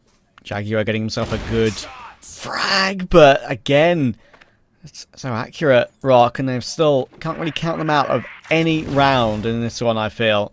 Totson with a great catch. I need to find one more, though, to even it up. Comics realise where Totson is, and that's a good caught. Good catch, and that makes certain here, because Snake was in the process of planting the C4, but realised, okay, if I do that, only where I am, probably will get swarmed. Let's see if I can push forward, see if someone on Anubis makes a mistake, which could make this clutch a reality, but with the time running a lot lower, it should be a lot more difficult. That's a really lovely swing on toward Doom. I think there are only 2 left now. Snake trying his best with this one. Comics and Sad are playing together. Force his way back onto the site, go for the plant immediately, and will get it down, and can draw his gun back out once again, and can get away. Suddenly there's a conversation. Yeah, really good reposition right away from Snake. He's going to run into trouble, though. No HP left to work with. They're just going to stick the defuse here. And Snake, he's not even going to be ready for that one. And Anubis, it's a clean round to get themselves in position here. I really like that play call, too, to just hold the defuse, knowing Snake was a little bit lower on HP, slow to the peak. And Anubis, they're right back at it with the tie.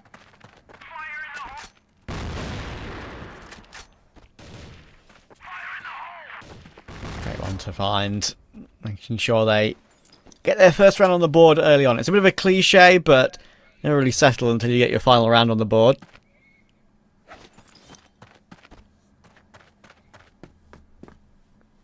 Your first round on the board, I should say.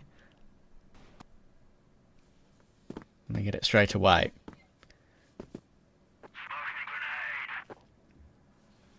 Yeah, for the third round here, it's going to be a bit slower pacing from ROC Esports.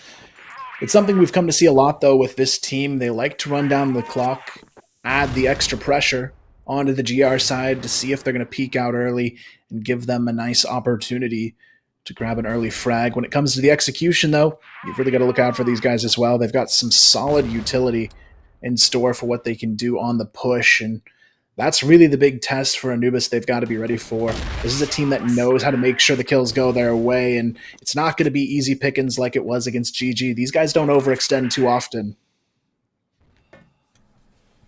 Yeah, getting them to make mistakes, forcing them into mistakes can be so difficult over the course of a long BO5. I think we had a obviously quick chat beforehand. Probably feel like it's probably going to be a win for ROC. Feeling like a 3-1 or a 3-0 feels like the most likely outcome. But Anubis have been the surprise of the season. getting through to the grand final. I wouldn't count them out of any game, any situation, I feel. But with a play like that, that's always hard to deal with. Snake is set up with Horus to team up with that for that first kill, and then Sad gets caught as well with Snare in his default position as such. And recovering this one back 2v4 now, as that nade actually does land. It's going to be incredibly difficult. Bomb is now down to 22 seconds. Dipsy trying to force his way back in, but the line can just be held by Snake, and he's got that M4, which he can just spam through the wall, and there's no way they can answer back on that one. Yeah, really good plays coming out from ROC so far, especially in this round. Just a smooth clear, and Snake lining them up through the wall on the post plan, and things are looking better and better. This is a GR-sided map as well, so ROC getting the early momentum on the BL side. Not a good sign for Anubis so far here, but it's just so hard to deal with ROC Esports. They know how to go in for these executions. They've got the perfect trade setups and utility to make sure they get into the sites cleanly. So it really needs to be some proactive picks to get the job going here for Anubis. You can see Dipsy looking to try and make that happen. Totson, though, catches him early, and that's who you've got to look out for. Totson's so deadly in these early 1v1s.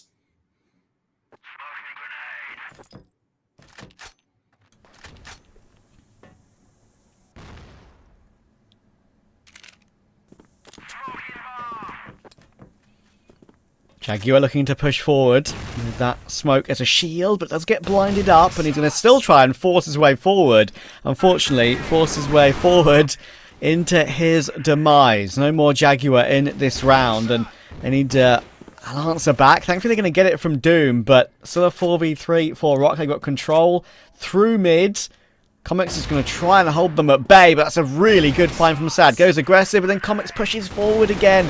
Was that necessary? I'm not so sure. Doom should get run down, is run down. Horus will find his second, and Sad is left 1v3 with the bomb down.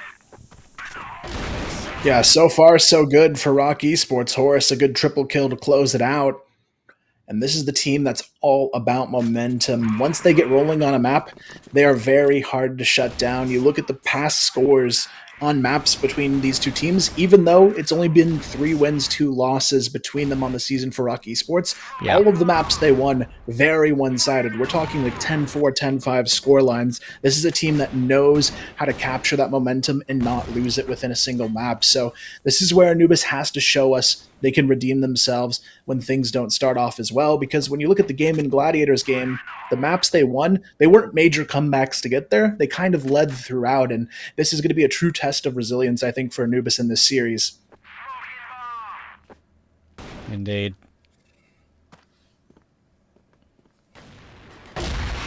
Oh, nice little flick down there from Sad.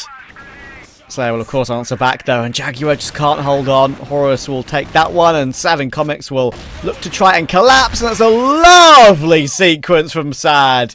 That's something to shout about. 2 quick Orm kills and a lovely fadeaway with the Cult to finish it off. We see so many great holds from this position, right? It's not easy, but he made it look easy.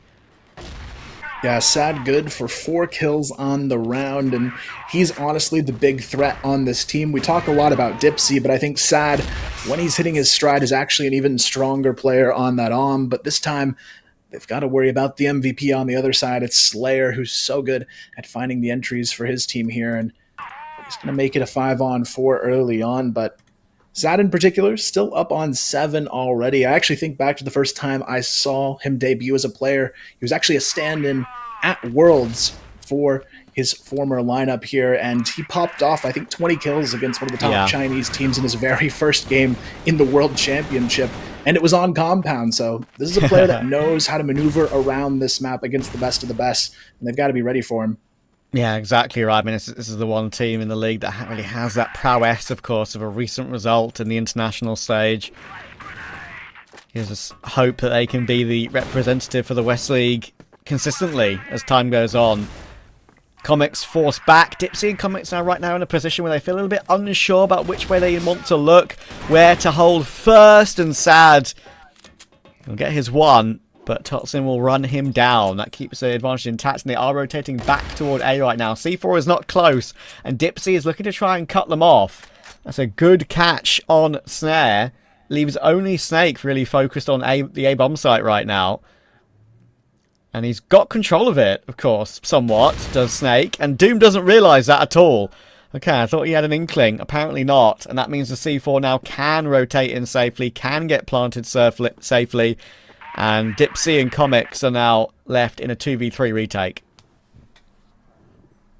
Yeah, right now it's going to be Anubis looking for a challenging retake. Dipsy, especially arm in hand, has to be careful in that vent position. He's going to find himself a nice kill, though. But it doesn't matter. Snake from this off angle, always so tough to go up against. And ROC Esports are able to find themselves a 4-2 lead on the BL side of this map. The only real round they lost was kind of just a clutch there from Sad, and then one round where they just got the early momentum on their side. So ROC overall definitely holding on to the momentum of this one as a whole. You can see Sad, though, wants to take the fight, but Snare and Horse try to spam. It's not going to work out, though. Sad, he's going to hit that shot all day long. Yeah, I was going to say, like, just pull the trigger, and he does in the end. Snare does go looking in for a recovery kill in mid, but Doom's got the favourable angle and the favourable crosshair placement. He takes the second kill of the game, falls back with that advantage as well. 5v3 intact. And even though that smoke is up in that position, they'll realise now he's managed to Scarper.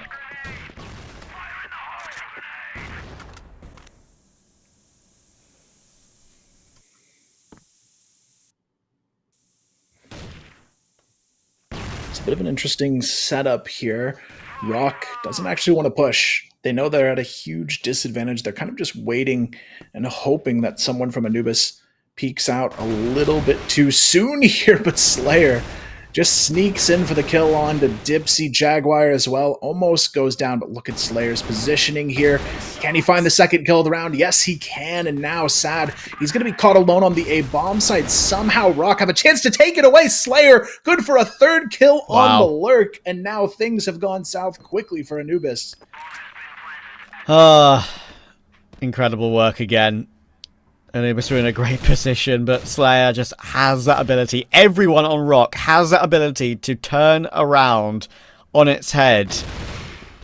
And Snake will just clear Doom going in for that retake. It's Comics 1v3. Here's where Snake is. Doesn't actually react well to find one, but easy and quick trade from ROC.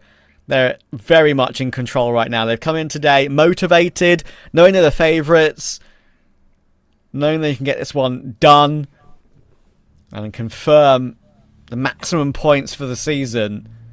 And they really do look they're on point so far. Yeah, I mean, right now it looks like we are going to see a pause coming out from probably Anubis, I would guess, at this point, looking to maybe try and stall that momentum that ROC Esports is grabbing, because this is a GR-sided map, and already ROC Esports is looking ready to win it on the BL side. So it is going to be a tough recovery when we talk map number one. The overall series as a whole as well, when we look at those map bans and picks, I feel like ROC Esports probably got the overall better of it, just knowing they're really good at the long lane control style of play. Snare in particular is just so difficult to go up against. I will say Sad is playing quite well so far on this map, sitting at around 10 kills. That's the rest of the Anubis lineup I'm expecting a little bit more from coming out of this pause. Yeah, for sure. Can they figure out what's going wrong? Maybe a little bit too maybe too placid so far, I would say. I mean, obviously it's hard to really set the tone when it comes to their pacing when it's the beginning of the game like this. Of course, we haven't seen their true form yet on the attack. But as I said, because over the regular season, there have been a couple of matches where it's been quite evident that they have really liked to be a bit pacier. When we switch sides, I'd really be interested to see that. There was a little highlight we had with Dipsy really showing up over the course of the group stage. One of the top rated players and a top MVP grabbers as well for these match days. But they need something from him now. Jaguar able to find Slayer on the lurk. Makes this one an early 5-on-3, but from what we've seen with ROC Esports, the numbers aren't always needed to get the rounds to go their way. You've got Totson, Snake, and Snare still alive, looking for the answer to take another round for themselves. Anubis, though, this is their chance to get things a little bit closer. They have to be aware that Snare and Slayer are the type of players that have snuck behind them in the past, and you can see Snare going for another play just like that here. He's going to be in the GR spawn. I think Doom might have an idea of what's happening here, but this is such a good position. Sad can't have any idea about what's going to happen here, and an unconditional miss from Snare. Thankfully, the follow-up is there with the Colt in hand, but now ROC surely not again on another play, sneaking into the A-bomb site. The 5-on-3 quickly turns into a 4-on-3 as the C4 gets planted, but Dipsy able to find the first for the retake for Anubis. Now they've got to go in guns blazing, but Snake on the wraparound, able to find himself too. Could they somehow steal this one away? Jaguar now stuck on the bomb site, but it's not going to happen. Dipsy thankfully there to save the day, but that was a little bit too close for comfort. Oh, it really was. Another great attempt there from ROC to recover that one. That's, as you said, the second time now they've managed to sort of par their way into a site, even though they're at a disadvantage. And almost managed to recover it once again. The jiggles there at the end. Almost a chance for Snake, but not to be. And I think in the end, well played by Anubis to isolate that duel. Oh, Horus is going to hop his way forward so aggressively, and Dipsy, of course, cannot hear that one coming. The B-hops work out perfectly, and Horus gets the entry. Slayer will find Sad as well, but Doom does answer back, but could only be temporarily. We've got that lurk in mid still of Slayer. 3 players outside B for ROC in this final round of the half. Yeah, for ROC, they've got all the advantages here in this round. Comics also on 5 HP as the solo anchor on this bomb site. Doesn't hold well for their chances of hanging on.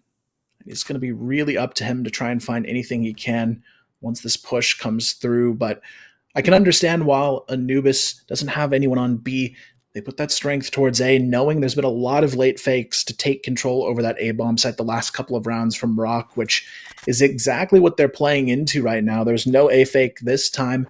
They're just sitting right outside, but look at the nade. That's going to take Comics right off the map. Such an unfortunate place to get caught, and now ROC Esports knows it's time to just mow things down. But Jaguar, almost with a glimpse of hope there, able to find 2, but ROC gets the half. I thought for a second there he had something going there, Jaguar, but not to be. ROC with a probably expected scoreline from what we've seen from them over the course of the regular season, and of course on this map in general. And they'll be pretty content with that. I'm expecting to see them push it forward to the finish line now. Anubis have had some opportunities, been kinda left in the wake of ROC on a couple of rounds where they didn't maybe rotate in time or read that there was an opening for ROC to exploit. But, yeah, it's been entertaining, though, either way.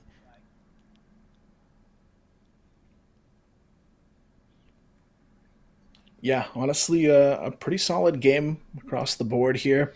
Anubis showing some glimpses of greatness. The problem here is ROC Esports, every individual player is bringing their A game right now, and that's not a team you could easily shut down. They need a little bit more of these early round picks to start going their way, but actually it's Dipsy who sneaks behind Snare off the flash to get the opening pick of the half and get them that nice early potential they were hoping for. So a bit of a risky play there. Doesn't pay off for ROC Esports, but again, they still have the firepower to win this regardless of the numbers. So they're going to go ahead and just play Slayer on the off angle and mid. Snake as well, playing on the back of this A-bomb site, which was kind of his place of comfort, even on those post plants we think about in the first half. So 6-3, still looking good for them, and potentially a chance at this round. But Anubis, this is where I want to see them shine a little bit more on today. They struggled a lot on the execution in their first matchup yesterday, but now they're going to have to show us something pretty big to win it. Slayer looking to try and recover. Oh, it could be a mode. Oh, it could have been so many more. I really felt like that was a possibility at 3. He actually only gets 1 in the end. Damage is relatively significant. So definitely a world that ROC can recover this one. Snake, Tutsin and Horus all full HP. There is utility available as well. But of course some counter utility has already been thrown. Now they're kind of out though, are Anubis. So it's all down to the sight angles, all the crossfires, all the positions they can play to try and keep ROC at bay. But a good flash to respond. Top will launch his way in and Horus clears him up. Oh my goodness, it's going to be a clean sweep, isn't it? Sad is stuck on the site. What a retake. And Slayer loves it. Yeah, I mean, I think back to all the times we've talked here on the cast about B being the hardest site in this map and game to retake. Didn't look that hard there, though, for ROC. They made quick work of it. That's probably the cleanest B retake I've ever seen on Compound. Nobody goes down. Perfect flashes and utility control. And that's what separates these two teams. It's that team chemistry difference that ROC has built up over the years of maintaining such a solid lineup. And already Snare able to find himself another kill. And I just think back to what we were talking about at the start of this matchup. It's a momentum-based game for both of these teams. And right now, ROC is pretty relentless with the momentum they're feeling. Yeah, I mean, that's just going to, no pun intended, compound things for them. They're going to be loving it. Adrenaline and excitement surging through them with how good that previous retake was. Could not have been better. Maybe criticise Anubis slightly for their after-plant positions there. Maybe they should never be that easy. Shouldn't be allowed to do that so comfortably, but either way, it's nice to praise ROC for how clean it was. Sad will get an opening. Totsim will go down in the next round, but ROC, of course, already on 7. They need to find some entries here. Already seeing some aggressive moves, like I mentioned early. But C4, of course, hasn't been committed to a site yet. Still dropped at the back of mid in its normal position. Well, Comics is going to go searching, and he's found Snare. That's a big opening. And they've had a lot of these, right? They've had a lot of these single-man advantages at which they've not really been able to convert many of. Yeah, for Anubis, the numbers aren't necessarily the difference they need to feel safe, but this time around, they've got the opportunity, but just as I say that, Snake is good for 2, good for 3 before going down, and now the options on the table for Slayer to steal away another round from Anubis. Surely not. They've done it so many times already on this map, but Slayer in the 1v1 against Comics in his first Grand Finals appearance. It's so much pressure for Comics to face a round like this, but it's so critical they're able to close this one out. You can see Slayer shifting up into the vent position, wanting to take this fight. He's waiting for one glimpse of Comics here to just go in for the swing, but he knows exactly what this C4 is planted for. He knows he's going to have to take an uncomfortable fight. He's going to have to do it quickly. Comics hits the shot, though, and saves the day. Yeah, great shot from Comics. Did try to launch his way into the angle there on that retake, but I'd say with the time against him, had to try and go for something a bit speedier. That bomb planted where it was always going to go that way. It felt like it was almost an impenetrable hold on that one. Full vision of it. No utility to be able to block anything off. 7-4.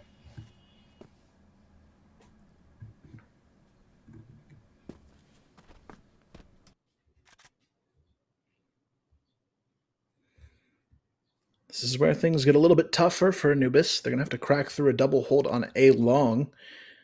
We do see Horus on the forward angle, just kind of waiting to see exactly what's going to go down here. He's going to be spotted. Just plays with his ankle sticking out there to bait out the shot. I love the call here, and the swing is right behind it to take down Jaguar. It's a quick trade, though, from Sad, who isn't quite able to be taken out of the picture on that double peek, but now it's going to be a re-aggress here. Snare able to get the support of Snake for this pushback on control of A long, and even though it's a 4-on-4, they still maintain their full map control for ROC Esports. Comics. Oh my goodness, he was kind of holding the angle, but Snake gets away with it. That's a crazy push that works out for ROC. And Sad, I'll have to try and push in back toward mid with Dipsy. Totson is waiting outside B for now. Again, they're going to try and push forward to take a little bit more control of the map. Considering they do have this 4v3 now. Sad, of course, pretty low as well. 35 seconds to try and find a plant. Snare holding the line. The most expected position, but that doesn't mean it's easy to remove. Sad will manage to get that trade, and actually Snake does go down to Dipsy, so there we go. There is the opening. But Sad on a sliver of health. Can he really make something happen still on 4 HP? The answer's no. Now it's all down to that 4 HP. I should tell a lie. We're Dipsy to go down first, and ROC once again converge and converts. Yeah, really good conversion there from ROC, and now they're just 2 steps away from a first map victory, and it really all comes down to this for Anubis. They've got to make a big stand if they want to get themselves back in the conversation on Compound. Otherwise, this one's quickly moving on to a second map, and you can already see here Snare. Look at the forward control he has on the mid connector. He's able to push all the way up and grab that info. Unfortunately, no kill going to go his way, but still a lot of early information going the way of ROC off of that play. Oh my goodness. Explosive start to the round. Snare and Snake getting a couple between them. And they try and push forward into Totson, but he's just so solid in that position, and Dipsy can't get anything done. Trying to go somewhat alone there to try and recover the situation, but ROC just have Anubis' number, and they keep dialing it right now. Horus has to be a little bit careful. Comics just drops down above, right on top of him, so at least an opportunity for the moment. Comics and Sad have been the best 2 players for Anubis so far on this map, so at least having them in the clutch gives you that opportunity to win the round. But the way ROC Esports is set up, it is going to be very difficult to break through, especially Snake here on this A bomb site throughout the day already has been quite the challenge to think about winning the aim duels against. You can see Sad, though, already taking control over the corner, but I like this position from Snake. He's going to be able to find a lot of early damage. No kill just yet. Sad over the top, able to take him down. Now it's a 2-on-2. Things getting a little bit scarier for ROC, but Totson is already quick on the rotation, but it's not going to matter. Comics good for 1. Can Comics do it again? Yes, he can. He wins the clutch to get it done. Well, they need these. They need these pop-off rounds. They need to have some individuals show up when they need them the most.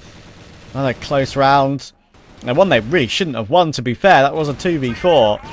Amazing recovery. Maybe they put their phone on Do Not Disturb. Couldn't be dialed in that one.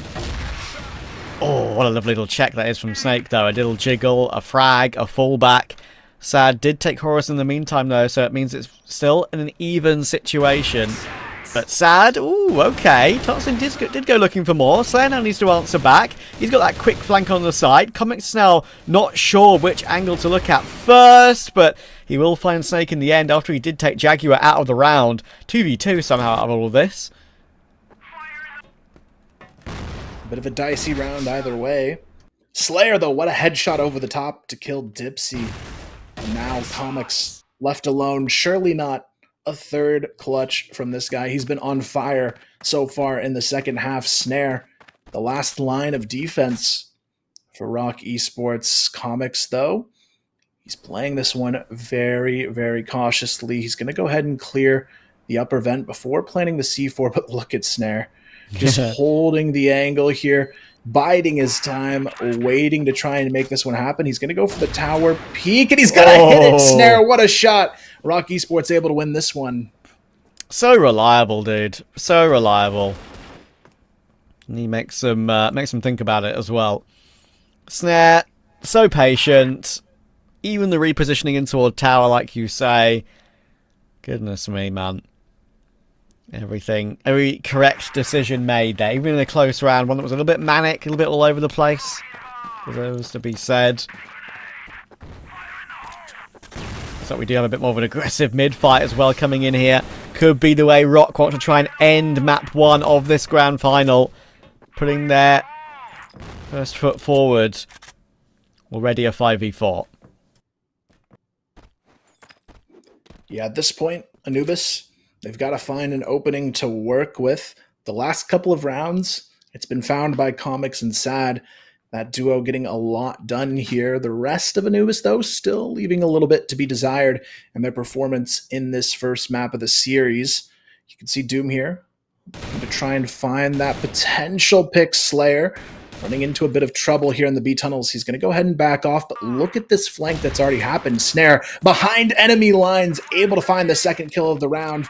Flashes on the A long. Look at the C4. This could be a bit of a misplay from Anubis. They realize very quickly they don't have it in hand. They've got to double back here. And this timing could be everything because now look at ROC Esports. They have a full rotation in play. It's a complete surrounding of the remaining players of Anubis. Yeah, this is actually incredible, right? A pretty unusual way for a round to play out. Can they really find a way to answer back? Snare does go quite deep on that one and does get punished for it. As you say, maybe surrounded, but there is time to fight out of those positions with 45 seconds still to go. And they are still going to commit to A after everything.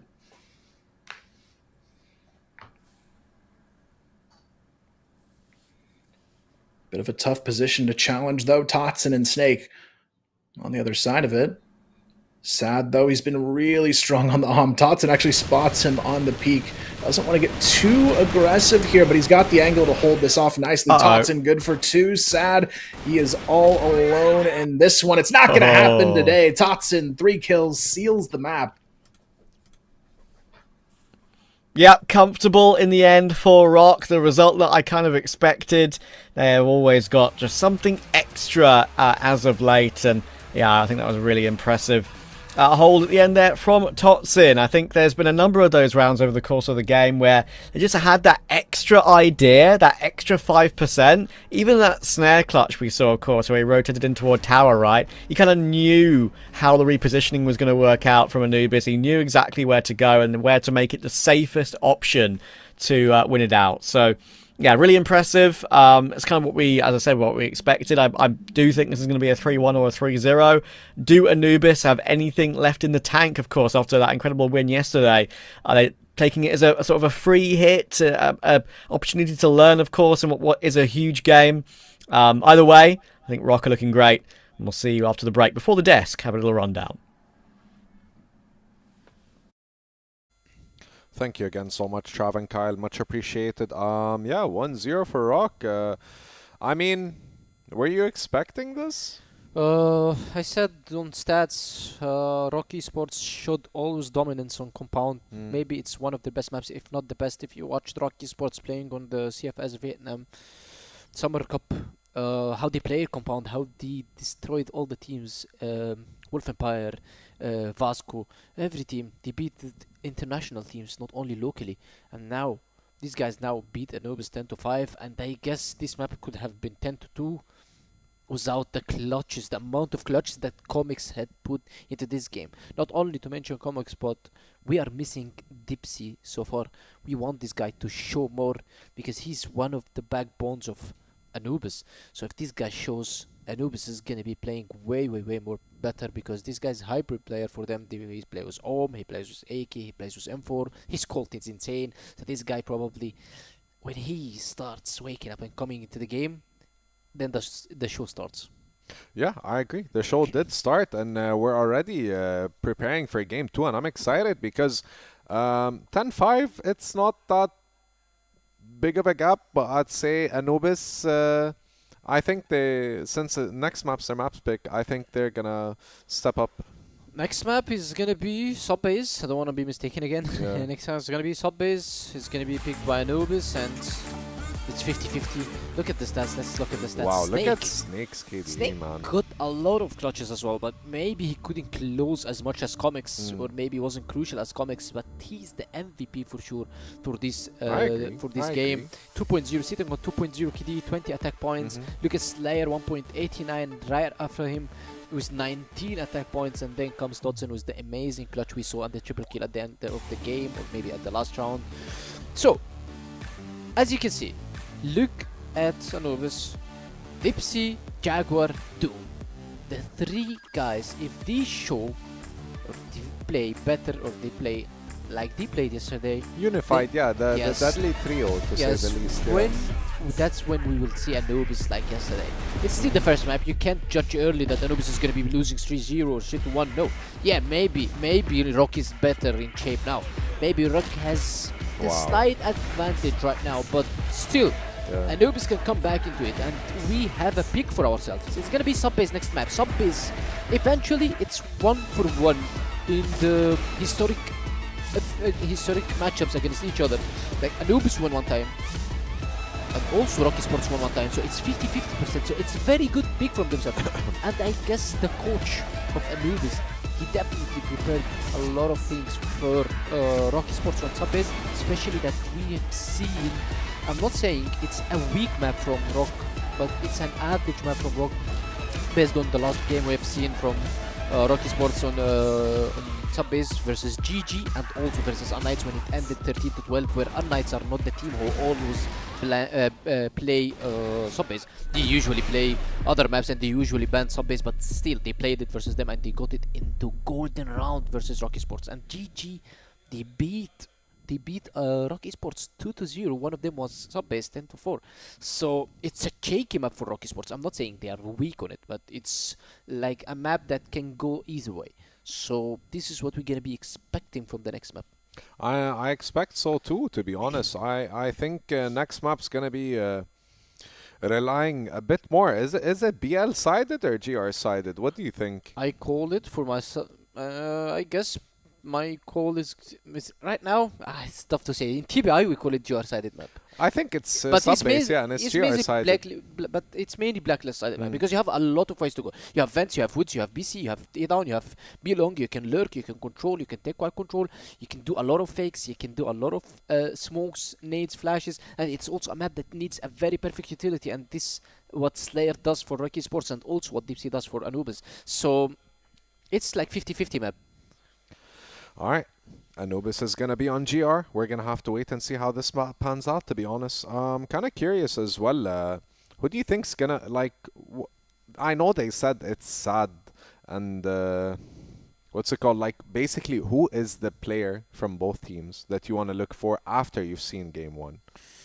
Right now, Comics is really hyped. This guy's playing the first time finals in his entire life, and I guess he's doing a very great job. He clutched it 3 times, I guess, if not maybe more, but he clutched it clean 3 times, 2 times versus Slayer, 1 time versus Snake, and he did some amazing shots for his team, and he tried to keep up his team to the next level, but still, the team didn't cooperate, as you said, but I'm pretty sure that Anubis will come back. They will crawl back to maybe fight into one-on-one series and we get a series. But right now, sub-base is going to be ROC Esports on the blacklist, Anubis on the global risk, and we've seen how Anubis is good on the global risk, how their flashes are good in woods based on the GG game that we saw yesterday, and I'm pretty sure that ROC Esports are aware of these flashes and how these guys have the lineups for flashes and they fight a lot for woods. So let's see what adaptive actions is going to be taken by the side of ROC Esports against Anubis in woods, because mainly sub-base, then you're talking about fights in woods a lot. Yeah, perfect. Very well said. I couldn't agree with you more, to be honest. I think we're just waiting to go into game 2 right now. ROC seems a bit Chilled. you know, yeah, they're chilled. There's a lot of meditation going on, a lot of head scratching. So these things, I think it's not really head scratching. They're just thinking it out. They're trying to map out what's going to happen next game, especially that it's sub-base, right? And they're trying to understand what's going to be the most important element. How are they going to secure this next win if they want to take it to a 3-0 versus Anubis? Probably they prepared a lot of things because they are pretty sure that Anubis has only 2 picks to pick. It's either gonna be Ankara on first or sub-base on first, but either ways, that means that they are picking Ankara and Subbase. So definitely that means that ROC Esports have prepared themselves for Subbase pick by Anubis and also by an Ankara pick by Anubis. And I said versus unKnights. Last time I screamed versus ROC Esports on Ankara, I wouldn't recommend anybody to play versus them Ankara, and they got the win versus unKnights 10 to 4 or 10 to 5. These guys have changed completely on Ankara. They start playing more faster. They start playing more on denying the information and controlling the areas of the map, controlling the hotel, playing on the rotation, playing on the info gathered by themselves. So Ankara picked by Anubis, it's really challenging. They beat ROC Esports 10-2, and they also beat them on Subbase. So now ROC Esports have the chance to revenge both maps. First, if they win Subbase, then we are going into Black Widow. And then if we win or lose Black Widow and we have map 4, you're going into Ankara. But as I saw from ROC Esports, I think it might end 3-0 unless Anubis beats ROC Esports on Subbase, which is their pick. Either way, I'm here to watch 5 games. To be honest, that's my most You've been saying this entertaining since aspect. yesterday. Yeah, I say every single day, to be honest, whether it's a best of 3, best of 5, sadly, even if it's a best of 1, but at the end of the day, I'm just here to be entertained, and that's part of being a host, is that I get to enjoy my job. Yes, as you said, these guys are showing us a high level of Crossfire, and I guess they are ready for Subbase. They are ready for one of the most important maps for Anubis that can shape the CFWL West League for 2025. I guess we are ready. I hope so, yeah. Let's take it back to our casters and watch game 2.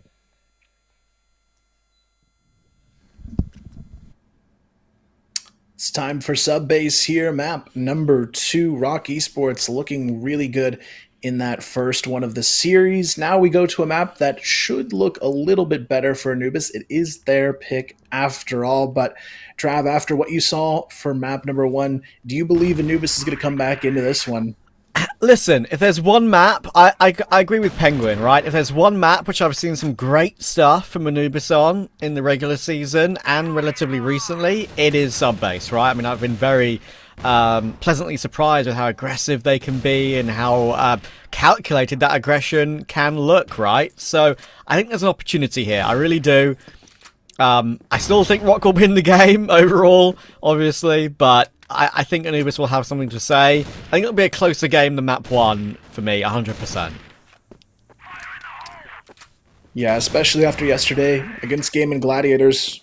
Anubis looked really good on this map, but it's a much different opponent now on their hands. ROC Esports a bit more methodical in how they approach the early round fight, but Snare might run into trouble here. It's going to be Sad who gets the opener onto him, and now they've got a nice advantage to hold on to, and it puts that extra pressure onto the rest of ROC Esports. But Snake, we've seen it all day with the M4 putting in the work. He's able to find one, almost a second there. It's going to be Anubis just barely holding on to the advantage for the moment. You can see ROC Esports starting to rotate that C4 towards the A bomb site. It's actually going to be a push up the woods into the lobby, and Doom, Comics, they go for the double swing here. Horus going to be taken down again. Comics holding the line, but Slayer in the clutch. This is the guy you've got to look out for. Already finds the first. Sad is very low on HP. Slayer surely not hero 1v3 potentially to kick this off. He already finds himself kill number 2. The C4 is going to be safely planted, and it all comes down to the 1v1. Sad's on a pretty long rotation as well, and that allows Slayer to get into a pretty advanced afterplant position, but they spot each other out. Oh my goodness, wallbang damage coming through, 1 bullet needed. Oh, and Slayer will get it done. Another clean and probably unexpected start to a map for ROC, having to do it in that fashion, but Slayer once again delivers. Yeah, if you're Anubis, that's a round you've got to win. It's a momentum killer, if anything, and now ROC Esports, they're going to get even more confidence to move forward with, and you can see Dipsy getting an early spot there down on the cross towards the A bomb side staircase. They're able to spot a couple players here, but ROC Esports, they've learned from the mistakes of Gaimin Gladiators on this map. They've figured out some of the tricks of how to take this control away from Anubis that they like to do towards the upper A bomb site. in the back of the cage on the B-bomb site. They just slowly go for these flash peaks throughout the round. But ROC Esports really good at just shifting into place and holding the line to wait for their moment to shine. So now it is going to be on Anubis to show what they can do on the hold, because it is a B split in progress from ROC Esports.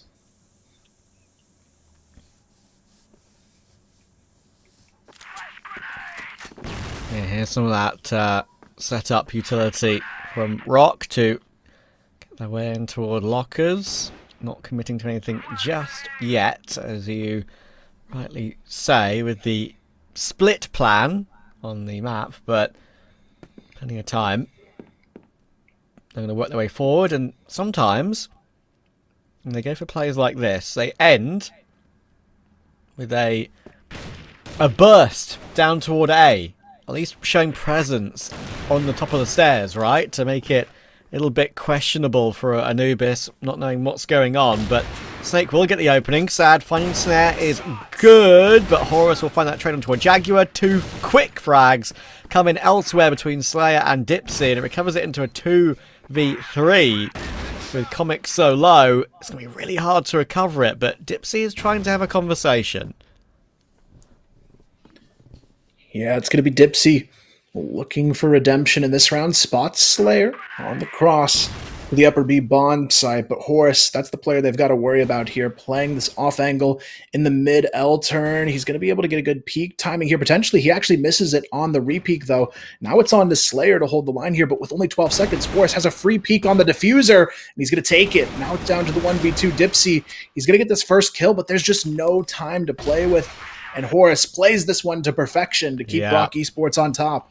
Just confirming the round at whatever the cost, right? Doesn't matter if you die, as long as it's after there is not enough time left to defuse. Just waited until the last second to go for a swing and made it impossible for that clutch to be a reality. Well played once again. And a bit more of an aggressive push in the following round as well. Straight away in toward the window position. They might do a lot of damage, and actually does a little bit less than I thought. Dipsy stays pretty healthy, but Sad will stop Slayer from working his way forward. Yeah, some nice early presence here from Anubis on the round, but as we've seen, it's the late round executions you've got to look out for from ROC Esports. They're just trying to find any little opening they can to sneak some kills and turn things back around. You can see they're still pressuring towards the wood doors, but Snake, again, through these walls all day long. A huge threat to deal with for Anubis, and now they've got the numbers right back into their hands to work with, evening things up for ROC Esports. But Comics, he's going to get caught off guard here trying to jump in the vents, but it doesn't matter. He hits the shots anyways onto Horus. Gives them a 4v3. Sad, caught behind the site. That's awkward for him. Snake is running him down. Surely gets the frag, and he will. Comics will go down as well to Snake, and that's just a brilliant hold. Snare even catches Doom on the rotation. Everything is going right at the moment for ROC. Jaguar trying to even catch Snare in the corner, and he's not even allowed to get that kill. Everything is going right for them at the moment. Yeah, honestly, for ROC, you couldn't really ask for a whole lot more with how things are going. It just seems to be Anubis kind of crumbling under the pressure in this one. They've had a few good moments, but they're just not able to capitalize upon them. And you've got Comics here getting the opening kill, but they've had it before and lost the round several times, so it's going to be up to them to hang on to the advantage. And Jaguar does have a good position to try and do just that. You can see Totson thinking about peeking the corner. Jaguar finds himself a nice kill, untraded as well. So now Anubis, one of their better starts to a round, but they've got to show they can hang on to it. It's Snake and Snare able to get some good clearing going on, but now Snake is left alone after Dipsy is able to find the trade. Takes down Slayer, but the C4 is slowly working its way back towards the A bomb site. So Snake, we'll see what he can do in the clutch. Yeah, this is a non-negotiable one here for Anubis. They have to convert this one. If they allow Snake to 1v3, it would be horrible for them. They've got good positions, but of course, Snake can go wherever he wants. He's got the bomb on his back. Work his way toward A. That's unfortunately probably the hardest one for him, as there are two, of course, around the window, pushing down the stairs to help out on the site as well. That's sad, getting some support in that position now. But he will be allowed to just fall back a little bit here. And he's actually looking to try and maybe flank that window position, try and go frags rather than bomb plant elsewhere. Sometimes it is the way to go to make the round at least a tiny bit easier for you, but he's dropped down. I think he has been heard. And Dipsy is looking up, but he's right in front of you. Demon's going to finally figure out that's what's gone on. And with 30 seconds to go, it's really just hard to work your way in here. He's going to try and exit. This is now his only option, as I said, to go to the other side of the map. Fortunately, couldn't get a cheeky frag before he was able to get out of there. So Plump will come down. We'll get a fresh reload off, but there are 3 players coming his way. There's one! Oh my goodness, lots of damage to the second as well. Dipsy will survive, though, and they will get the defuse. Yeah, for Anubis, at least a sigh of relief for the moment, but when you're down 3-1, there's still a lot more left to be done to get them back into this map, and this is where ROC Esports need to show us a little bit more in the early round. They've been good in these late round situations, but they're pretty consistently struggling to find the first kill here, so we'll see if that maybe changes in round number 5. You can see Snake this time around almost able to find himself a couple. The nade could finish the job, but actually just barely not able to clip those players over in the top of A. But Snake, look at this play, just shifts right across into the back of Cage. And oh my goodness, again, Anubis falling victim to the early flank, and already 4 players have fallen quickly, leaving Comics alone in a 1-on-5. An absolute collapse there, goodness gracious. That is just a fantastic take from ROC once again. What are you supposed to do about that, man? I mean, that is insane. Just had every player in the right position. The pinch was too painful. And Comics is actually, as I said, there's actually not even any point going for this one. You may as well try and play for your KD.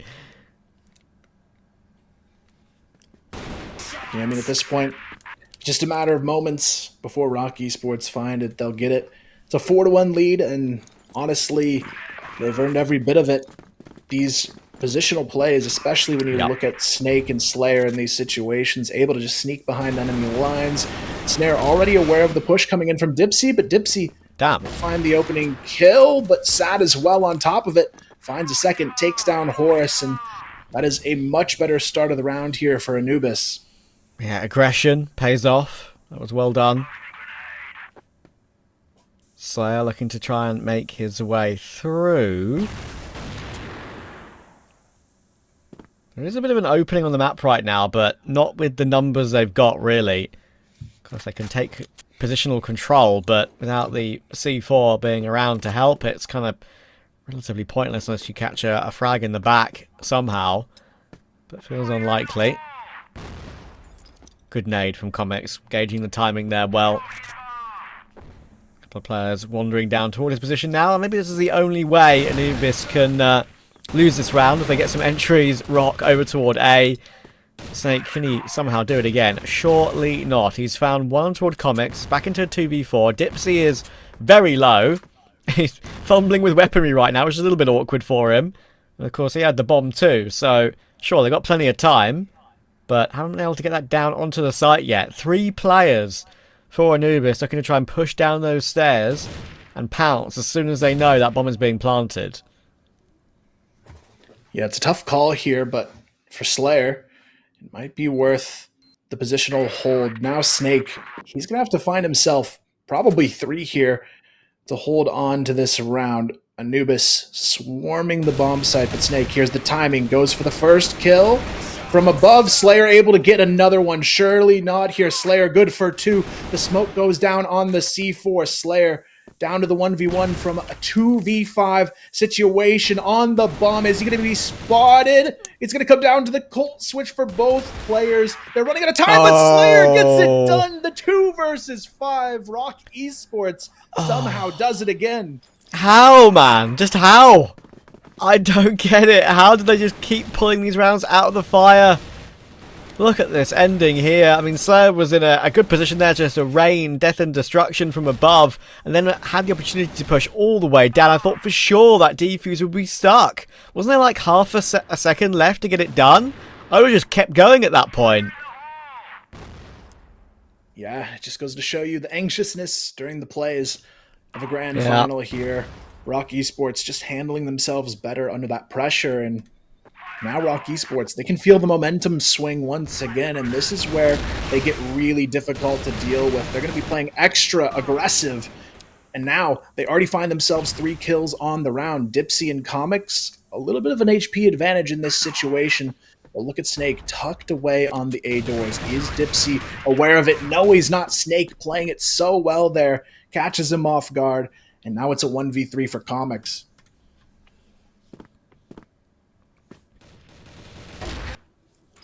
Comics.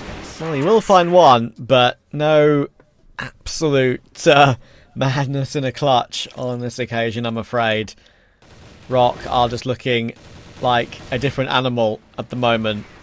Even though, as we touched on here, and of course the desk did as well, Anubis can play this map, and I'm expecting something decent on their half switch.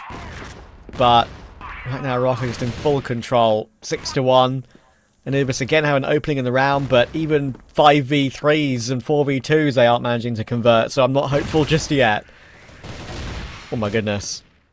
Snake caught in the corner there. Great flash. Doom does check it in the end. They're starting to figure it out a little bit here, but for Jaguar, he still has to hold on to this one. A nice little trade exchange for Anubis. Leaves it down to Snare, and this time there's no clutch opportunities in store. And it's Anubis finally with the response. The question now is going to be, is it too little too late? Already a 6-2 scoreline. If you give ROC a 7th here, it's still a very, very tough road to recovery. But Doom able to find the opener. Snare gets caught with a nade in hand outside the A doors. Snake as well to be taken down. Slayer knows he needs to make a play to answer back. He's going to solo push over towards this bomb site, and it's only Horus now. 1-on-3 situation from the 1-on-4. He does spot 2 of the players up on the top of the A bomb side, but the triple peak gets it done. A 6-3 half, though. Anubis getting the last couple of rounds, but it's still a 3-round spread.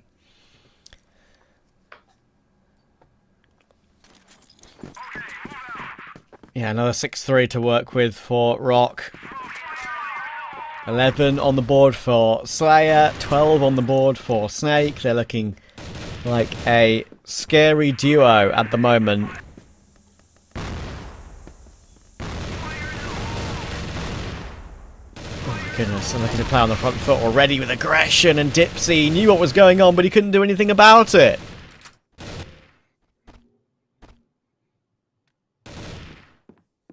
Snake, I love this play too.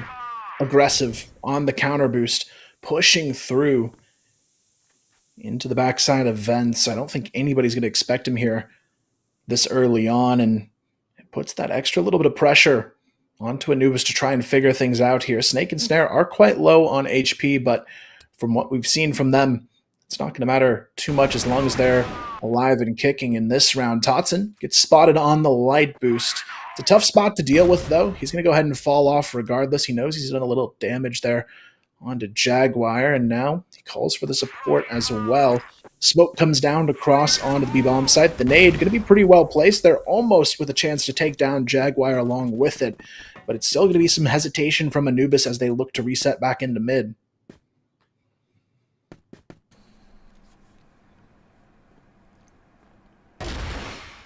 Oh, Snake just holding and waiting for Jaguar as well. Again, damage has been done, but they're going to need a couple of ridiculous kills to get back into it. There's one that could be a possibility that to help him out, because Snare has been found. Horus is playing that pixel gap angle to go for a pick, and actually he dies on the same tick of the round as he takes a kill.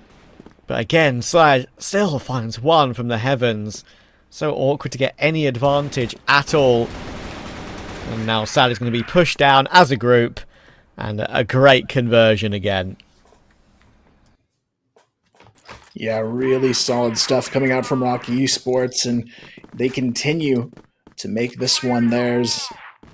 At this point, they're only 3 away from a victory, so Anubis, they've got to find a way to step it up here. You can see Snake toying with the idea of taking this fight on the A doors. Jaguar on the repeat is actually going to go down to Horus, who swings out from A bottom to find himself 1 kill before going down. Dipsy will be spotted lurking in the vents. He's able to take down Snake with the counter utility. So ROC Esports still not with the numbers advantage, but hasn't slowed them down just yet. It is going to be Snare right there, back in the action. Able to find the kill onto Comics. Slayer on the rotation. Just to be careful. Dipsy in the vent. He's going to drop down. Slayer gets caught with a nade out still. Able to get out with his life. Gets the repeat as well. And again, the 3v4 quickly turns into a 3-on-2. Straight away, what can you do, man? ROC just have all the answers, it seems, at the moment. Snare will push forward, and of course, wasn't even ready for that, was Sad. The silent hops catching him off guard, and now Doom is basically 1 bullet from death.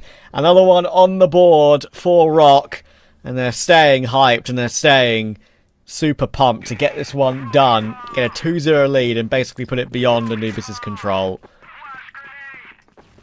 Yeah, at this point, Anubis, they seem like they're just kind of shattered in these rounds. They're not getting any real trades. Even when they get the numbers advantages, they're just not hanging on to them, and that's a huge problem here, considering how many rounds that ROC has been able to take away, even without the numbers from this team. So now it is down to the 3-on-4, but if you look at the HP, it's not the greatest on a few of these players. Dipsy, though, overextends a bit to find that kill onto Snare. And now Snake and Horus, they're looking for the quick retake. Snake, though, wasting no time finding the first kill, but he has to find them all. We've seen him do it a few times already, the 1v3 down to a 1-on-1. He knows where Comics is as well and has a chance to try and bait him out with his stick on the defuse, but Comics, fast to the trigger, gets it done. That's a really nice play from Comics there. Played it confidently. As soon as they tapped the defuse as well, he didn't just like wait to see or jiggle to see if it was a fake or something. He went for the peak immediately, knowing that like they'd be focused on holding that, on either holding or tapping it. Maybe they wouldn't be looking at an angle. Look at Totson in the following round, by the way. Goodness gracious me, he is in the mix, he is in the blender, and he still gets away with the kill. And the Horus got 2 in the midst of all of that as well. ROC just say, listen, you may have won the previous, you're not having this one. That as well. Nowhere to run in this one. He is stuck behind the double doors. He's able to find himself 2, though. Slayer not able to trade it. A bit of an overzealous peak coming out from ROC, but you can tell the confidence is riding high for this team. Snake in the 1v1 this time. It's against Sad. He wasn't able to win the previous round in the 1v1 against Comics, but it is going to be another crucial round for Anubis to try and hold on to. They were at the disadvantage as well, but the big problem here for Snake is going to be he doesn't have control over that C4. Sad has it in his hands, and he's working his way very slowly around this map to try and catch a potential lurk or wraparound play from Snake. But I actually really like this play call from Snake. He's playing a really patient angle, assuming the bomb's eventually going to come down to the A bomb site, but it's also an angle where it's going to be very hard for that op reaction to hit instantly. Yeah, Snake isn't exactly hiding, right? Playing an aggressive angle. Alongside Slayer on 16 kills, looking incredible. Anubis need another clutch. And thankfully, at least for Sad, he has picked the right side of the map. Both literally and figuratively. Bomb plant will be free. Now Snake will realise that. Where can Sad reposition to make it as unpredictable as possible for Snake? 25 seconds left on the bomb. Sad with the orb. We'll spot him out and take him immediately. That's something to shout about now. A couple of big clutches in a row, keeping ROC on their toes.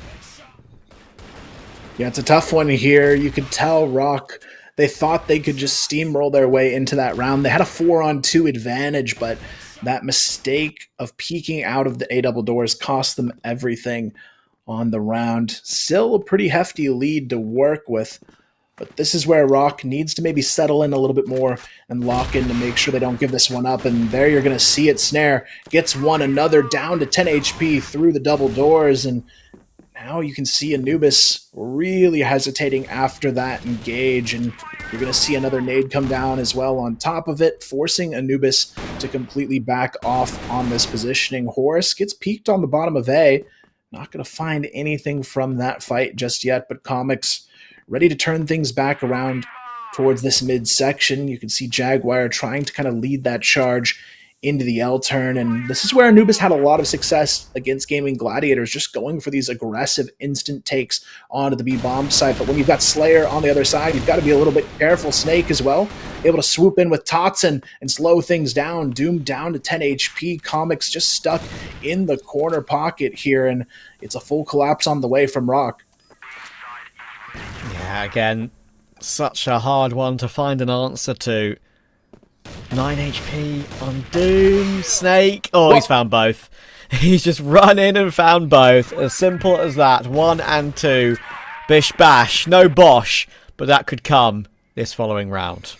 Yeah, I want to see that second shot again on the last kill. That was a bit of a crazy reaction to that player's gun sound. And honestly, just another showcase of what these guys can do under pressure. So 9-5, a map point on the table, 4 chances to close it out for ROC Esports. It would be a bit of a surprise to see them let it slip the way they've been playing throughout this matchup so far. You can see it's really a team effort as well. You've got 4 out of the 5 players into the double digits, and Totson surprisingly on the bottom of the scoreboard here, but when you've got 19 from Snake and 16 from Slayer, you're not feeling too bad about the way things have been playing out here for ROC. So for Anubis, it's going to be a bit of a slower paced round. They're not sure which way to turn, and you can tell this is not the same Anubis we saw yesterday. There's a lot of hesitation because they are afraid to take these fights.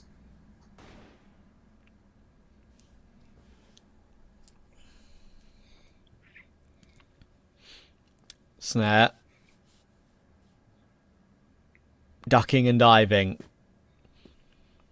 Ready for what could be coming his way, but not that timing on the peak from Sad. That was really nicely done by Anubis's main Orma in this round. I think they are showing promise, and that's what the promise I did want to see from this particular map from them. Even though ROC had a fantastic start and I felt like they would get it over the line, I thought it would be closer. So far it's not closer by rounds, and it could be a similar scoreline, but I've seen a little bit more aggression from a little bit more speedy aggression, and I hope if they do go into the next map 0-2 down, I hope we see them just let the shackles off a little bit and just go for something super aggressive and just see if it works out for them. They'll try and force their way into B once again here. And they're doing okay with it, getting a 2 for 2 there. Slayer may get 2, but so does Totson, and he'll close it out with 3. Didn't he close out map 1 as well with a triple kill? Well, you know what? He's done it again. What a way to do it. The Totson special, a 3-piece and a 10-5 win back-to-back for ROC Esports. And honestly, they're looking ready to take the 3-0 at this point. Anubis, I thought they could have a better chance on the second map, but they just seem a little bit rattled after that one because everybody on ROC Esports is just playing at a level above them right now, and it's not going to be surprising to see this continue into the rest of the series. The only lingering question in the back of everyone's minds, I think, right now is knowing ROC Esports, they did get reverse swept to lose the last season's finals by Gaimin Gladiators, so it's one of those situations where you might look good now, but you've got to keep that strength up to the finish line. Yeah, indeed, and we'll see if they can close it out, of course, in that upcoming map, or if there is any sort of a comeback to... But for now, the desk need to speak about what we just saw. Thank you so much, Trav and Kyle, man. It does look like a 3-0, to be honest, because I think ROC is just playing way more aggressively. Not only aggressively, the guys are very focused. They know their goals. They're hitting their shots. Anubis still are not getting the style that we used to see from them. They can't get the play style. They can't play their A game. We've seen them trying to flash multiple times on Woods, try to get a lot of kills on Woods, but they still can't. ROC has prepared for everything. Yeah, But I feel like Anubis is trying to control something that's just not in their possession, yes, you know? yes, Yeah. but as Kyle said, and ROC Esports last year, they were winning 2-0 and they were smiling as we see right now. And then they got reverse swept from GG. And now the situation that ROC is facing is also very tough.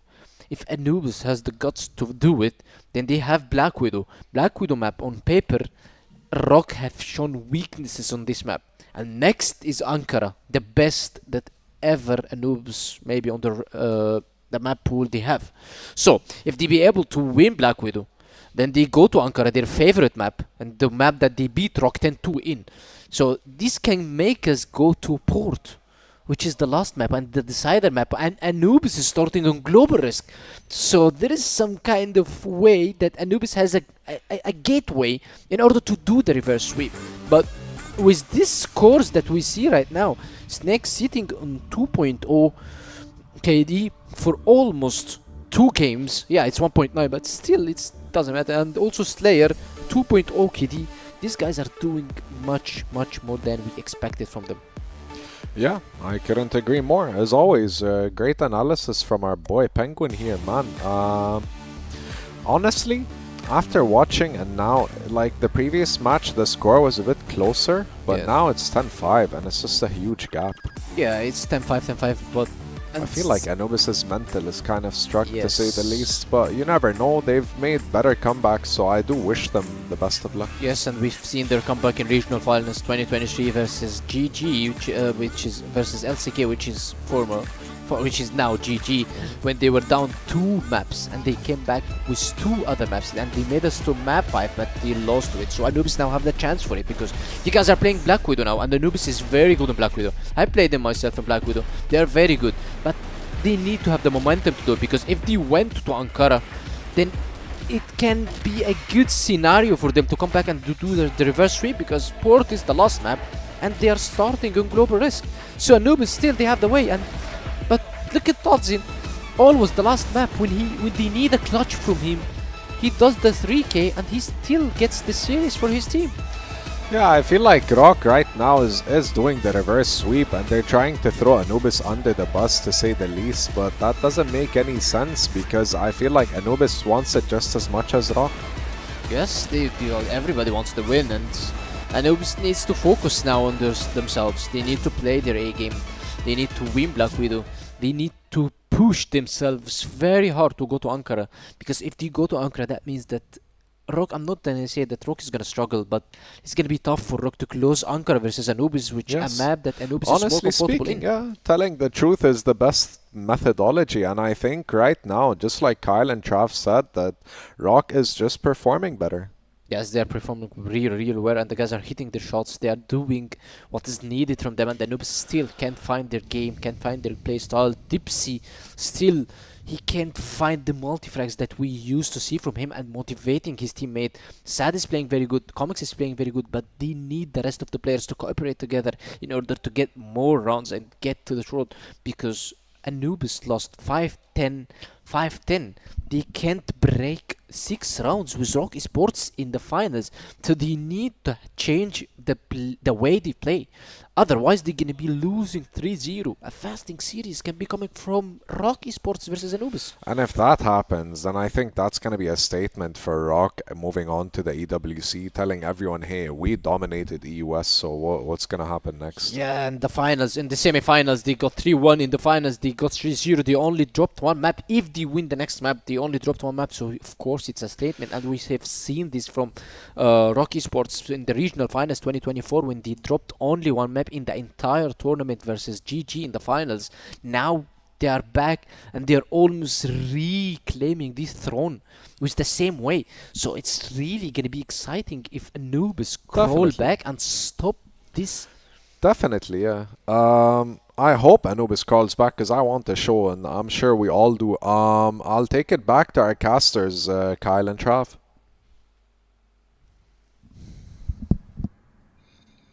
It all comes down to this here, ROC Esports. They're on the verge of a victory in our grand finals here, but as we saw in the previous season, it was a struggle and they let it slip, but this time around, I'm starting to think it might be a little bit different here. This is looking like a next level team we've seen today. It's not like the first two maps have been even super close, I would say, in this series. They're pretty one-sided. Even the rounds that Anubis are winning, they're scraping by to get to this point. And going into Black Widow, I think it's going to be maybe even a little bit more of the same, but we'll see exactly how this unfolds. This one, though, is a bit interesting for me, just given this is actually the map that both teams lost in their 3-1 wins yesterday. Right, that's a very good point. Yeah. Listen, if I'm going to go by like my first, my pre-series thought about how Anubis can play without pressure, I think now it's like the most it's ever been. Right, if I'm to take the copium angle to be, to be an Anubis supporter from their POV, I would say, listen, nothing to lose here. Just go for it. Play with freedom. You're 2-0 behind. Do what you do and take some aggressive peaks and make some aggressive plays happen, some fun crossfire to watch. But sensible hat on, ROC, I still think we'll win it 3-0. They've been better today overall, and I don't think we're going to have any of these reverse sweeps coming through, right? Because plainly, it is a different opponent to when that happened previously.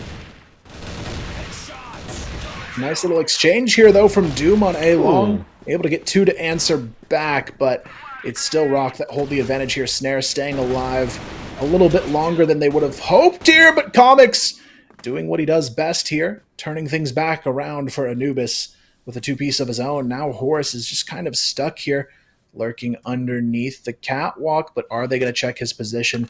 This is going to be his moment to maybe catch them off guard. Gets the first kill, Horus, in the 1v2, but Comics, he's been so strong all day long. The counter flash, though, devastating from Horus, and he knows he's got one big advantage here, and that's he can wait for this plant to go down. Now he has a chance to reposition off of that C4 plant. Comics spots him out, though, and again, Comics delivers in the clutch.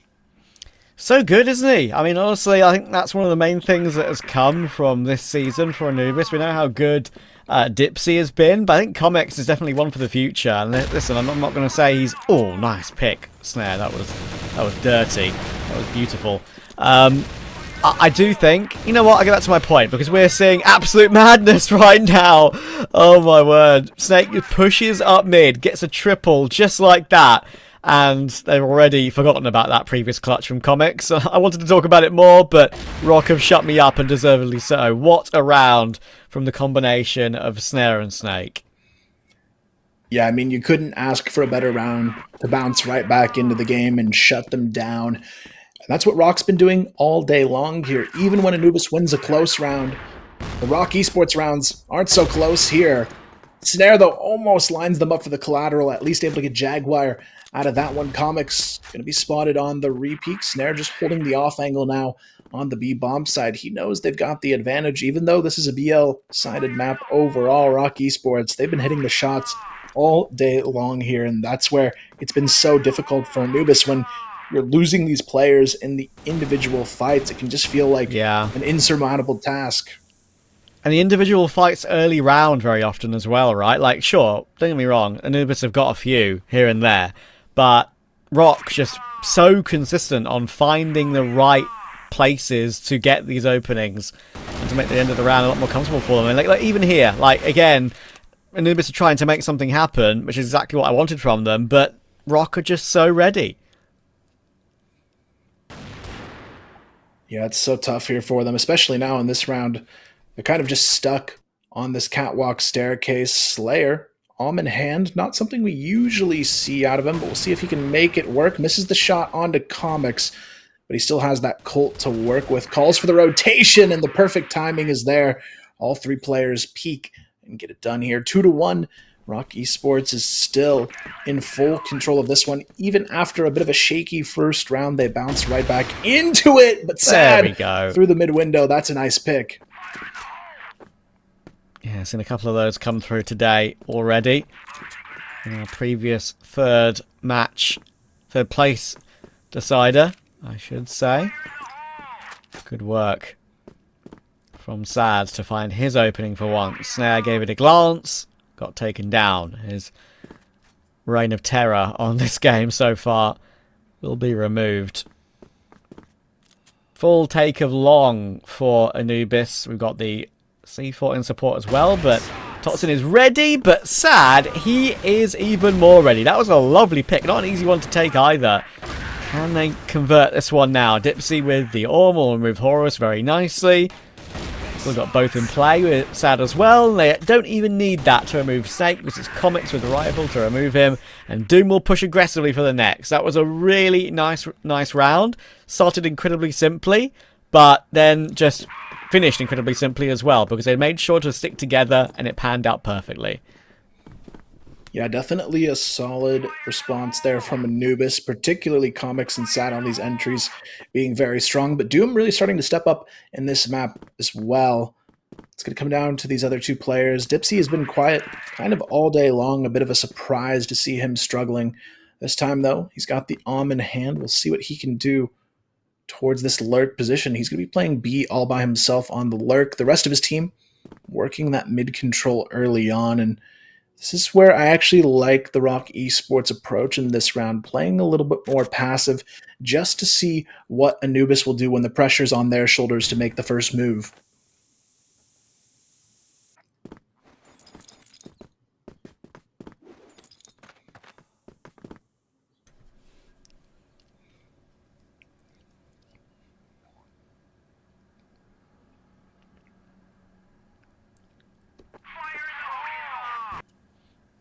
Looking ready to pounce over toward B, but ROC have got Snake in position.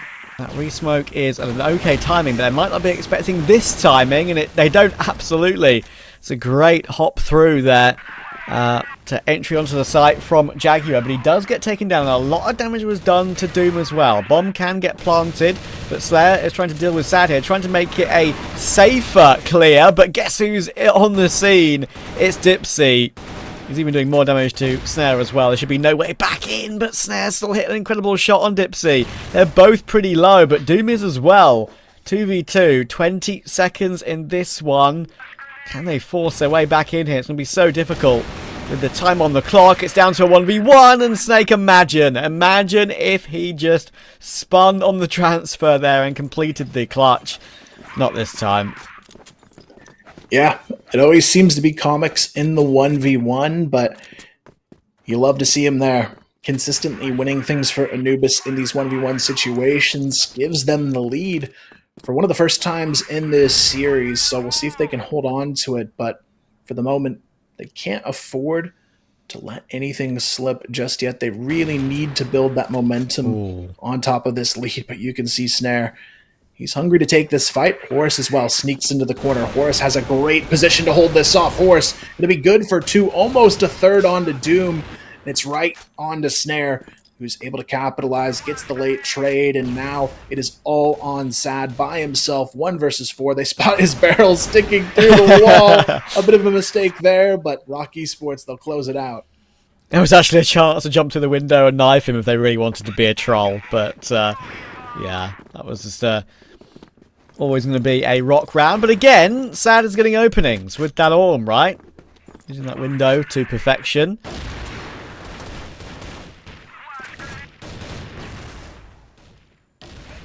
Oh, Snare can't get away. He got his pick back in response, but it's fine for Anubis. They were able to remove him. Remove a big threat as well, but Slayer goes aggressive to try and recover a man advantage, and you know what? He makes it look easy. That was beautiful. Yeah, really solid opening pinch play on the mid from ROC Esports. Dipsy now stuck over an A-long with the C4, grouping up Comics and Dipsy to see what they can do here, but getting through Slayer quite difficult on this stairs position, but Comics almost able to find the headshot. Unfortunately for him, he's going to have to back off here, loses a lot of health in the process, but Horus, he's already right behind enemy lines here, and they don't seem to know just yet of his position. Horus is going to be good for the first here. Dipsy trying to fight his way out of this one for survival, but here comes the pinch. You've got Slayer pushing up long. Horus now has the support of Totson in mid as well. And they can take this fight if they want to. Totson on the late peak. He struggles to hit the shots, though somehow Dipsy is still alive in this position. He's able to kind of re-peek over towards A long, but that C4 being down just makes this an unwinnable position. Yeah, again, not really much you can do, right? It feels like you're always just hamstrung in those situations because ROC don't give you any breathing room.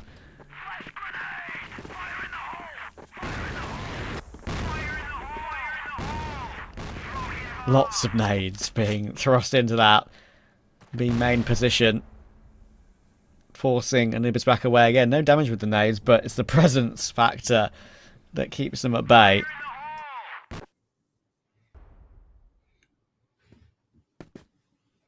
Yeah, for Anubis here, a bit of a slower push towards the B bomb site, but this is where Snare's going to try and capitalize, goes for the swing. Jaguar able to find Slayer on the mid ramp. Doom as well, looking for something, actually gets a quick reaction shot onto Totson up the catwalk. Snare looking for that reply, but there's nothing to be found here except Jaguar able to find his second kill. Comics takes it down to a 1-on-4 Snake. He's going to be left all alone in this one, but that's a nice headshot to get this clutch potential started. But when you've only got half HP to work with, it's still a tough ask.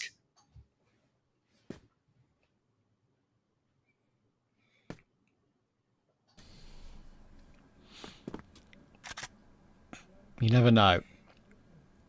You never know. His repositioning is actually kind of nice, but he's been spotted out now, I'm afraid. So it's looking pretty unlikely anything's going to happen here. Still trying to be a nuisance. He's in, as I said, in a position they're aware of. So should be no worries here for Anubis to even up the score to 4-4.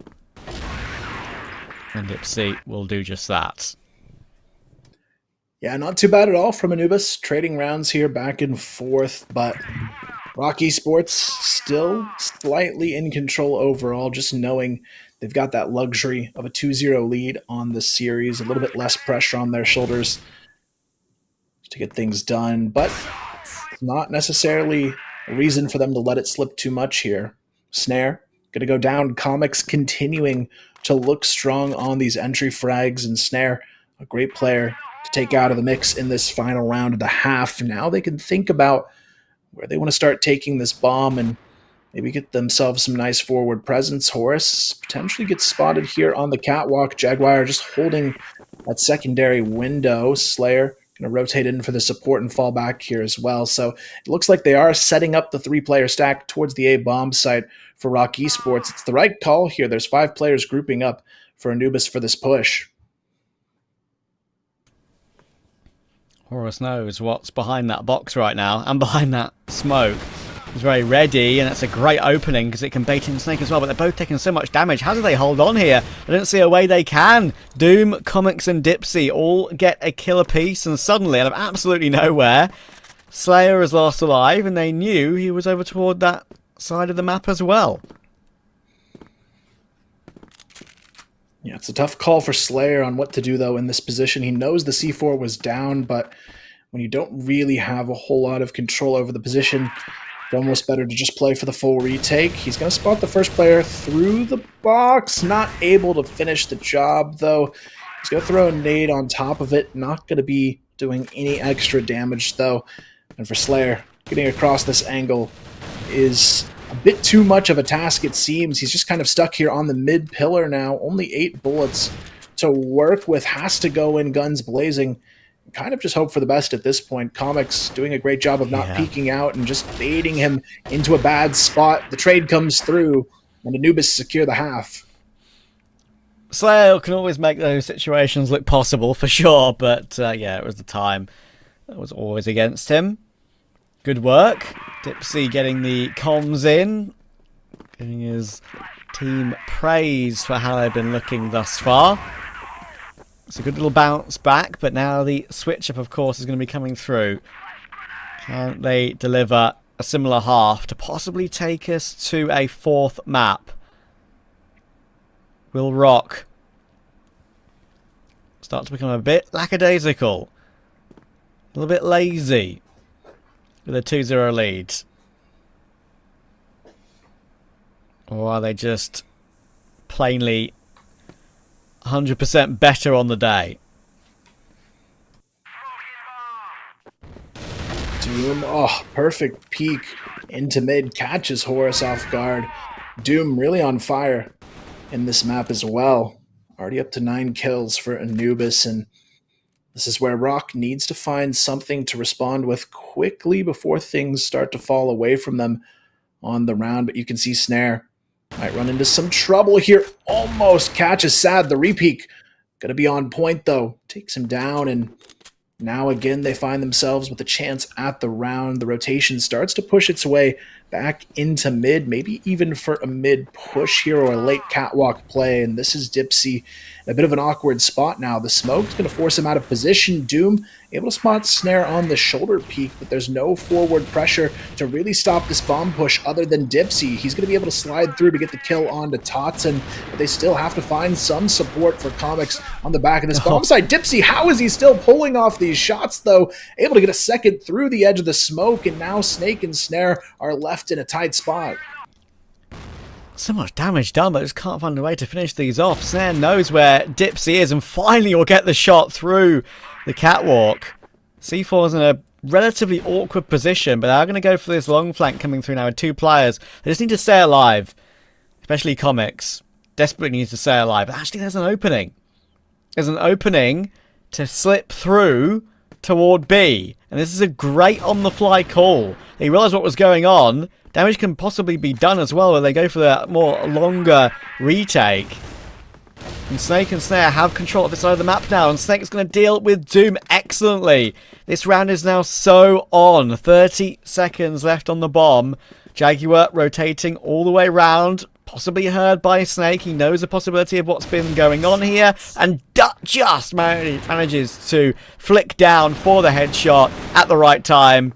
And even though Comics knows where Snare is, he's just not being able to deal with him. What a mid-round call that was. It looked like it was going to be an impossible recovery. Another 2v4 for ROC Esports, and this is what separates them from Anubis in this matchup. They know how to convert these rounds without the numbers in their favor, and they've done it so many times throughout this series already. And for Anubis, these are the rounds that make the difference. Losing a match as important as a grand finals, so they've got to find a way to reel it in and make sure they hold on to rounds like that. They don't get those opportunities too often, so they have to show they can capitalize. And for ROC, though, it's a good opportunity to look at potentially closing this out in that 3-0. But Snare, he's going to get caught early. Dipsy, a nice position on the catwalk, able to find it. Dipsy, good for 2 as well, a bit late on the trade there. Totson gets caught as well.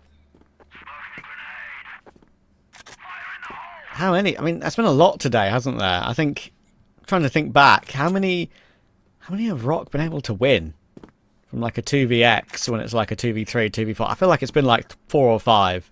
Maybe I'm wrong. Over the course of the day and our 3rd place playoff, of course, I think that number would go up a little bit more as well. Been a lot of incredibly impressive recoveries in these mid rounds, and that decision from ROC to go toward B instead there was very impressive, but they need another crazy recovery here. Anubis are in full control of the map. 2 around B, mid covered, A covered. C4 trying to work its way up toward that mid and short position. They're actually completely spread out, which is maybe slightly surprising to me. The fact they're just taking a duel individually on 3 separate portions of the map, but with 35 seconds they do need to find 4 more somehow. Yeah, it's going to be up to Sad to stay alive as long as possible. Slayer, though, he has no idea Comics is coming through Connector on top of it. And Anubis do a good job this time around of making sure they hold on to the advantage and put themselves right back into the lead. So job's not done just yet for ROC Esports. They're struggling a little bit more than what we've seen so far in this third map, and this is where Anubis can start to see that opportunity potentially come to life. If they can get these rounds strung together, start to keep ROC second guessing about what they're going to do, that's how they get back into this match. They've got to just keep taking it one round at a time. Yeah, if you just stay focused, keep plugging away, ROC, as I said earlier, maybe relax a little bit, knowing they've got a 2-0 lead. And who knows, man? Who knows? Maybe you got a conversation here about another map in this grand final. And of course, there are a couple of maps left that Anubis are very well versed on as well. So keep yourself in the game, and you never know. Dipsy, great opening on Slayer, expertly done, and now an opportunity to keep ROC at bay on this side of the map. We've got that lurk coming in, of course, from Snare with the Orm, looking just to find a pick on the opposite side of the map to sell a bit of a fake. But I think Anubis know what's going on right now.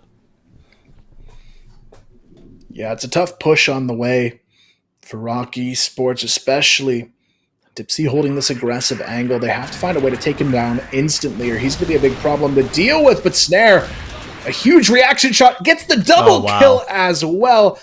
That's going to be some purely insane shots to get them control over this round. Now the C4 gets down uncontested.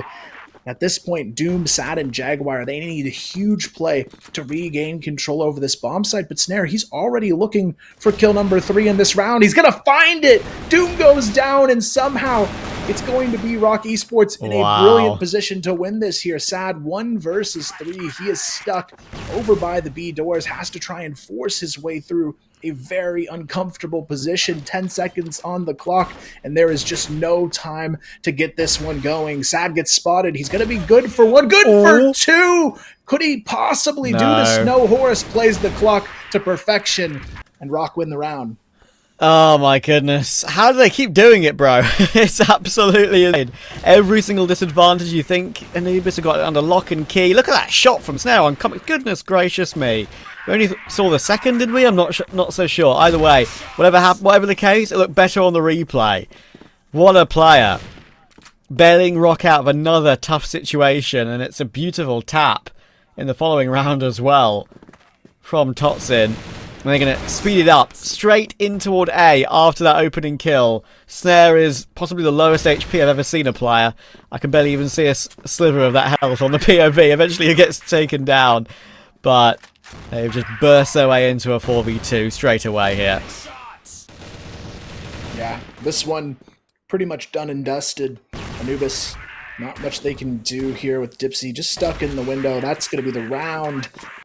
And ROC Esports, they're back on it. 7-6, 3 away from being the season champions. And you can tell by the way they are playing, they can see that light at the end of the tunnel now.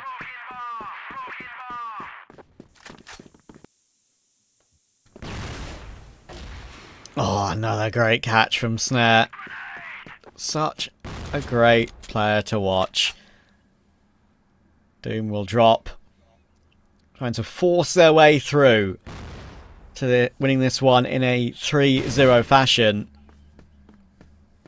Turning up the wick slightly. You can kind of feel it coming.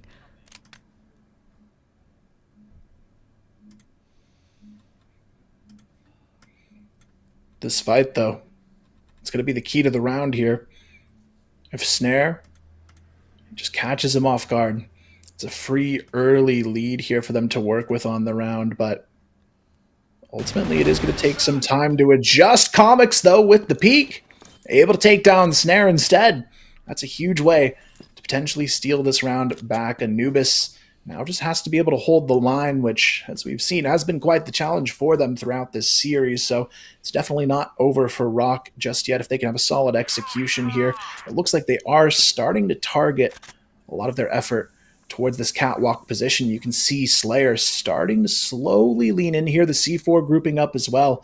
It's a 4-player stack as they go into it, but Sad, he's got a really good off angle to try and stall this push out with, but Horus, the immediate drop down, and Sad, he has no idea Horus dropped down. The timing couldn't be better for ROC on this one. Totson somehow gets away from Jaguar on the lurk to top it off, and now it's on to Comics again on this A-bomb site, who's easily traded down there, but now Totson, he's got a little bit of HP left to work with. Jaguar, he is full HP in this situation, but the timing for Totson just not going to work out. Yeah, good repositioning there from Jaguar. Did the right thing. Made sure he rotated as silently as possible, catching Totson while trying to reposition after the plant. Anubis won't say die just yet. 7-7. Bit of a faster long take here though. Flashes going back and forth. Horus stuck behind the boxes. Will force his way forward. There are 2 more to find, and he's going past the angle. He went past the smoke entirely. Very aggressive. Jaguar will drop to Totson, but that aggression did net them a 4v3. Good response from Comics once again. Slayer knows he's got Doom stuck behind the boxes though, deciding not to risk taking that duel, and will keep the 3v3 intact for now. Yeah, the tough part here is Comics has just realized the C4 got dropped on the catwalk during that fight. So ROC Esports, they've got no other option but to go back in towards this bomb side. And Snare may have actually snuck across without being noticed by Comics here. I don't think Comics has realized there's already 2 players in this corner, and it's Slayer on the quick trade, able to find one, but Sad, this is a good angle. The shot gets baited out, though. Slayer able to make it across for the moment. The nade doing a little bit of chip damage, but Doom in the window could help save the day here. Sad, good for one. Totson now stuck on the pillar position, and time is ticking against him. Doom, he's just going to be safely holding the off angle. Totson not going to be able to survive that one, and Anubis take the lead right back. Good drop down, good frag to take. Making sure he doesn't get any opportunity in a 1v1.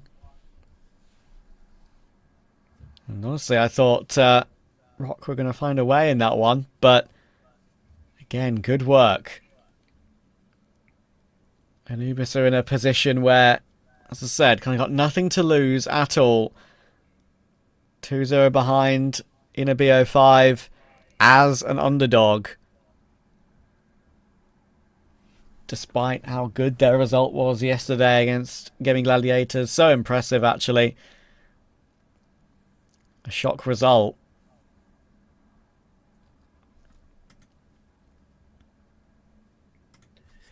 Yeah, for Anubis, this is a really good chance. They've got the lead, but they've definitely not got themselves into the winning position just yet. These last few rounds are probably going to be the hardest rounds they've played all series long, because ROC Esports, you could tell at the beginning of this map, they were playing a little bit too loose, taking a few too many risks just because they were so heavily in the lead in the series. And now I think this is where, during this pause time, they're really going to recalibrate and try and get this with a 3-map victory for themselves before the risk comes on the table of knowing in the back of their minds what happened in that previous season finals. You give up one map here, they start to rethink everything on the side of ROC Esports, because that's when things definitely could slip away from them. True, it makes you wonder if that's ever going to creep into their mind again. We get to a 5th map, maybe.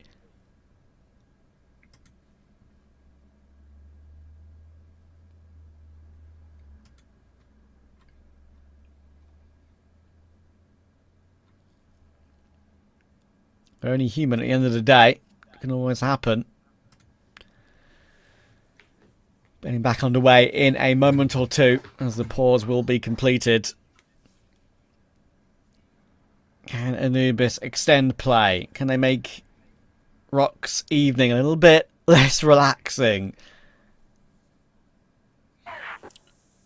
We're going to find out here, but... Oh, okay, Slayer. Off to the races. 5-second pick on the side. That's what you want to see, though, coming out of a pause. Got to reestablish that control right away.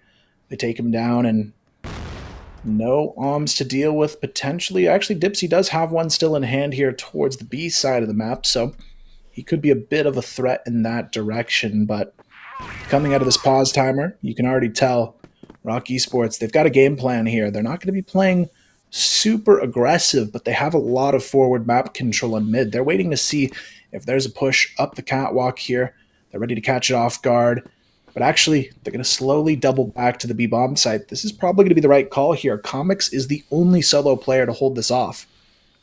Yeah, setup for Anubis over toward A is solid, but B, they're going to need Comics to go huge here. I'll try and at least waste time, but they're just going to run him down. Caught between two angles, nothing you can do about that. And Snare, goodness gracious, how quick is that on toward Doom? Rotation, at least for one, stopped in its tracks.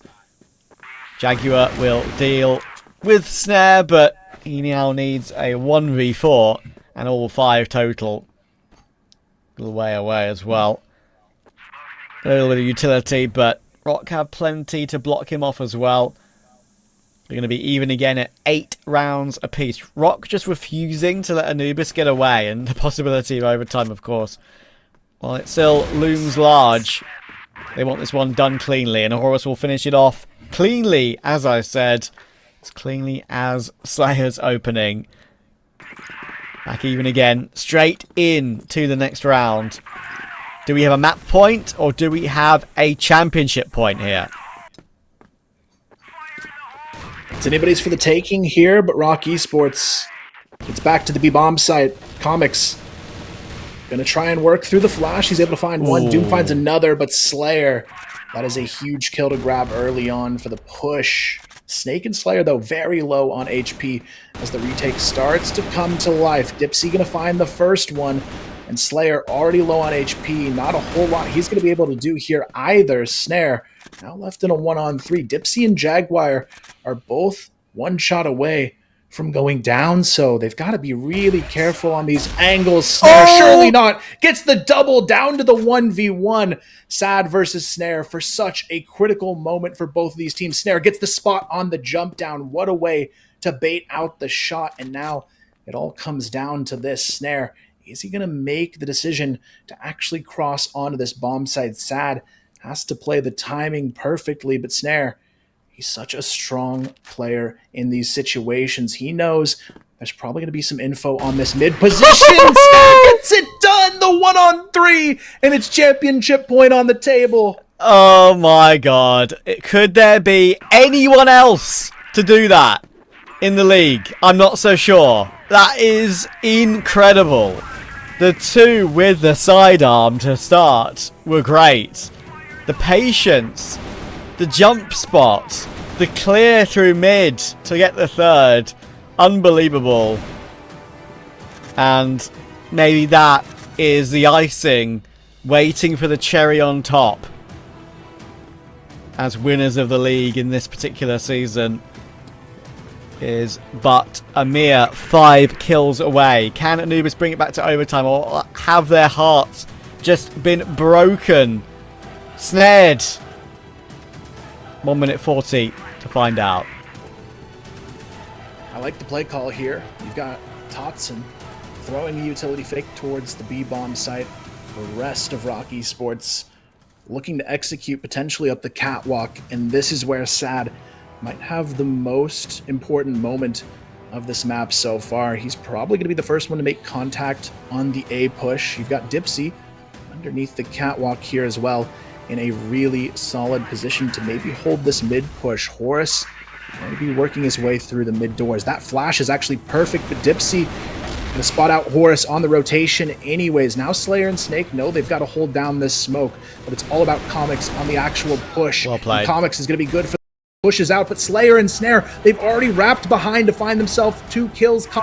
That nade almost takes him off the map, and now as the C4 goes down, it's Slayer in such a critical position, but Dipsy, he already pushes through the double doors. He's able to find the opening they needed to get back on track here. Snare is so far out of position that Slayer has no other options but to win this round by himself, but Anubis, they're going to tie it up, and they send us into overtime. It feels right. It feels right. It's possibly the least stressful way, if we're going to go by the meme book, to get that one done and take us into extra rounds, but they do find their way Oh, I thought ROC had again found the answer when they recovered it to the 3v3 when they got the bomb down, but they stayed aggressive, played on the front foot still, continued to do so even in that position, didn't just try and reposition and turtle up on the site.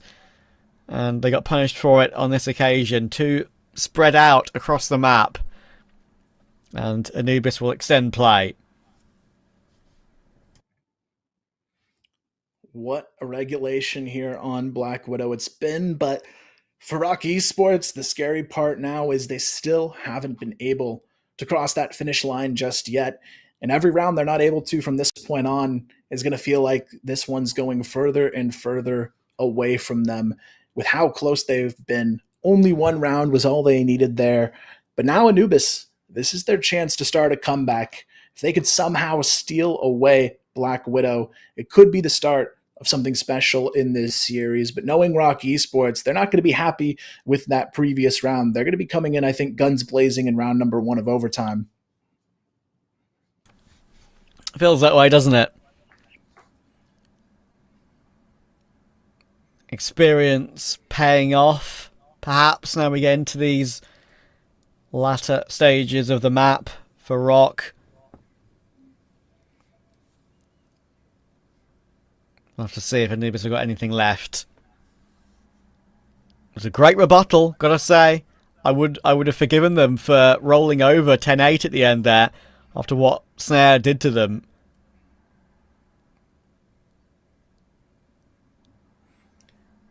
Yeah, I mean, ROC Esports, the individual play in the name of the game here, but in overtime, it's going to take a lot more than that to seal the deal. You need the team play, you need the individual play, and more importantly, you've got to be able to handle things under the most pressure you can. This is championship on the line here for ROC Esports, and Anubis, they're doing everything they can to make it a difficult one to close out. And already, Snare, the key player, goes down, but Slayer, who hasn't really used the all season long, he's coming up big time here. Gets the kill onto Jaguar. He finds his moment to throw out the curveball, and it works. Yeah, why not? Why not, honestly? In a situation like this, try and be unpredictable. 4v4 recovered. One player in control of long will now leave that and work their way up toward mid. Possibly a split play could come through toward B. Totson giving it a quick glance, but it's sad who he finds first. And unfortunately, of course, that is the Orm, so much easier for that to get the frag. And now Snake looking to try and respond with that M4 to try and put a lot of damage down through the doors. And I'm sure he gets one, but they've lost Horus in the meantime. 2v3 to recover again. It is Snake and Slayer. You've got one player to defend the site, that is Slayer, but he's just going to get pushed through the box, and they know where Snake is rotating from, and Anubis will creep into the lead again. Yeah, for Anubis, they're doing everything they need to on this third map to try and pull it off. ROC Esports, a bit of a shaky round there to kick off overtime, and it's going to be really up to them to try and respond here. Horus able to get one on the mid push. Jaguar quickly able to trade it out. Dipsy finds Snare as well. And it's another good start to the round here for Anubis. In these overtime situations, you can see the rotation starting to happen onto the B-bomb side. Jaguar flashed out of position. It's a really good piece of utility here from Slayer, who's good for 2. Slayer looking for the third, almost finds it through the jump shot on the window. Snake able to sneak into the corner of the bomb side, and now Sad and Dipsy, they're kind of just stuck here in the B-box room. Slayer almost takes his head right off, and here comes the repeat. It's going to be now just a patience game here from ROC Esports. They've got all of the advantage in this one. Yeah, I thought they were going to play a little bit too aggressively there for a second. Like, Anubis were sticking around, and ROC in that 3v2 were just trying to force the issue still, and I don't think it was necessary. A bit dangerous. But round's still on, even with Dipsy walking wounded. I have rotated a couple of players back to a more standard setup in case of a possible A push late round. It was a good repositioning from ROC in that moment, right, when Anubis were pouncing toward B. The Totson will hold the line toward long, and that's the all-important kill. Sad with the C4 is up close, and again, actually, to be fair, again, ROC being a little bit over-aggressive, taking some liberties here. It gives Sad an opportunity. Snake now sees him, knows what's going on, and, well, they're giving him way too many opportunities right now. Snake will go down as well. It's down to Totson, going for the big swing, and he'll bail out his teammates. That was worrying. Yeah, a lot of 1v1s being taken there unnecessarily, but at the end of the day, at least ROC can be thankful that Totson wins it there, tying things back up, and this is where things get intense. The final round on the GR side for ROC in overtime. We'll see if they can find their way to win it. It's going to be a three-player stack on long. Sad through the flash, able to take down Totson already. Anubis hold on to the numbers, and you can see Jaguar actually with the in hand. 3 on the field for Anubis. This is a crazy risk in overtime. But you know what? If it gets a pick, then who gives a damn? That is a really big change up. But if it gets them back into the lead again, then it's worth 3v5 for ROC. Jaguar throwing a curveball that ROC were not expecting.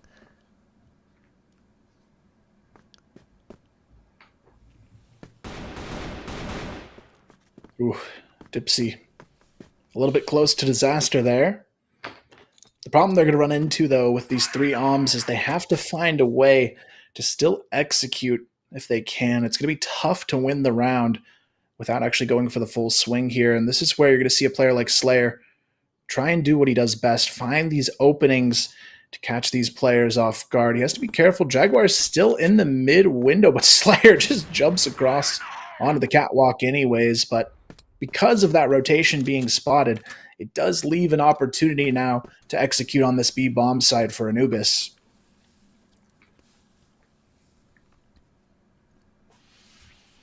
Yeah, ROC having to gamble a little bit, just hoping they go their way. Give themselves the best chance possible if it's an A play. This one feels pretty impossible to recover now, though. Slayer's spotted out one, but I think Dipsy has also seen Slayer work his way forward. Seen each other, and they'll fall back off of that battle. As you rightly say, B bomb site open. Retaking 3v5 feels very, very difficult. 30 seconds left now to give this one a go. We've seen some pretty stunning retakes from ROC in this game so far. That's 1 pick back to work with. Snake finds that one, but Dipsy will stop Slayer from working his way forward, and now it's only Snake left. And they're all going to face him at this point. All go for the wide swing, and there we go. Sad will take it, and they're back into the lead again, 11-10. It's going to come down to the BL side here. ROC Esports looking at a potential loss if they can't find a way to bounce back on this blacklist side. They would need 3 in a row to win it in overtime. Otherwise, it is going to be a golden round situation here to potentially close out the map. And that's where things get even more intense. To think the grand finals could come down to that golden round is going to be a lot on the line here, especially for ROC Esports. They've had a lot of opportunities to potentially close out this series already, but under the pressure, Anubis is finding their way back into this fight in the final moments. You think about how close this map has been. The first 2 maps in the series, they were 10-5. It looked like Anubis was nowhere in sight, but now they've come to play here in this 3rd map. It's going to be Dipsy getting the opener on the snare. They've got the advantage, and they've got the opportunity to win it.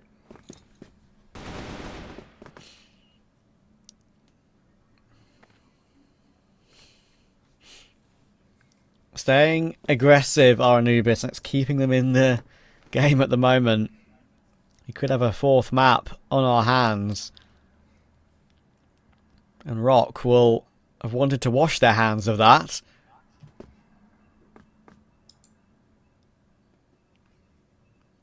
But we might have to go there. When do those thoughts creep in about the last final they were in, of course, getting reverse swept from 2-0 up. Different situation here, but you never know. Wilder things have happened. Anubis needs to convert this one first to get a bit of a gap to work with. Dipsy wanting to look for something else as ROC try to force their way out mid-doors, but they're going to have to work their way past 2 players. There is one great entry, and they'll decide actually to fall back with it as well. They recovered it into that 4v4 and will keep it. Lots of damage on Doom in the meantime too. Comics realizes that he's got an opportunity to maybe go for some aggression and flank behind from long, and at least push up close. Not sure Snake is very, very aware of that right now, and Comics will be hearing all this. Do you check close left? He's going to go for the swing, will Comics, though, thinking he's got the drop on his opponent. But Snake reacts well. Yeah, really tough one now. 30 seconds on the clock.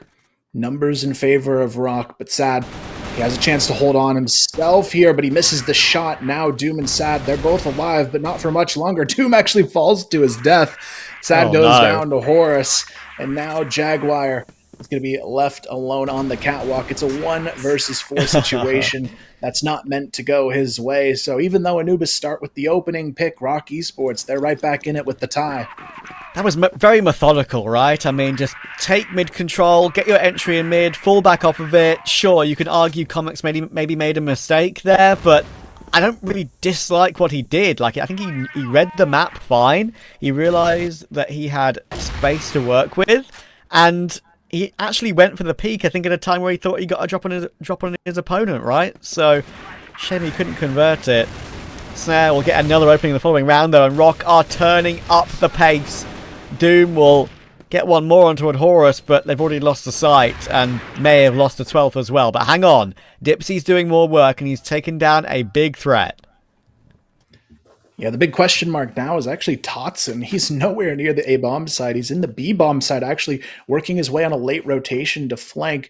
And it's going to be down to Dipsy to keep an eye on this angle. Dipsy actually knows exactly where he is, and the timing couldn't be better, but Slayer, he's already able to find one. Leaves the pressure on a Snake, but it's not going to matter. Comics again there to save the day for Anubis, and they take it to 12. ROC will be upset with that one. They should have had a much better control of the site, I feel like, at that point. That's one that's got away, for sure.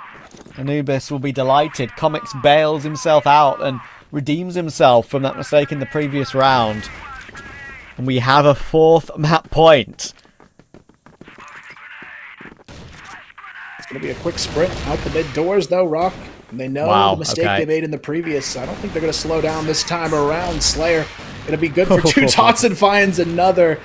And this one's far from over for Anubis just yet. It's a 4-on-2 situation. The B-bomb site is ROC's to control, and they are hungry to take this one all the way into the golden round. Sad here. He's going to be spotted potentially pretty early on this window peak. The flash goes over, but Snake, he already knows what's up here, and now Comics, he's left alone 1-on-4. I really appreciate that from ROC, man, right? Like, you're up against it, literally that point down. You really don't want to have to play a 4th. You want to get it done here and now, and they make that play, the rush in through mid, the change of pace now. Impressive, man. Truly. Comics will give his team a little bit of a chance to chat and stay alive until the bomb explosion. We'll go down with the ship. It's a smart call from Comics there. I mean, golden round, you only have 1 shot here. A chance to talk through it might be the difference maker here, but ROC, they're no team to mess around with in this situation. Snare already able to find the first Dipsy. He's caught as well. And Anubis, they've put in so much work to get to this point, but it could all be for nothing if it ends here. Totson spots Comics as well. Comics able to connect, but it's a 3-on-4. How quick have these last 2 rounds been? Big fights, ending the round with 1 minute 57 on the clock pretty much in the previous, and now similar time level, and we've got a 4v3 for ROC, but this is losable. Snare, Horus, and Snake, all low HP, and that battle toward long did lose a lot of health. But they do have that numbers advantage, but they've lost the shock of the pace of the early round, which is what's worked for them in the last couple. Doom looking to go for a peek. Great timing. That's a fantastic find. And he's ready for Horus as well. We could be going another map in this one. Anubis, after all the adversity, all the close rounds that have gone awry, they have another opportunity here. 3 players all over B for Anubis. Do ROC realise what's going on? They've got the C4 now rotating back away. They go through mid to B. It's kind of hilarious right now. We've got all 3 players for Anubis clearing out B, thinking that side of the map is clear. But if ROC go mid to B, the site's clear. Sure, both sites are clear, but they have a chance at an afterplant now, it feels like. Snare and Slayer, they've been gifted the golden opportunity here. They're not going to have the numbers, but they have a chance to pick their positions for this final stand. They've got everything on the line in doing so. You can see the C4 is going to get planted on the A bomb site. Potentially Slayer here. The timing, though. He's going to be completely punished for it. There's no way out of this one. Snare, he's now the last hope alive, but there's just no time to get the bomb planted. There's only 10 seconds on the clock, and he knows there's just no way this one's going to go down for him. And you can see Comics, just in case, runs back up the catwalk to make sure this goes their way. It's a map win for Anubis, and now, Trav, we've got a series on our hands. Oh yeah, absolutely. That was a bit of a... I'm really questioning what the idea was there at the end for ROC, because, sure, you figured out there was a site clear. They had Slayer on the site to plant the C4, but Snare's just off exploring toward B. Does he think he's going to get an instant rotational kill and then be able to get back in time? I understand maybe that's the thought process, but I feel like in that scenario, play with your teammate. Play with your teammate and try and hold them at bay. Support your teammate and you have a chance to recover that one and maybe have the tournament done and dusted. But they decided to go with something a little bit different. It didn't work. Yeah, definitely a round they'll be thinking about for a long time if somehow this series slips away from them. But we're going to throw it to the desk to break down map 3 before we come back for map number 4. Man, what a show. What a show. Absolutely. These guys are going for the reverse sweep. I mean, the reverse sweep or not, I really think at some point throughout this match that ROC was so close in the last couple of rounds to secure the win, but they just couldn't. It was so upsetting. Look, I saw ROC trying to fasten the gameplay. They tried to play very fast rounds. They played 3 or 4 rounds in a row very fast, and they lost like 2 and 1-2. This is not bad, but they thought that they could pressure Anubis and put them into the throat and just keep pressuring them. But Anubis got out, and the guys played better. And I told you, ROC Esports showed weaknesses on Black Widow in the entire season and also in the regular games on the West League. And they showed weaknesses also on Ankara, by the way. And they are going to one of the best, Anubis' best maps is Ankara. But they tried to change Ankara. ROC Esports tried to change their play style in Ankara, and we saw it versus unKnights, and also I saw it myself. So, yeah, look at the KDs. I mean, the KDs are there. Everything's pretty organized, to say the least. Like, I do think at some point it was Snare and Slayer that really performed the best in ROC. As for Anubis, I'm sure it was Dipsy nonetheless. Jaguar, I don't care about his KDA. The guy played phenomenal, man. Honestly, he is the core of this organization, to say the least. Yeah, as you said, showing a very, very good performance still now. If Anubis somehow can do the reverse sweep and win the entire season, it's gonna be because of Comics and his presence in the playoffs. This guy's been phenomenal till now, and as I told you, ROC Esports, they had the chance to close the game more than once, but they never pressured Anubis, and Anubis always came back. Now Anubis is pressure free. They're going on Ankara.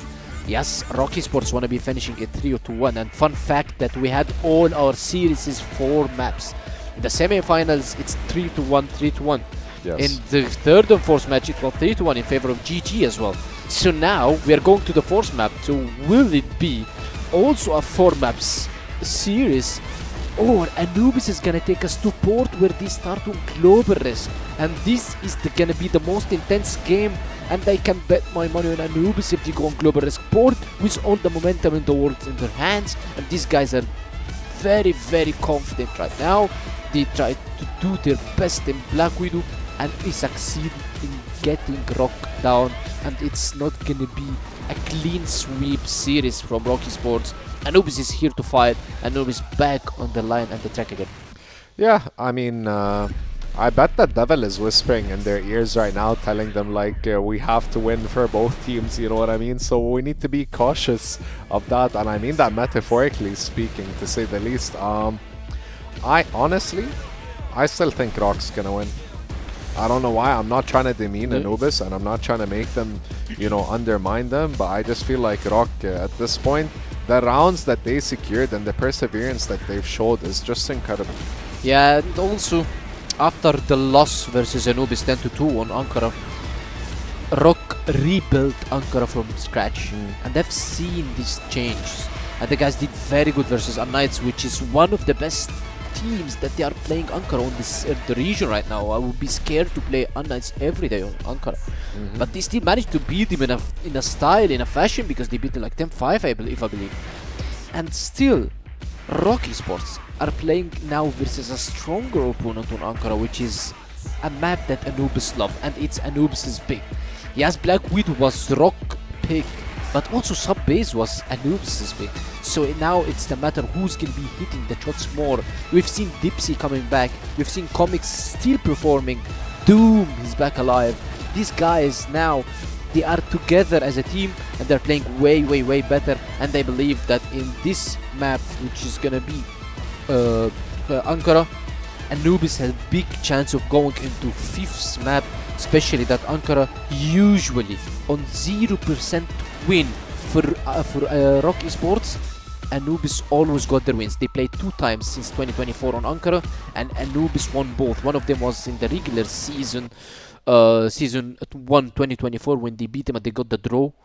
They beat them on Ankara and they got a draw, and the other one is this season, split 2, when they beat them 10-2. But I'm pretty sure that the coach and the players have done their homework, because Anubis is a team that loves to play around B-side.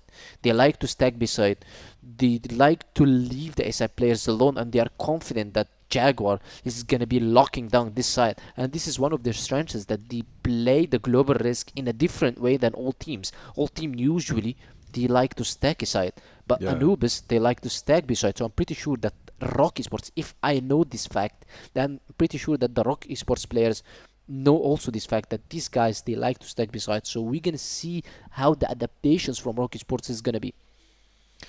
And adapt they must, because if you think about it, right, like there's so much on the line, especially what Kyle and Trav mentioned, man. Yes. There's glory, there's fame, there's possibility of getting individually recruited to other teams, you know, like get their pockets wealthier, to say the least. But I honestly think that's not how they're thinking at all. I really think these guys are just going head to head, and they're trying their best to succeed as an organization and to have loyalty to their core organization and to basically secure this victory and move on to the EWC as first, not second place. As you said, both of the teams are winning now. They both on first and second place. They accumulated the points they need. It's now the matter of who's going to be claiming the throne of the West League.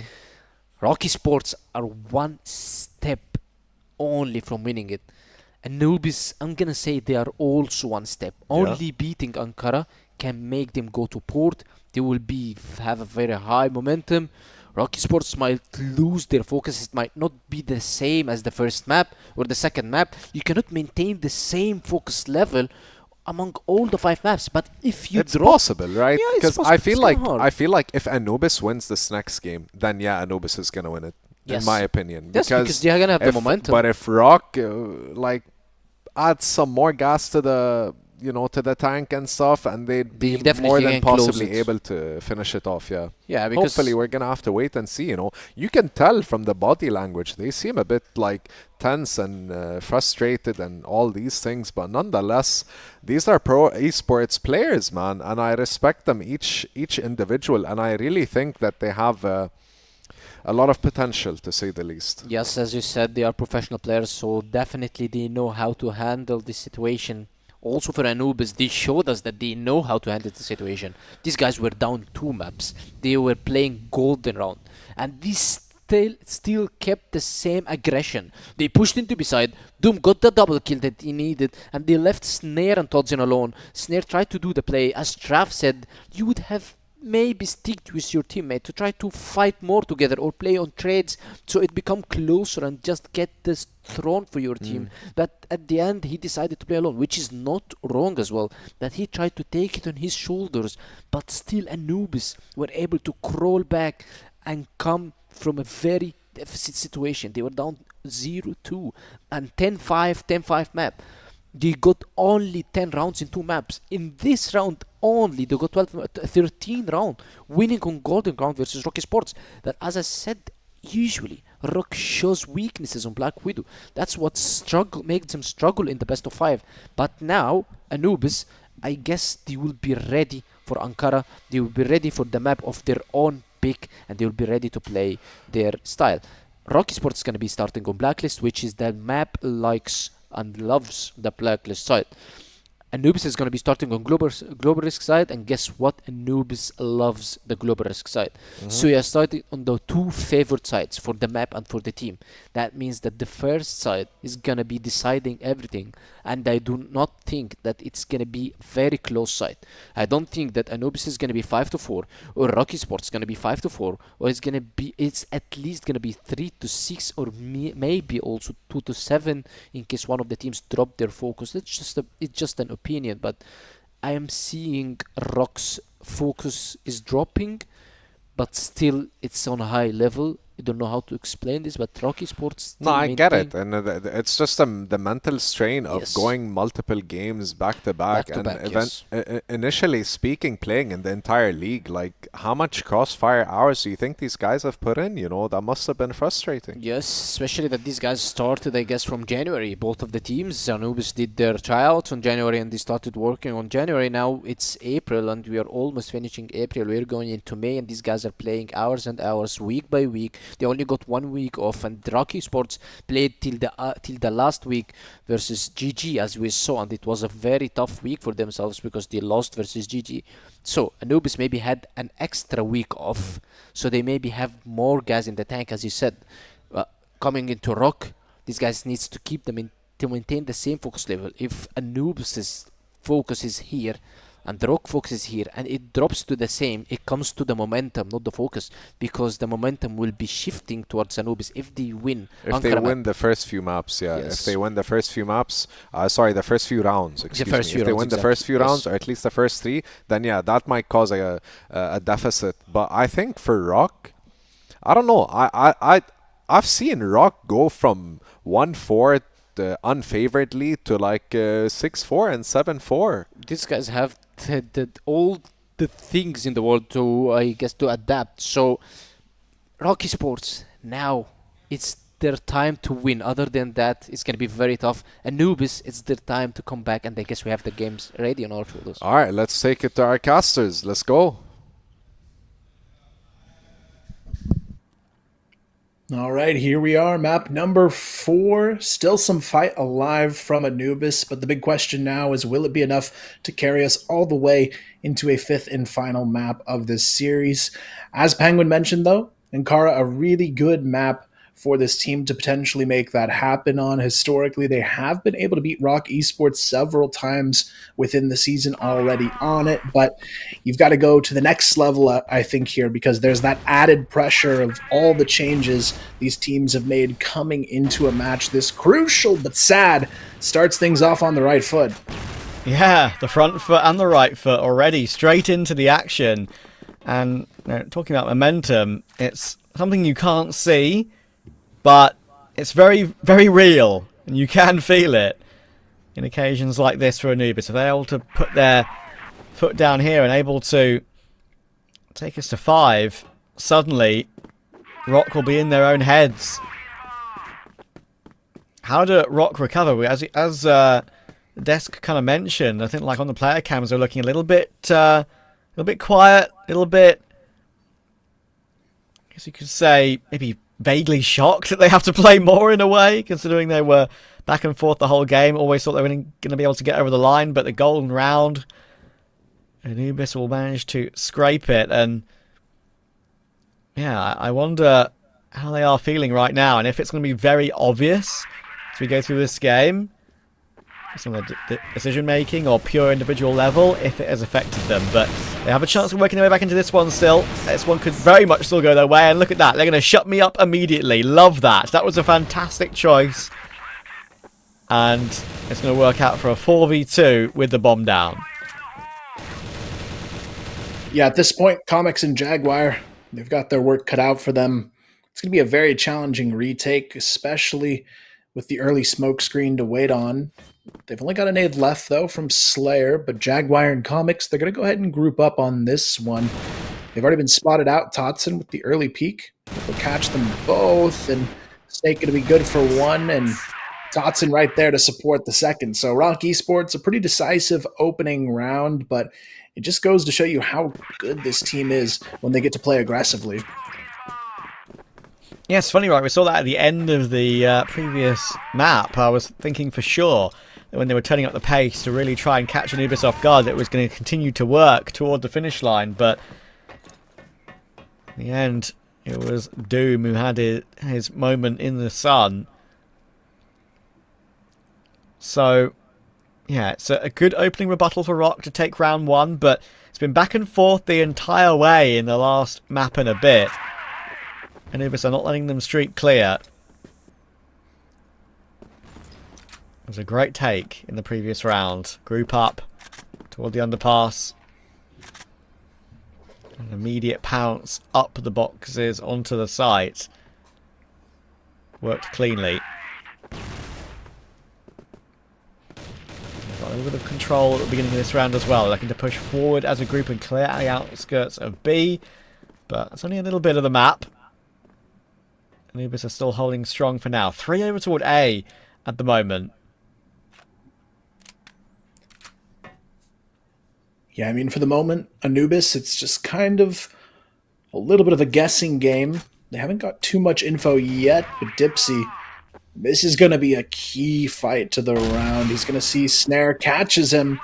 He's able to fall back as well for free, and now the rest of ROC has to get something done, and Totson already getting it started. Horse good for another on to Dipsy, and this is why you cannot underestimate this team. The second you think you've got an advantage, it's taken right away from you, and now Sad, he's kind of caught alone here on this B bomb side. He has to wait for the rotation, but the rotation is already here, but it's not going to seem to matter too much unless Sad can do all the heavy lifting, but ROC Esports, Well done. They're just too overwhelming. That was really well cleared up. Again, just good understanding in that moment. I just got half stun-locked there by that pumpkin face on the ground. I was like, where the hell did that come from? And I realised it was one of them. But yeah, it was just a good pinch together. Pretty similar idea at the end to finish the round like that, I suppose. But yeah, overall, making sure they didn't give Anubis anywhere to go once they got onto the site to try and hold it. We're going to get caught in the side. Snake waiting in mid. Sad with a good opening. Slayer will go down, and that should be a kill for Doom. It is. So an early 5v3 here until Snake has something to say. But it's still a two-man advantage again.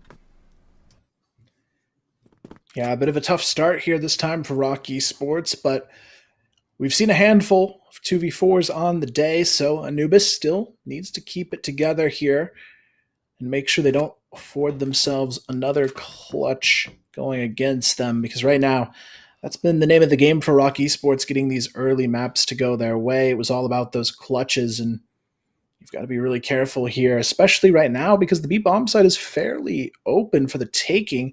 There's no direct defenders on it. You can see Dipsy, he's already pushed up into the BL spawn, but it does give the opportunity to plant this C4 fairly uncontested. You really only have to deal with Jaguar playing that spot for info, and he is going to grab that info early on. They should know the B plant is coming in fairly soon, and now it's going to be up to Snake and Snare to hold the line. Can they do anything about this again? This duo can make magic happen. But the retakes for Anubis and recently have been pretty decent, and Snake once again tries to play forward and doesn't get anything from it. Snare, what can he do? There's one, looking for two, they actually line up! Oh my goodness! There was a chance there he could have almost got a 2-for-1. And pulled out the Orm again, and got the last frag.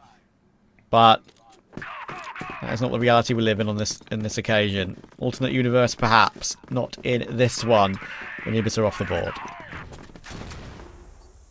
Yeah, not a bad one there from Anubis, showing they can capitalize. Dipsy, though, able to find the opening kill here. Not much more beyond that. Doom on the late peak, almost able to take down Horus, who gets out with just about 10 HP. You can see Snake unable to find it either from the other side of that fight. So still a pretty even situation in this round, but Snare trying to sneak out. Sad ready for it on the off angle. Finds him on the B ramp. Now it's going to be a bit of a turnaround play here for ROC Esports. You can see that pressure from Totson could be enough to maybe sneak through onto this A bomb site. Comics, the timing has to be in his hands to win this one, but it's not going to happen for him. Totson going to be good for the first Doom. Thankfully there on the response, the counter utility forces him out of position, though. Horus with 13 HP, he's still able to find that value.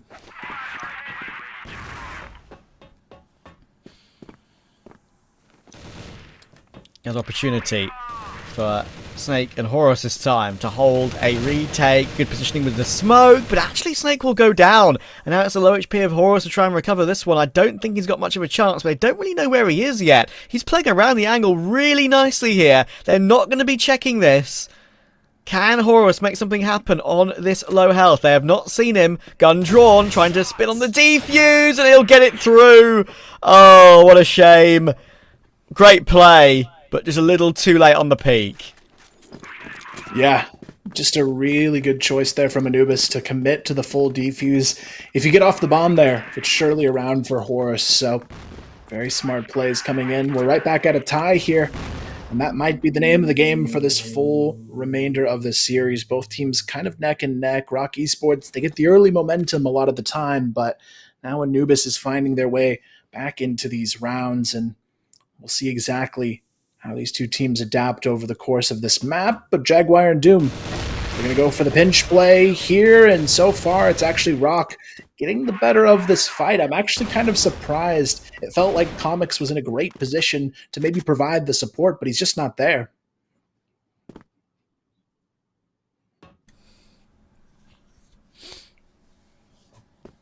Little do they know they've got a very open B side of the map right now. Do ROC. Totson has the players trying to face him, and that's a really good catch from Comics there. Wasn't put off by how long that fight was drawing on. As I said, they do have control of B. They did realise that was the possibility, but they need to find a way to hold on to one of these retakes. Previous one, of course, incredibly close and vaguely unlucky, but I've been getting caught in a lot of these, and again, Snare tries to reposition. Dipsy will pluck him away. No chance anymore to do anything in this one. And now Snake is obviously on this full rotation round as well, but he's going to have to hurry up because Slayer won't be able to survive for too long in this corner. He'll get cleared by Dipsy, and now it's Snake again. He finds one. He's looking for two, but again, the defuse can be held, and there's no way he can get to it. Anubis are winning all these tough rounds right now. Yeah, it's great to see from them. The first couple of rounds didn't look very good, but now it's 3 in a row from Anubis to get themselves into the lead. So this is where ROC is going to have to try and change up the pace here. They're getting caught off guard, especially on these post plans pretty often.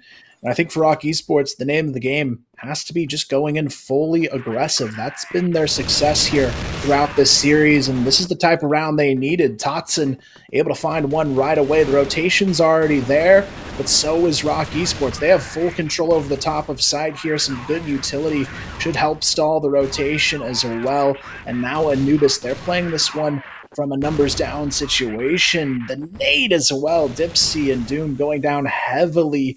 And this is going to be a near impossible retake now.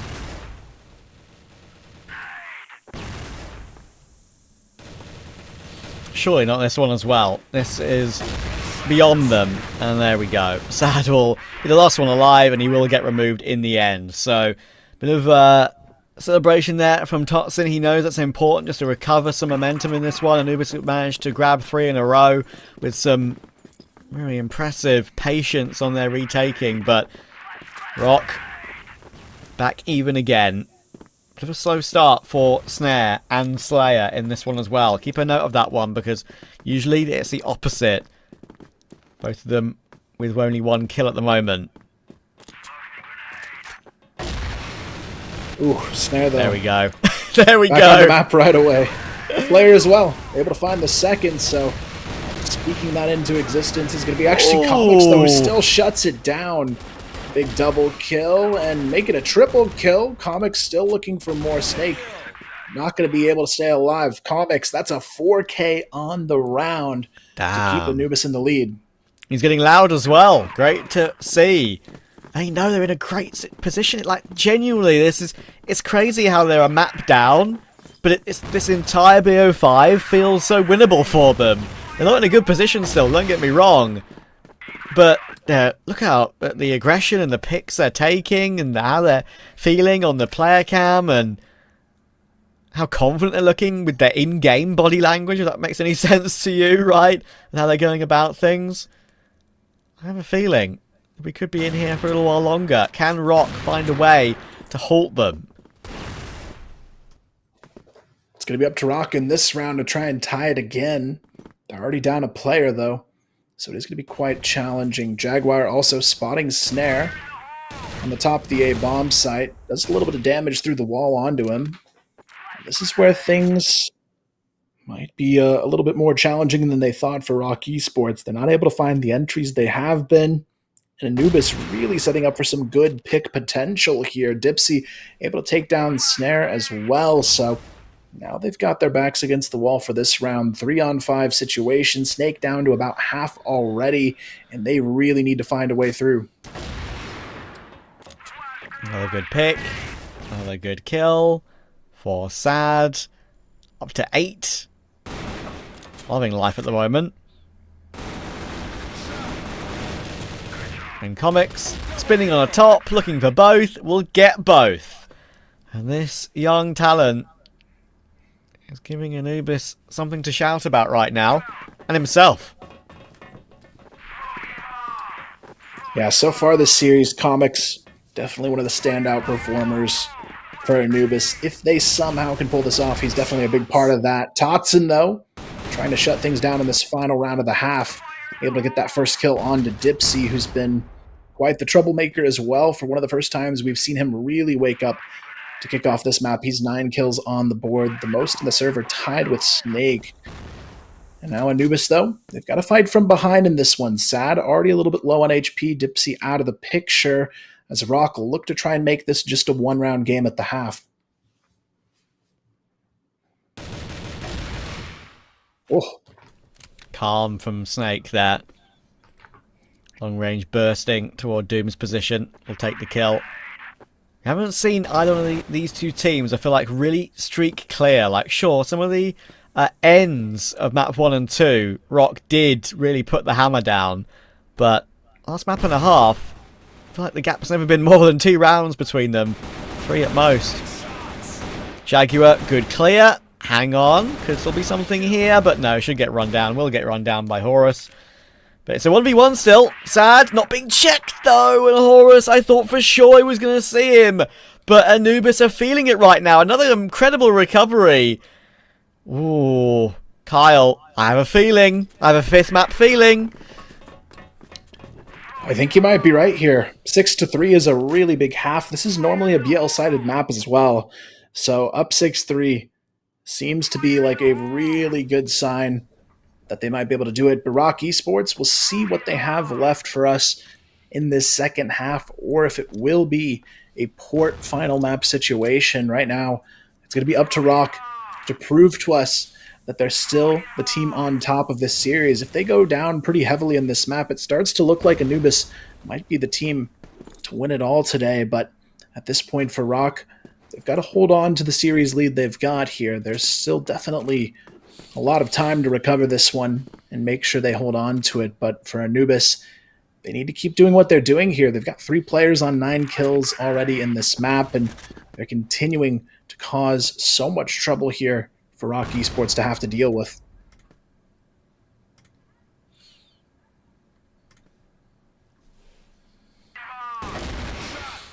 Slayer. Good find. Aggressive. In the opening for his team. Anubis will gravitate over toward A. Elevated angle from Snake, but a normal one. Rotation has not really come over yet, and if Anubis go now, it might be their best chance to go now. It'll be a 4v2 on the site, but there is a rotation, and it'll be 4v3 as it stands, where they are just going to burst their way through. Jaguar and Comics will get a kill apiece. Slayer is still here. But it's not an angle where I feel like he can really multi-frag. I don't expect him here, though. That's a big deal. Tries to transfer to behind him, but only good for the one. Snare forcing his way through. There's a couple of players blind in front of him, but now it's all down to Horus. Jaguar tagged up, but can't complete. Or can't be fragged by Horus. Not enough damage done in the end, and now difficult to work your way in with the bomb down. 2 angles to try and clear. You should immediately get fragged in the side once he tries to fight in the open. There is the first, and Sad, oh my goodness, I thought for a second there he wasn't going to peek at the right angle, but in the end he grabs it. And it's another disadvantage they've been able to recover. I mentioned there hasn't been much of a gap between these two, right, Kyle? Suddenly it's happened, but for Anubis. Yeah, honestly, a really impressive map from Anubis so far. 7-3. A huge scoreline to have in this kind of position, but we'll see exactly what they do to respond here. Because ROC, they are in desperate need of a round at this point, but Sad again and again finds these early kills and just makes it so difficult on Snare to have any impact in this game. Snare's sitting at 2-10. That's the worst score I think we've seen from him all weekend on a map so far. So it's definitely a great shutdown in the making here. Dipsy as well, the double arms working wonders for Anubis. Yeah, where's he gone? I mean, 2-10 is just not the level we have come to expect, and yeah, I think they're going to be, if they do go on to lose this one, they're going to be in their own heads a little bit. I'm convinced of it. Like, sure, great position to finish the league, guaranteed second, possibly first, but that's not what they're playing for right now. They're not going to be thinking that. They're going to be wanting to win at whatever it costs. And ROC will, without a doubt, consider themselves the favourites, especially when they manage to take map 1 and 2. And if they get taken to a map 5, what are they going to be thinking? It's a bit of a tough road ahead for ROC, but surely not over just yet for Anubis on this map. It's going to come down to exactly what they do in these final 3 rounds. It is Slayer, able to start things off for the potential retake here. They find the first kill onto Dipsy.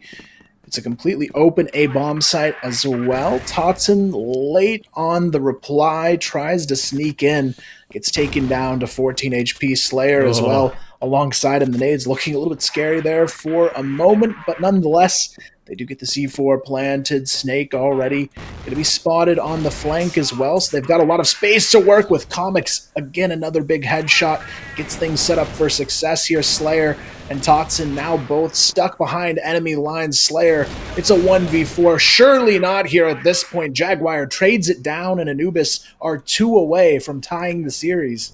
8-3. It's the biggest lead we've had in a single map in the entire game, it feels like. At least before it's been over. And the right time for a bit of a pause, I think, because they have been cooked by Anubis here. There's only one team that's been looking positive on the player count. It's been looking like they're on the offensive. Comics hyping up his team, making some great plays happen. And ROC need a breather. I don't blame him here. This is one of those moments you've got to take a step back and realize what you've got here in this series. They're still on the day, I would say, the stronger looking team overall, but this is one of those turning points where if you allow this to go down quickly as a 10-3, Anubis might just have the confidence to close this out and pull off the reverse sweep. And for ROC Esports, it would be one of the biggest heartbreaks I've seen to see back-to-back championships go against them in a reverse sweeping fashion. They'd be the only team that's ever happened to in the West League. Just seeing how dominating they've been. They got the picture-perfect opponent for the grand final, and then from that golden round on, it's been nothing but Anubis driving the conversation in this matchup. So hopefully they're taking a moment here to kind of recollect themselves, because I truly think this is the stronger team of the two when it's all said and done, but they're just kind of letting it get to their heads right now. Yeah, which is why they needed this pause, right? Only got 15 seconds left of it now. They'll all wander back to their seats.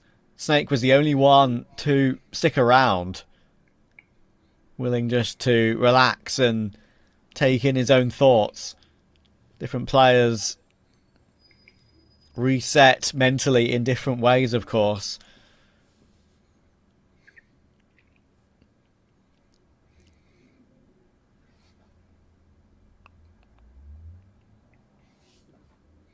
And Anubis will be thinking to themselves right now, okay, we've had this little break.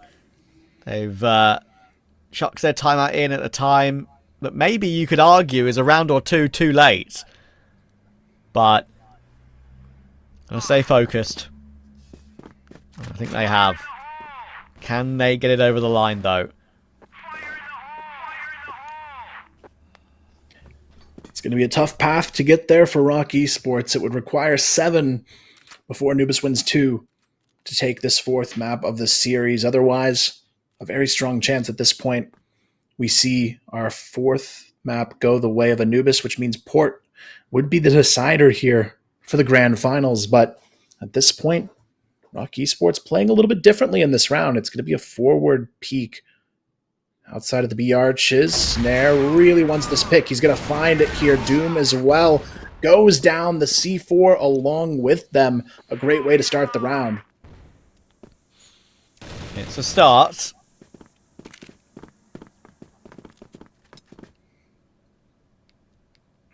C4 will rotate back. Actually, for a second, just threw some utility and showed some presence still along the sight line Horus is keeping an eye on. There's a push through, though, from Dipsy. Tries to take advantage of a random timing. Trying to be unpredictable, of course. Don't blame him when you're down 3v5. But he will get found. Okay, hang on. Snare, his timings have unfortunately been a bit off in this game. And that is another one that goes awry. That puts him on like 4 and 11 or something like that. Been absent. Can't blame them, really. Like, you know, it's been a long evening.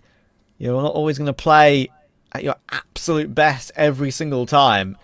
But they've got to retake this. It's as simple as that. Yeah, Sad going to go down right away. Comics, he would need a massive play. Think about taking this one, and he's going to spot one player. That's going to be it, though. ROC Esports able to get the defuse, putting a 4th on the board. And now that uphill climb begins for them. Out of the pause, they're looking pretty good, but Anubis, all it takes is a few slip-ups from ROC Esports to secure this map at this point.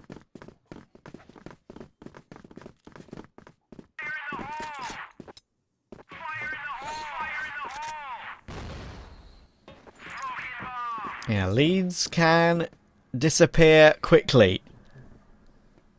It feels in control, but you never know.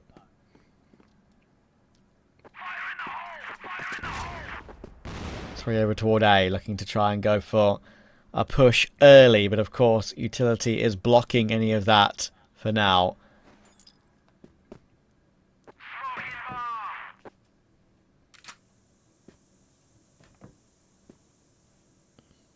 Anubis going for a little bit of mid-pressure here. You can see Doom and Sad working their way early on into the A connector.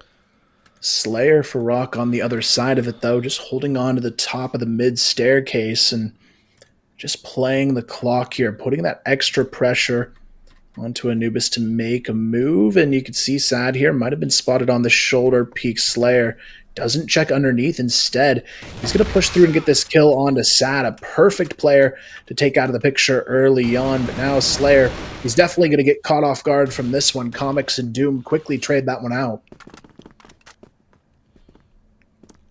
Good job to not let that 5v4 sit.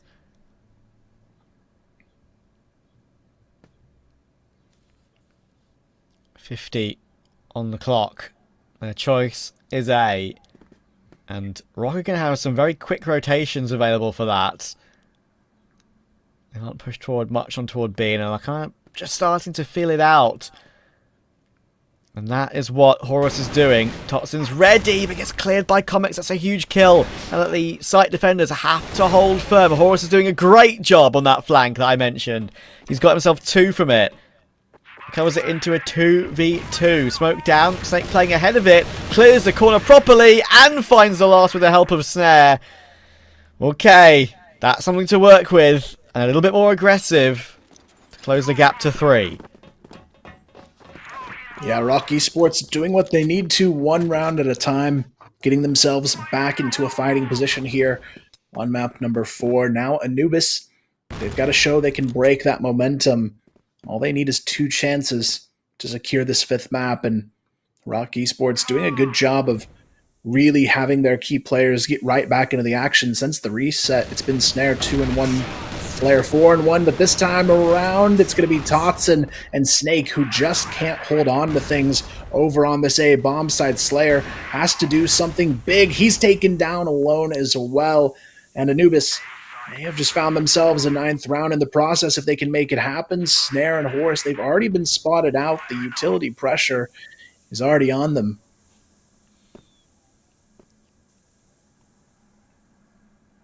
Nine is but a few kills away, but hang on. Nothing is ever set in stone. Should be now. Horus needs 4 more kills and he can only get 1. Anubis creeping toward this possibility of us going all the way. 1 more round needed. Can't wait to hear what Penguin has to say about this, because he had a feeling as well. Snare somehow gets away with that kill on towards Sad. Dipsy will trade it immediately, obviously. Very quick up into that position. But they fall back off of it as quickly as they arrived. Yeah, a bit of a tough one here. ROC needing 4 in a row to keep themselves in this 4th map, but the way it's been looking, it does seem incredibly likely we go on to map 5, and this is where Anubis are just trying to play pretty slow, taking their time, waiting to see if they can find a pick. A 4-on-3 in this one gives them a very good chance of sealing the deal on this map, and it is going to be Horus who plays for the contact on the B hotel here. The timing, though, he has to be really aware of their presence here. Horus goes down without a fight, and that could be exactly what they needed. Another great pounce as a group. Snake may have found that one player that wasn't in the group in Doom, but they're going to have the site. C4 down thanks to Jaguar. And Snake, Toxin and Slayer have no choice but to retake this one. Anubis know where they're at. There is a clock above the heads of ROC. They're forced to push into these angles. Toxin will spot out Comics, and that's a great tap. Comics goes searching, gets punished for it. Dipsy trying to deliver. There's 1, not 2. It possibly should have been 2. I think they know where Jaguar's playing from. 15 seconds on that bomb. He's going to crouch back away. There's 1. Now play time. Toxin has to run him down. Will run him down. And he does have enough time for the defuse. They will stay alive. Just. What a round there. Coming down to the wire, but ROC Esports keep themselves in this map. They are still not done yet on Ankara, but Anubis, all they need is 1 good round here, and they'll find themselves completely resetting and tying up in this series. It would be quite the comeback, one of the craziest ones we've seen yet if they could pull this off. But right now, ROC, they are doing everything in their power to try and hold on to the hope of winning this one in a 3-1 fashion. Right now, you can see, though, early on, a lot of utility damage onto Snake. He's going to be taken down to half off of this early nade set. Able to dodge the second one at the very least there, but they do have a 3-player stack on this A-bomb site.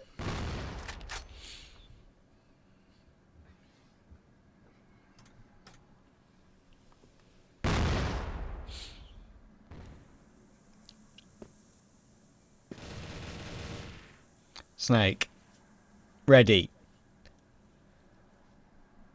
A bit of a double up setup there. One player below, one player above.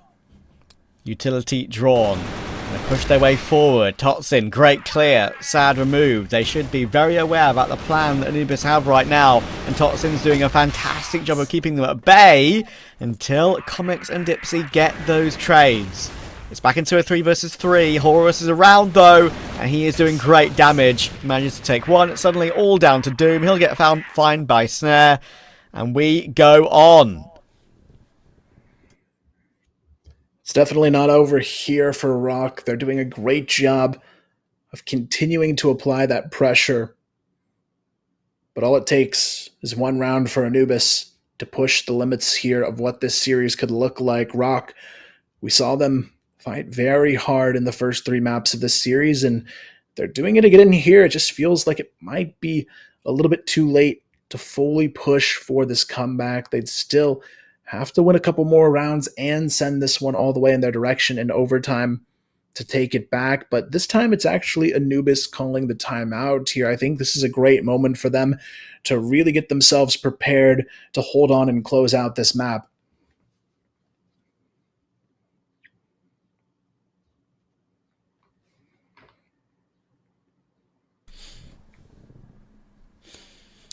Right then. The right time for a timeout for sure. I felt like the one for ROC was going to be a little bit too late, but definitely did help them in the immediate round after. Can this be the one to sort out Anubis' feelings at this moment? A lot of articulation, let's say, from Dipsy. I love the passion. Yeah, you can tell, especially from Dipsy, how much it would mean to win his first championship here in the CFWL, and especially considering you've got a younger group here on this side, Comics and Sad. This is both of their first grand finals as well, so it would be quite the time to pull it off here for Anubis, but there's a lot of pressure going into the rest of this map to try and get these final 2 rounds. They had a huge lead to work with, but ROC, they're the type of team that the match is definitely not over until that 10th round is on the table, and you can see already a bit of a shift in approach at the start of this one for Anubis. It's going to be Dipsy all by himself working his way up towards B long. The rest of Anubis, though, they are ready to go on this A-bomb site. Totsin has a chance to line them up. Can't connect on any of those kills, though. Doom, the repeat for the second kill. It's going to be down to just a 2-on-5 already, but Slayer, he's going to be caught so early on this one. Snare is all alone now. Feels impossible, and the pause, once again, it's a magic pause. It worked for ROC to get back into the game somewhat, and it's worked for Anubis here, unless Snare can do something unspeakable. They know exactly where he's coming from. Flash over the top, caught behind the box. They'll dodge it all, and they'll remove him. We are going all 5. What a game here. Anubis, they've done it again. Back-to-back maps, 2-2. It's all reset. And now, we'll see if they can do all of the work they need to on this final map to push this series and pull off the reverse sweep. But Trav, I've got a feeling that golden round on Black Widow is definitely going to be the back of the minds here for ROC for a long time after this series.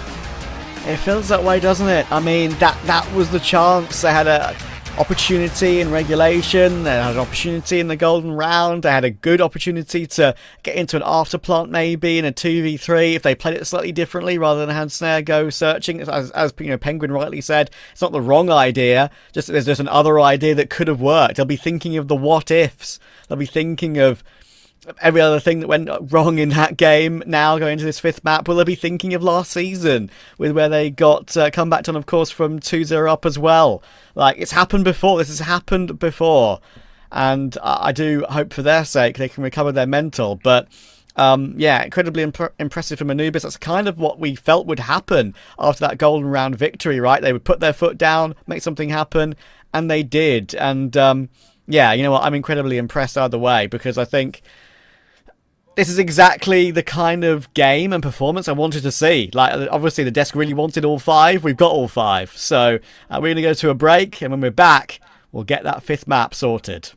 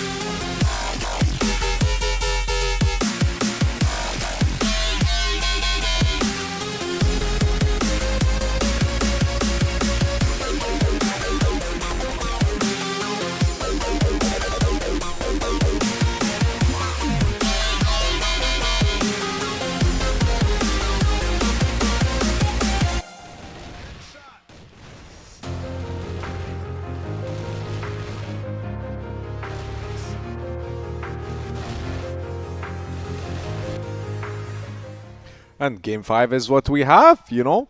I'm excited. It's what we wanted. Yes, and Anubis from down to 0-2, as we said.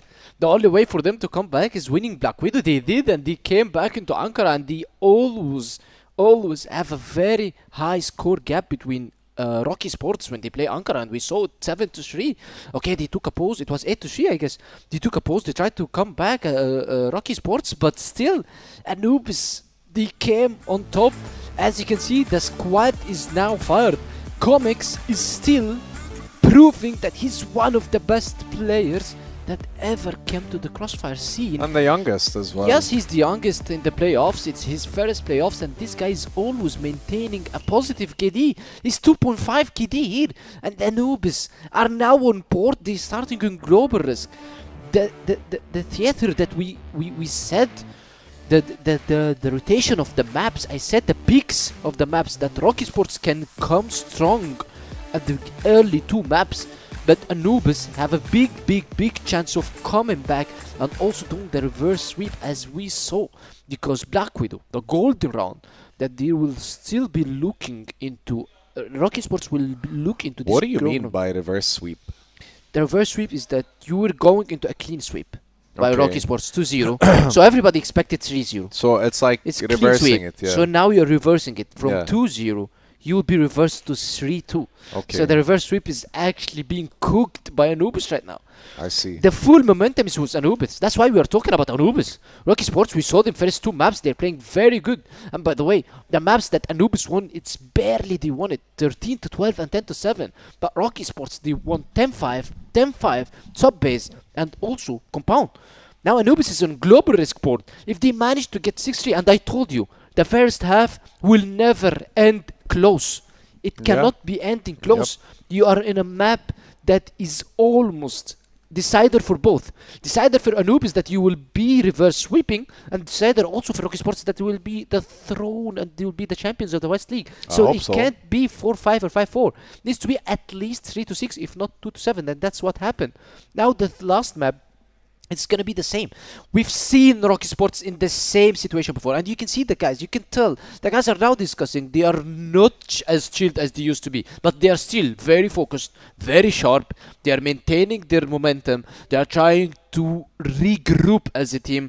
These guys were in the same position last year, in the same playoffs. In the same scenario, yes, yeah. I'm pretty sure that this team has learned anything from this best against GG. This team definitely have flashbacks of this scenario moment, versus GG. And fun fact, the decider was also Port versus GG. Yeah, they look, I don't know. I can't even explain how they feel right now because it must be exhausting. Like, I'm not tired because I'm enjoying myself and neither are you, I can tell. But I think having to play such intense rounds and maps back to back makes them reach a point where this is the Hail Mary. This is the last part where they're gonna actually I honestly, from what I'm sensing, I think Anubis is gonna win. It's very tough Honestly. to say who's gonna win. I agree but with what you said. first I half, have to agree. My first senses half is are gonna say telling everything. me. Yeah, I will go with your sense as well. I will Thank go you, also with thank you, Anubis, thank you. but the game is ready. All right. Anyways, let's take it to last game. Last game. Let's go. All right. All of the hype from the desk to get us ready for this one. It's going to be all the cards on the table for both teams, the decider, Port, and as they mentioned, it is Anubis on that GR side first. And I agree with Penguin. It's a very important first half for both of these teams because the GR team does have the advantage on Port. But if you're ROC Esports, you're going to be doing everything you can to disrupt that right from the start.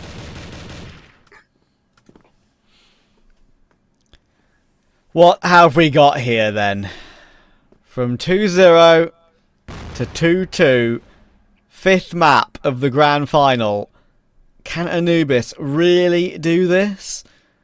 The favourites for today, the team that has shown the best level internationally from this region. Anubis have been the pleasant surprise of the season with how they've gone about their style, what I've seen from them individually. Comics is a breath of fresh air. One to watch. Maybe all 5 are ones to watch. They're able to get this one over the line. Do ROC have anything in the tank after where they've been? It's going to be the first round to set the tone here. A very slow one, though. ROC going back to a bit more of their older play style, running down the clock, waiting to see where the mistakes happen. Playing very button so far, but Jaguar, he's going to get caught there. First pick going the way of ROC. Snare back online here for game 5, and it's definitely the time for someone like him to show up. This is going to be an important one for him to hold on to, but there's only 20 seconds to get this C4 planted. They've got to get a move on it here. ROC Esports knows it has to be a force onto this B bomb site. Dipsy on the other side of it. He's already spotted the feet of 2 players. Dipsy going to be good for the double kill, almost a triple kill, but still ROC, they're able to break through. Doom on the rotation, going to take down 1 player as well with the assistance of Sad, and now it's a 2-on-3 post plant. Oh, it feels rough though because they're both around half HP. But we know the talent and capability of these 2 together. Doom rotating in from that big flank. It is being guessed by ROC, and Snare, unfortunately, he'll go down. It's only Slayer, and he'll get found by Sad. The streak continues for Anubis. It's a great start to the decider. The tough one to lose to Anubis. They didn't really have much advantage other than the clock being on their side there. ROC took too long to make a move. Dipsy, he gets a hint of that B push just in time to catch a lot of damage as they're coming onto the bomb site. So, as you can see here, Anubis, they're the closer team to victory for the first time in this series. And what a time to start off on the right foot here, and we'll see what comes to life from this one, because from here on out, it is going to be a tough road ahead for both of these teams. But ROC Esports, it's going to hurt for them that much more each round they lose, because they've already lost 2 maps in a row coming into this final map of the series. And you can tell Anubis, they look comfortable on this GR side. Yeah, I mean, it's obviously at some point during the game, if they get into a winning position, it'll be down to them to keep their cool.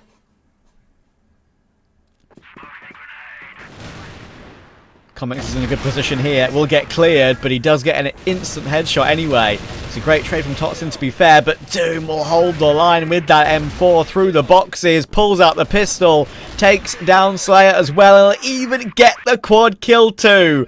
They're all hyped. They're all continuing their form. ROC need to find a way to stall them. Yeah, what a rotation here from Doom, though.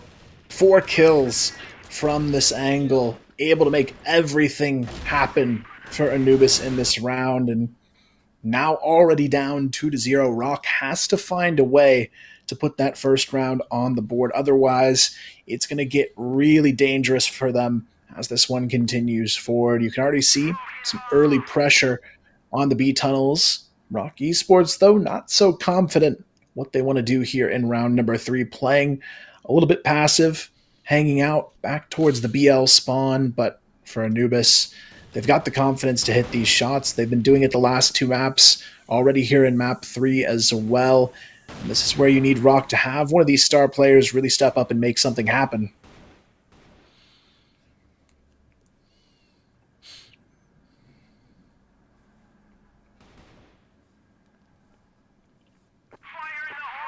Who will it be? Snare, I need to keep an eye on him in this particular game. We did a very slow previous map. Unlike him. But of course, it's a team effort.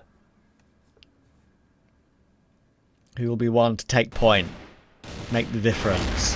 Comics will push forward. Almost 2. Should be 2. Is 2. Dipsy steps forward as well. Snake will go down. They're a bit disconnected. The only frag they've got in response is Slayer onto Doom. Jaguar knows what's going on. Now Dipsy's here to help out as well. They'll go for the double swing. They're in full control of this one. Can Snare do anything about it? It would be a pure 1v4 if he's able to. He's trying to retreat with the bomb, but Jaguar hears him for sure. Yeah, that's all the info they're going to need here. A quick flank. Snare, though, if he can get to A top uncontested, there's maybe a slight chance here, but there's no way he's making it onto the bomb side. Actually, it's a miss on the flank, but thankfully, the rest of Anubis is there to clean things up. 3-0 already. ROC Esports still struggling deep into map number 5 we go, with Anubis fully in control of this series at this point, and ROC, they've got to find a way to slow things down.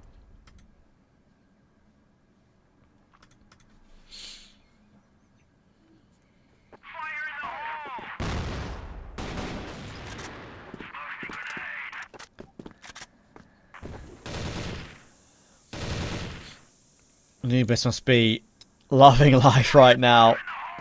When do the true nerves creep in? Knowing you're getting closer and closer to a finish line. It's only 3. 3 is not that much, and that is what Snare is capable of. The hop up to deal with Doom. Makes it look easy. Yeah, now they've got to capitalize on the opener. ROC Esports, they've had Snare find the first kill before, and they weren't able to close out that previous round when that happened. It was actually round number 1 where he was able to do that over in the B tunnels. So for Anubis, they're not feeling the heat just yet. ROC still have to show they can close this one out. It's going to put the pressure onto Sad, though, holding on to this bomb site by himself, just playing that angle on the back of the B staircase, and he's going to have to face 4 players pretty shortly here. The counter flash comes over the top. Sad able to hit the first. Comics hits the second as well. The trades come through, but Anubis still able to hold on to the advantage thanks to Jaguar sneaking into the B pit. Comics already here on the support as well, and Slayer, is he going to check it? That flash makes it a little bit more challenging, but Slayer, he's only going to be good for 1. Dipsy through the box, gets the double kill, spray down, and Anubis remain uncontested. Is this happening? Is this happening? Oh my goodness.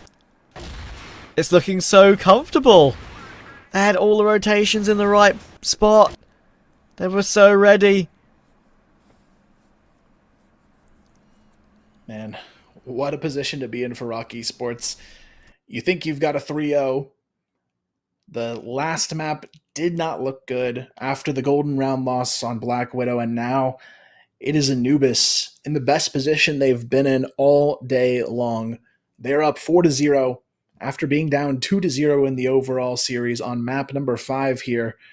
It's an important timeout for ROC Esports, because if you come out of a timeout after a 4-0 and lose another round, I think that just kills a lot of the morale at this point, because they've got to show they've got something left. I do appreciate the timing of it, at least, right? I feel like it was a little bit too far gone when they called it on the previous map, right? It was an 8-3, I'm pretty certain, no? So, yeah, I think here is a bit more time to use, but they're being outplayed right now. And, of course, Penguin mentioned that getting 7 or 6 would be ideal and a way to get back in. But they've already got 4. They've already got 4. Have Anubis. It's getting scary. And you can see there's just the facial expressions, the reactions, the mannerisms. It's all changed dramatically.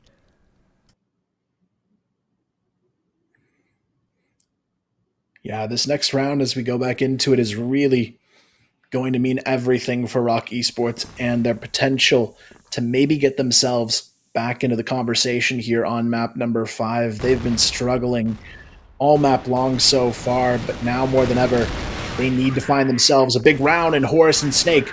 That's exactly what you want to see. 2 kills already in the hands of ROC Esports, but Dipsy, they've still got to conquer him on this B bomb site. Dipsy gonna hold for 1. Comics able to find 1 on the retake, but it's Snare and Slayer getting it done in ROC Esports. A sigh of relief as they find round 1 for themselves. It can't be a flash in the pan, though. It has to be compounded with 1 or 2 more immediately as well.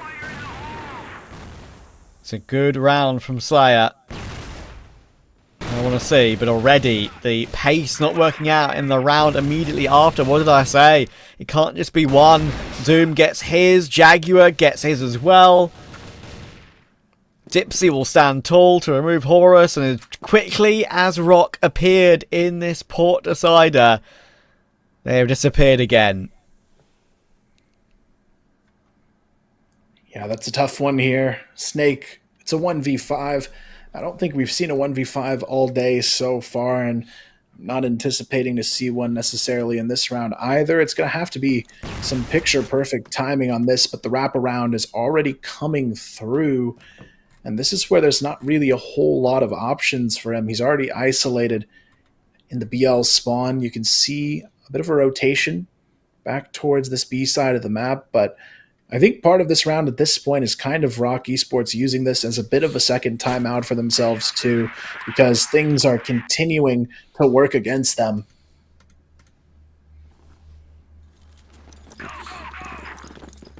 God damn. I'm very impressed at the moment. Team that I kind of mentioned to you in the pre-game, right before we even started this particular matchup. Actually, even before we started the third place, I've been particularly impressed with Anubis this season. Their style has been pretty refreshing. Me and Elfish Guy, and some of the games we've done together, we've been quite happy with the change-up, and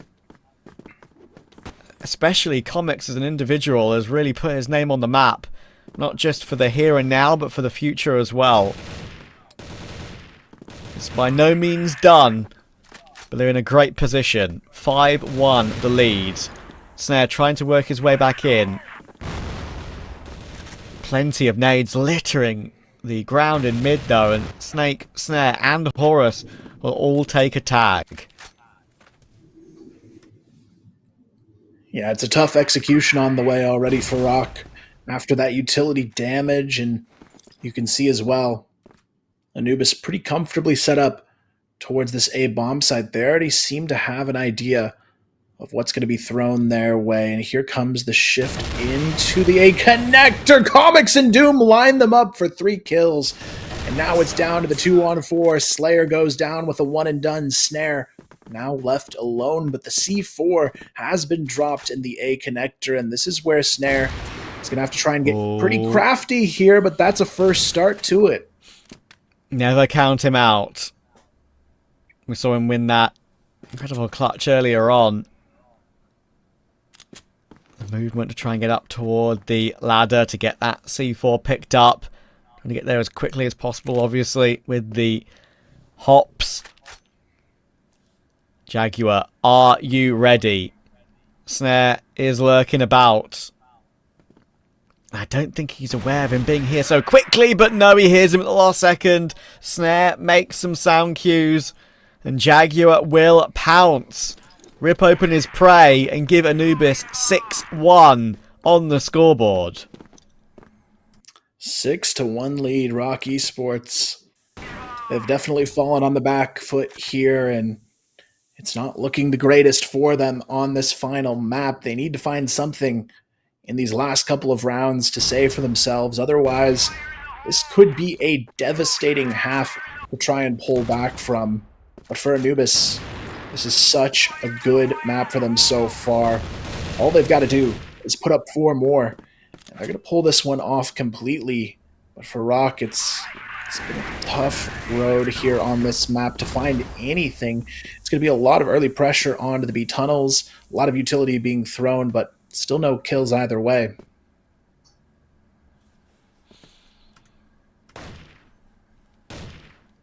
Doom will spot out some information. Won't commit to that tight position though. That angle. Just let it be for now. Don't make any individual errors of positioning or aggression when they're not necessary. And you know you've got a lead like this to work with. Don't be the guy to make that mistake. But while you have that in your mind, you'll also have it in your mind that you've got to play the right way. And don't hole up. And play defensively. And overly defensively.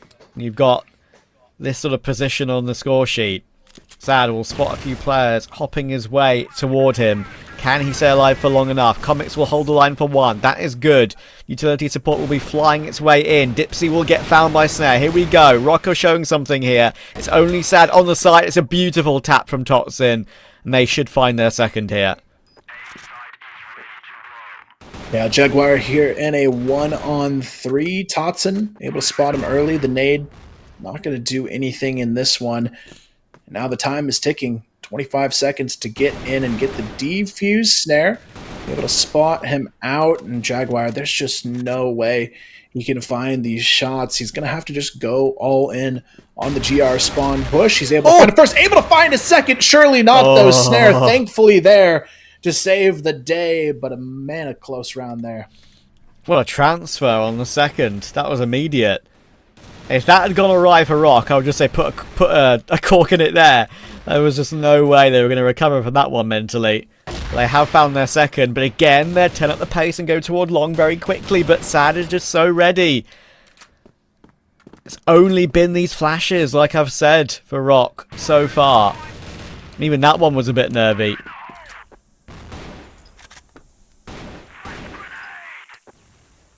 At this point for ROC, already being down a player. Very, very tough final round ahead of the half. Anubis, a 7-2 half would be huge here, but for ROC, 3 can definitely be enough on this side of the map. So I wouldn't say it's over for them just yet if they have a good GR in store for us, but a 7-2 is quite the comeback. So we'll see exactly how this one shapes up. But right now, Anubis has a pretty good read on it. They've got 2 players holding on to the top of the A-bomb side. Horus and Slayer go for the wide swing. Horus, though, he's able to sneak underneath. Sad.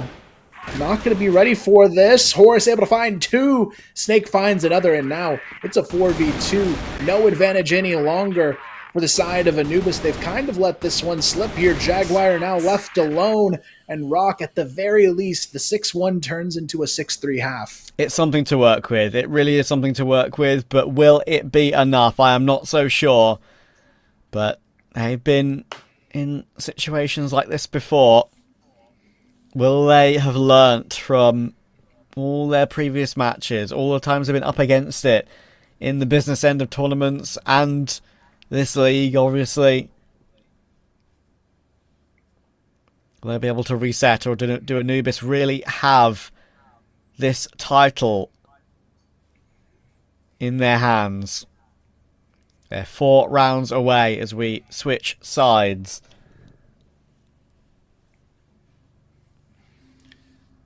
Yeah, for Anubis, this is a bit of a tough one. If it would have been a 7-2 or 8-1 half that they closed out, I would have said there's no way that ROC can pull this off. But that third round makes it so Anubis needs 4. And getting 4 rounds on the BL side is not easy on this map at all. So for ROC Esports, they've got to bring their A game, but Anubis just as much on the other side. They can't afford to think this match is won just yet. They've got to continue to bring that pressure like they have been throughout this entire last 3 set of this series. So it is going to be a bit of an early aggressive play for mid control coming out from Anubis, sending a lot of players towards the A connector, but for ROC, just kind of playing the standard setup here. A couple players in the B tunnels, the rest putting their focus on mid and A, but Comics almost goes down there on the early push, but Dipsy is able to sneak underneath, but not for long. Horus not going to fall for that one today.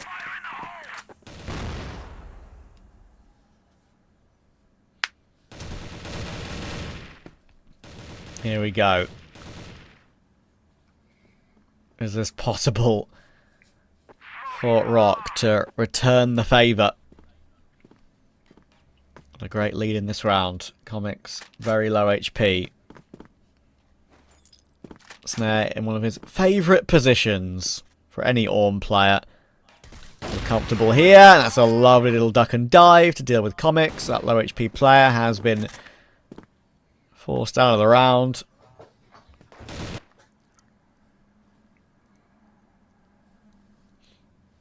At this point for Anubis, it's really just looking for anything they can to redeem this first round. It's not looking too great for them. You can see ROC just passively holding this mid pinch ready to go, and it's going to be so tough for Anubis to try and break through this defense right now. A nice counter flash goes over the top as well. All they've got to do is stall at this point. There's only 30 seconds for Anubis to take the bomb site, and Horus already has that push control on A long. That's going to be such a critical position to help shut down this push if it does indeed come through to the A bomb site. The big question mark here is that there's actually nobody now on the A bomb site. This could be a huge misplay from ROC. Hang on. Surely this one's not going awry, right? They are obviously all 5 on the rotation is awkward. Can Anubis really pull this one off and play off each other's contact accurately? Doom's in a pretty good position, I would say, but he's going to try and move off of it now, trying to play ahead of the game. 20 seconds now on the bomb. They're not really that close yet. Time's really ticking here. It's a lovely tap from Totsin. Jaguar should get taken down and will be. So now it's all down to Doom on long. They know where he is. The bomb is being defused and it's all good. They took their time, but they did the right thing and got it over the line. Yeah, for ROC, it's the start of the comeback they were looking for. This was 6-1. Now it's 6-4. We've definitely got a map on our hands here, and it's going to be a tough one either way it goes at this point. ROC, they may be down, but they're on the more comfortable side to try and close out this series on, which adds that extra level of pressure onto Anubis, because if ROC can cross that threshold of 6 or 7 rounds before Anubis gets one, they're going to be feeling the heat themselves.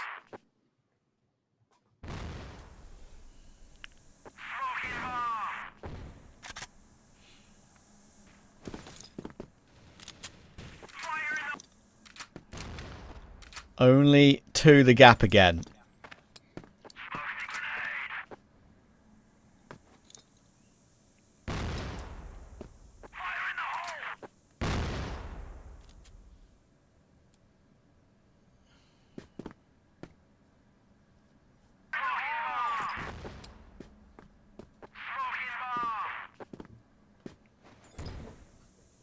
It's a bit of a weird choice here from Anubis, just kind of lurking in this A connector. But Horus, oh, what a headshot to get out of there with. Yeah, that's a lovely bit of aggression, right? Don't expect that if you're comics, that's for sure.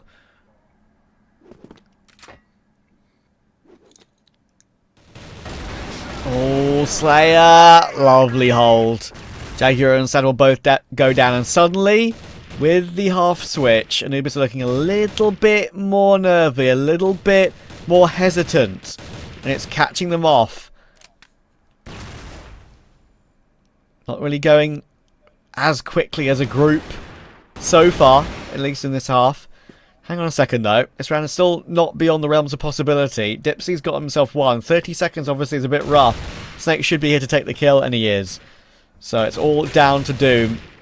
He's found one, but now he's been tagged down to very low HP, and Totsin will close it out. Excellent work. Now we're talking. Now we're getting close again. Yeah, for Anubis, the momentum has been broken.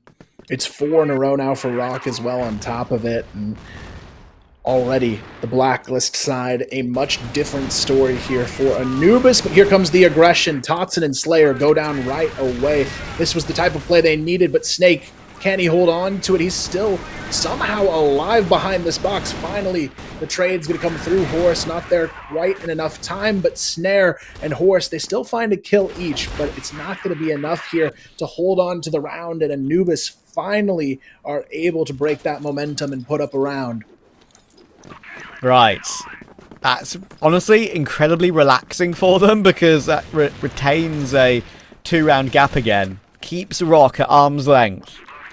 Just the mentality of having a 7-5 is excellent for them.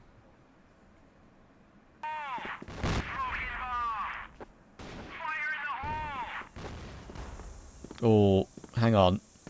Got a bit of a brawl coming in here. Totsin's got the line through the gap in the wall. Does a bit of chip damage to Dipsy, which will be frustrating for him, but at least he's still alive.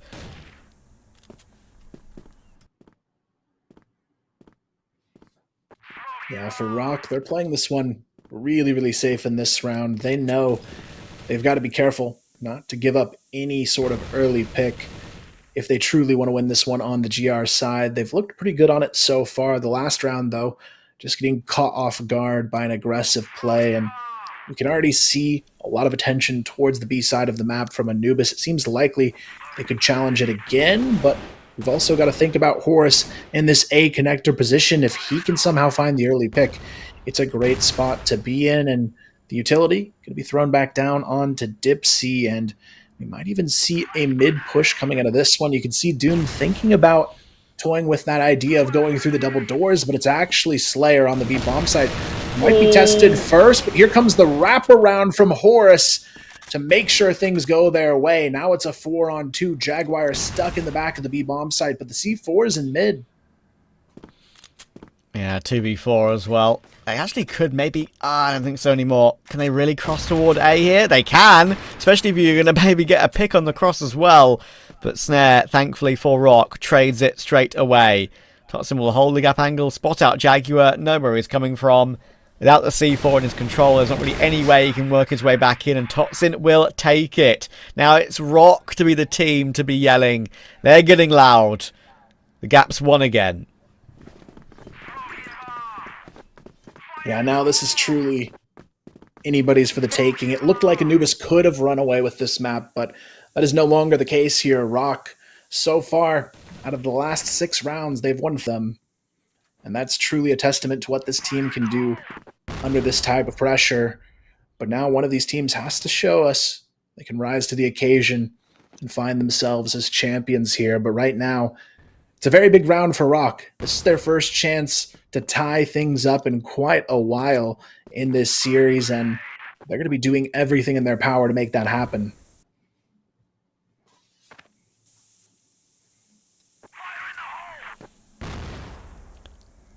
Can they keep that arm's length example that I mentioned intact here, Anubis, or are we going to be locked at 7-7? Bit of information for Snake there. All the utility exchanged.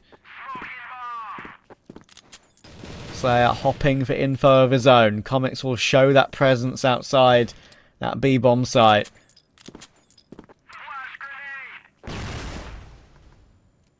Oh, lots of blind players, and Doom will get caught by Snake. First frag taken.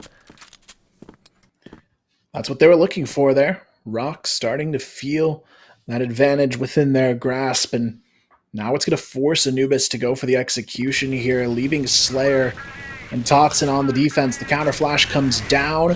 Slayer has the rotators on board as well. He's good for the first kill on the push. Totson right there for the trades, and just like that, it's down to a 2-on-1 situation. Sad.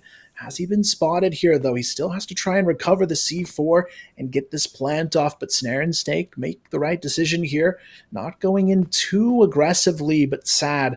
There is one loophole in this play from ROC. If he can somehow sneak his way behind enemy lines, he's got a chance here, and he just spots them through the window, and that is so much information to work with. He might even be able to get the backstab on them here. He's able to find the first, but there's only 10 seconds. He knows now he has to go in for this plant on the A bomb site. He's going to have one little look over the top, but he's just going to barely miss this timing. But Snare, can he be the hero here for ROC Esports in this position? It's going to be sad trying to run away and stall the clock. Both players going for the Colts outplay, but Snare ties it up.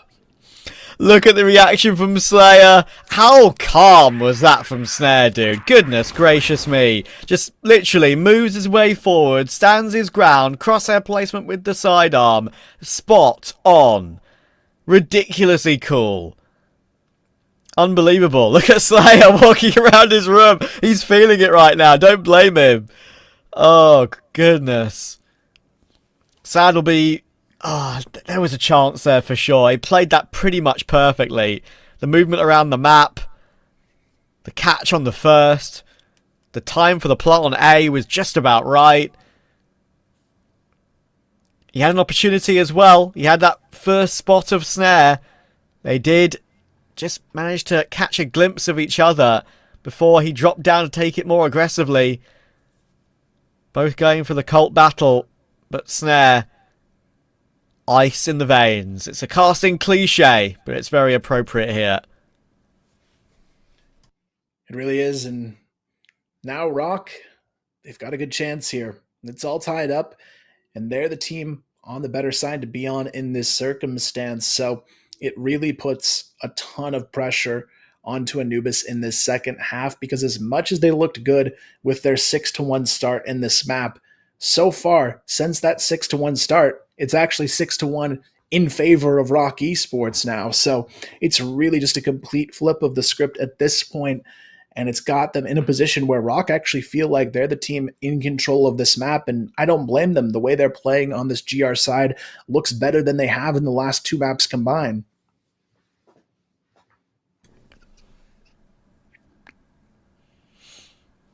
I think I fancy ROC now from here.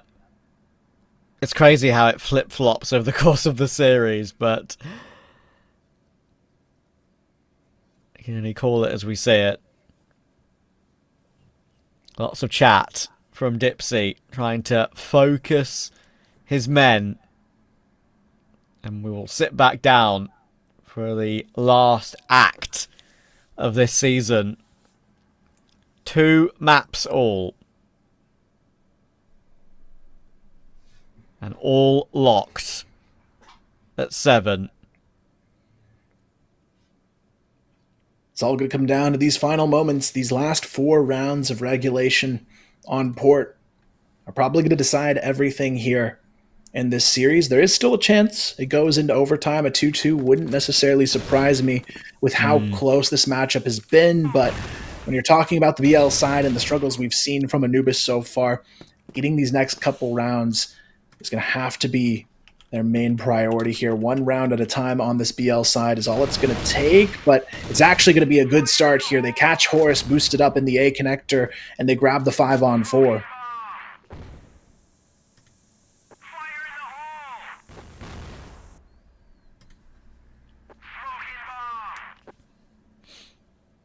Snare looking to push forward, playing this one aggressively. I really respect that. Maybe that 1v1 win in the previous round has got him feeling it a bit more.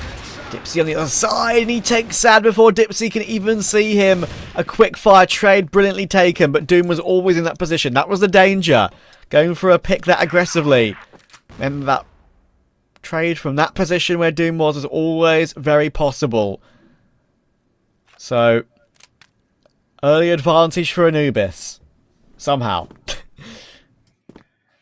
Yeah, Anubis, it's the best looking round start they've had on the BL side, and it's going to be up to them to hold on to it. But the big curveball could be if Slayer is patient in this position and they happen to go back towards the B bomb site. He's all the way pushed up in the B tunnels, playing the corner of their spawn, and if he can get the timing right on a fight like this, he may just be able to spoil this entire round for Anubis. And you can see Slayer, he's already on the flank. He's able to find one. Jaguar is spotted out as well. And now Anubis, they're just shocked by the whole ordeal, and they don't know what to do in this position. They're caught off guard, and now it's a 3-on-2. Comics trying to redeem something out of this position, or maybe just even fall off, but Totson's not going to let that happen.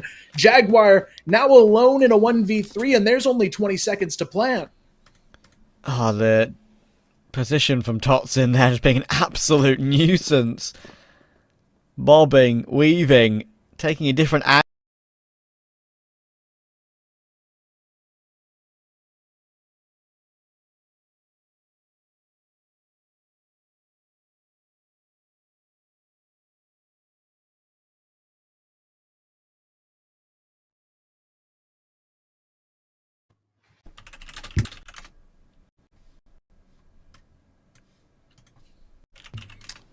Looks like we're back here. I think ROC was able to close here. Job done here, and now Anubis, for the first time in quite a while on this map, is in the losing position right now. Horus gets a bit overzealous, goes for the A-long play, but why not? He's been hitting the shots here, and oh my goodness. Oh Slayer, no. what a catch there. Takes down Jaguar, and they continue to push the limits here, but Slayer is going to be traded down at the very least by Doom. That's a rough one for Jaguar to get caught like that. Always feels so frustratingly hopeless when you're not even able to enter the fight. 4v4 though. Still on. Snare pushing forward. Look how aggressive this is. With the Orm as well. Oh my goodness, they're not checking the angle. I cannot believe it. He's taken out Dipsy in the side and managed to fall back and stay alive. Yeah, what a mid-round pick coming through from Snare. That's not a spot you play every day with an Om in your hands, but Snare, he's going to get even more before going down. He's able to find comics on top of it. Now Doom and Sad are left in a 3-on-2 situation. It's going to be difficult to win. Horus, a big headshot, gets things going here, and now it's Sad all alone. It is a 1-on-3. He's going to have to do everything to keep this one in a tie. Totson might have spotted him on the shoulder peak there. They're going to have a hint of what's happening at this point, but Sad, he is going to be able to sneak out here on the mid bridge, but I like this tucked away position from Totson, not being too overexposed here. Sad, what a time to miss that kind of shot. Now he's completely exposed, and Totson on the repeat somehow has taken this one to match point. Couple of chances. And also they know they've got overtime locked in as well. So that's a big sigh of relief for them. They want it done here and now though. That's the main thing they all want. Right here, right now. Slayer, this could be it. And Totson's done it again. They run through the smoke toward him. Not the first time he's closed out a map with a play like that. And ROC will exercise their demons from the previous season and finally get one over the line. They are your champions for Season 1. Incredible performance here from ROC Esports. This started off as a 1-6 scoreline against them. And they win the map 10-7, meaning out of the last 9 rounds, they win 8 of them to keep themselves in the fight. And of course, as you mentioned, Totson, he's the closer today. Triple kills on the first 2 wins and a quad kill to seal the deal on the day for this final win. And rightfully, the curse is broken. There are no reverse sweeps this time around. They're now champions and they can hold their heads high. But honestly, a big shout out to Anubis as well, because that was an insane attempt at a comeback. Oh, I really feel for them. They're in a fantastic position. They got the 6-3. They were so ready to get this one done. They were ready. They looked so hyped up. Comics was doing absolutely everything right. It felt like all the decisions were going their way as well. But at the end of the day, ROC found something. They found it in the reserves deep within them to just recover that situation after all what must be going through their minds in that scenario, right? I mean, to have that situation last season where you get reverse sweep from the 2-0 to lose 3-2, to have it almost happen again, that would have been heartbreaking for them. And sure, you know, Anubis, they got so close but yet so far, but I think they are the sort of the best things of the season, best performance of the season, I would say. I think they're the biggest surprise. I think they've done so well to make the grand final. Is an incredibly impressive performance from them, and it's fully deserved. It was a pleasure to cast this grand final with you, Kyle, of course. But for now, we're done. We'll throw it to the desk to talk about the absolute cinema.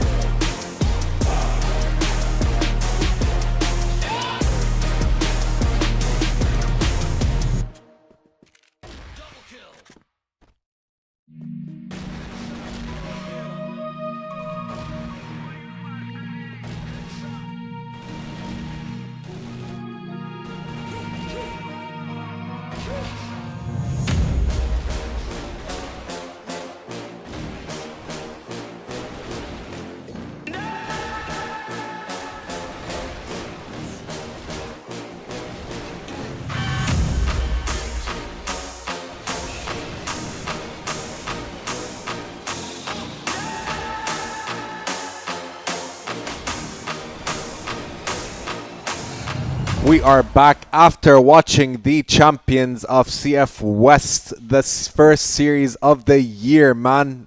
Kudos, chapeau to ROC. I wish them the best of luck. Definitely qualified. Phenomenal performance coming out, just like Travis and Kyle said, you know. What do you think? Give me some insight. Definitely one of the best maps of ROC. They kept their composure. These guys kept their pressure. They kept their momentum.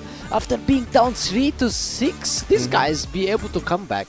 And this time, no cloud moves from the other team. These guys, I told you, if there is something that these guys learn from the 2024 playoff season 2, it's that they can stop the reverse sweep from Anubis.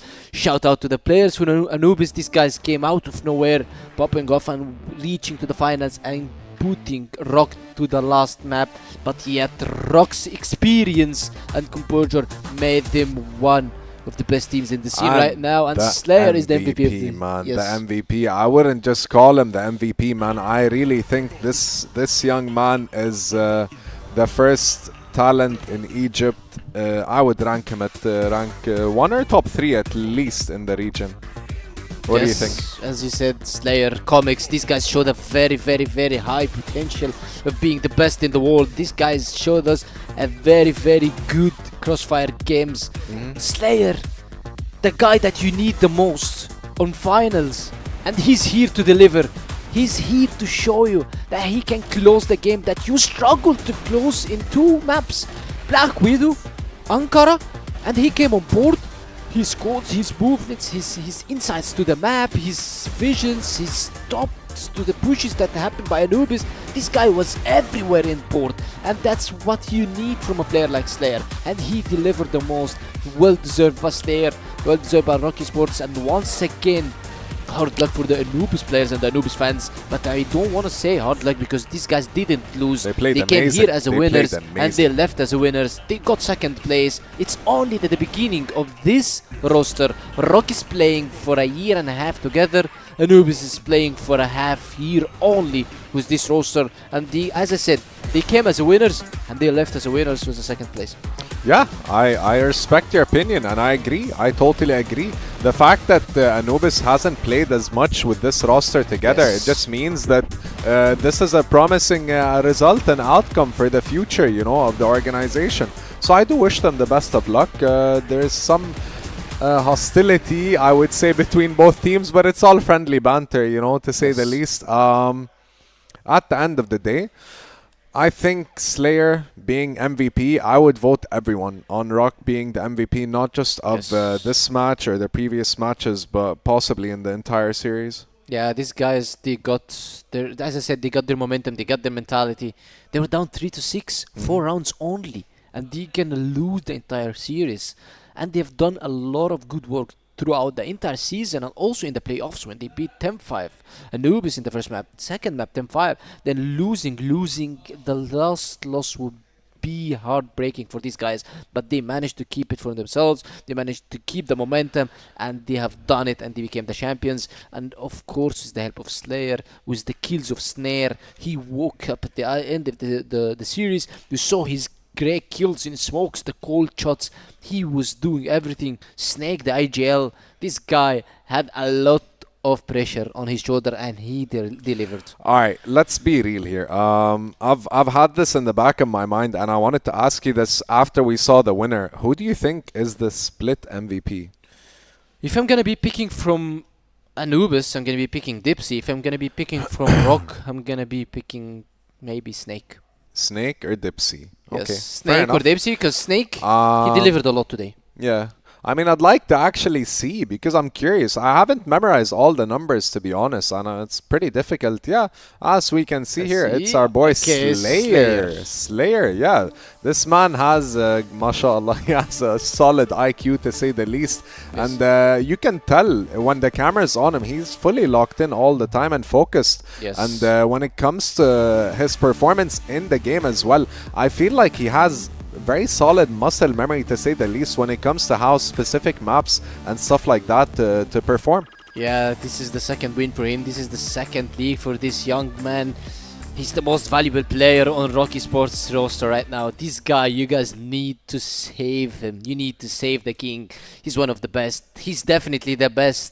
And I guess we are ready to interview the best player of the CFWL Season 1 2025. Yes, we are. Hello, Mr. Slay. Assalamu alaikum. هلو حبيبي يا باشا عامل ايه؟ Alhamdulillah, we are perfect here in the studio.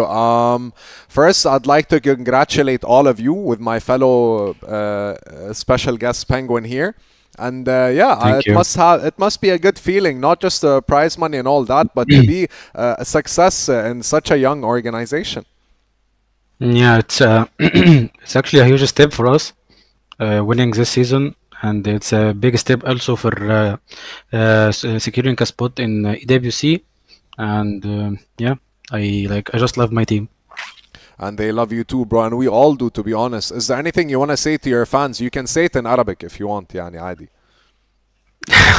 احب بس اشكر التيم ميتس اللي معايا، يعني كلهم بجد عملوا اللي عليهم. واحب اشكر الكوتش بتاعنا ستري، يعني هو حرفيا من امبارح للنهارده تقريبا ما نامش، يعني تقريبا نام ساعتين مثلا. فالحمد لله طبعا اديله التحيه، طبعا هو يعني يستاهل يكون معانا، والوين ده تبقى ليه برضو. احب اشكر مين تاني، الاداره، كل حاجه، عبعال، كل الناس كلها، ال اسمه ده وروك وروك فالحمد لله يعني. Alhamdulillah, بخير. الحمد لله. Penguin, is there anything you'd like to ask Slayer? How did you guys prepare for the match versus Anubis? Because we have seen a great adaptations from you guys in the first two maps. We've seen 10-5 on Compound, 10-5 on Subbase, the Anubis pick. How did you guys prepare for these matches? Especially that Anubis came on Subbase as the contenders and as the team that needs to win this map. Actually, in the first two maps, everything was working out for us. We were winning most of the situations against them, even if we were under numbers. And Yes. just started from Black Widow.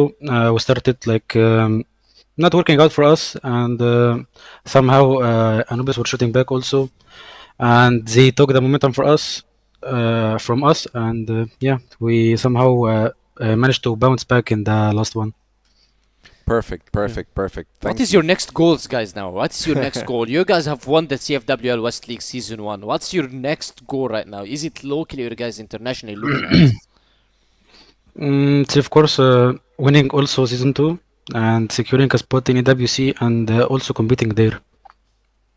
Fair enough. That Can seems you guys sensible. can you bring the guys behind you now? We would like to talk to the other guys. تعالوا يا جدعان. كله تعالوا.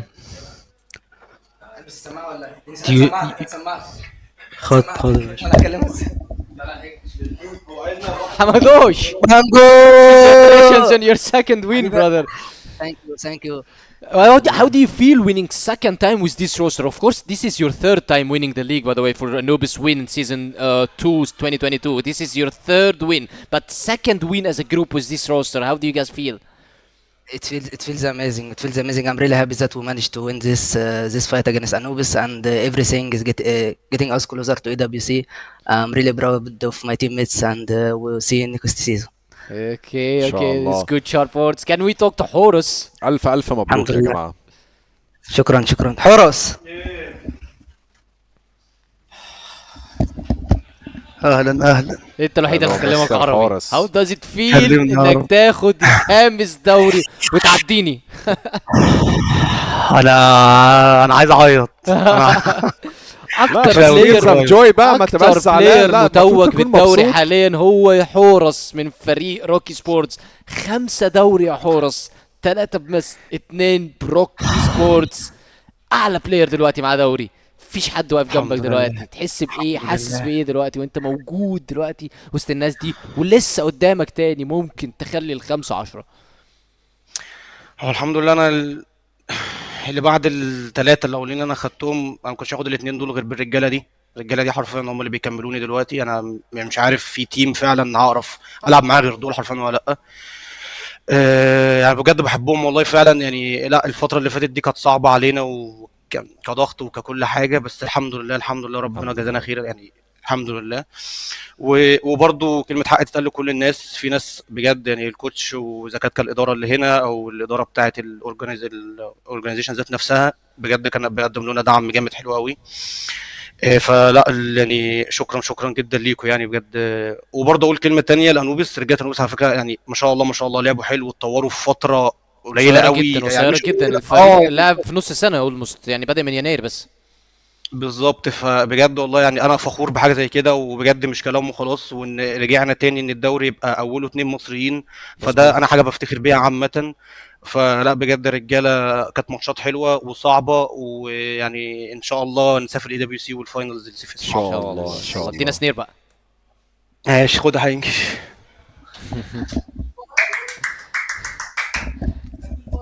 سنير باشا، السلام عليكم. بينجو باشا، عامل ايه الاخبار؟ الحمد لله. كم الدوري الليج ده سنة حنكش عشان نسيت مبسوطين اعد. دوري الرقم كام ده عشان ما بعدش؟ ثالث. قدامك قد ايه يا هنكش؟ 3 كمان ولا 4؟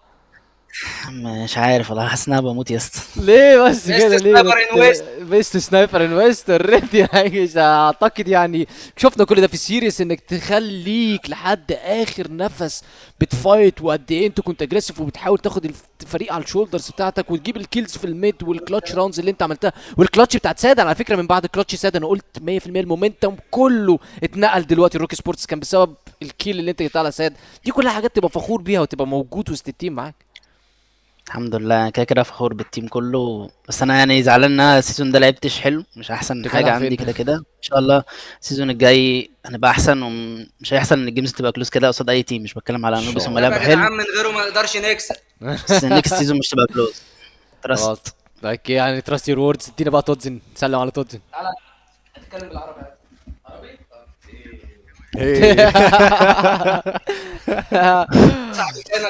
كلمة سريعة علشان هندي الاستريم سريعا. تودزن، ايه حكاية اخر راوند معاك؟ ليه دايما اخر راوند فيها 3K؟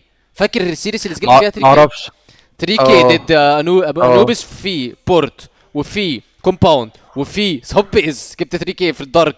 ايه حكاية اخر راوند لما ما جبتش ستريك؟ على فكرة الفريق ما كسبش. مش عارف والله، تصدق ممكن حاجة حلوة. امي دعيالي الحمد لله. Okay guys, الحمد لله. this was the interview with you guys. It was very good. Okay, any words to say but in English now? Any words to say to the fans for Stray? Yeah, first thing I would like to thank our families, because we didn't go to home for a month ago because we are boot camping for this moment. So first thing, alhamdulillah, and second, thank you Stray, because without him we cannot win this league, because he's doing everything for us. Thank you, Andre, and of course thank you for the fans who supporting us, even if we lose, even if we win. Thank you guys. You really, this win is for you. We will do everything for next season to go to WC inshallah, and see you next season. Thank you guys. So much, congratulations guys. for your second win together, guys. Much Congratulations for appreciated. ROC Thank you so Esports much. Thank you, securing the guys. CFW League. Thank you. Enjoy the In rest a of your fashion, evening. Celebrate, celebrate. Yes.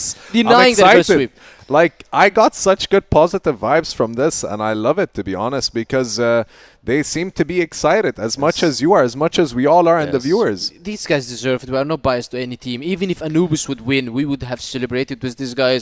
If I speak Turkish, I would celebrate with GG if they won. And if I speak any of the other languages, I would celebrate with unKnights. All the teams, the top 4, they deserve to be here. These guys are top 4.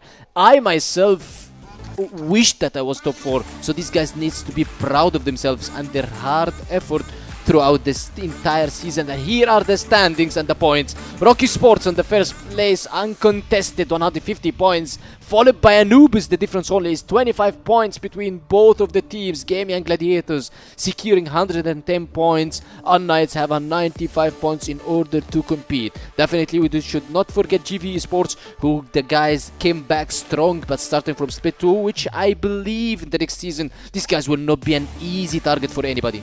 Yeah.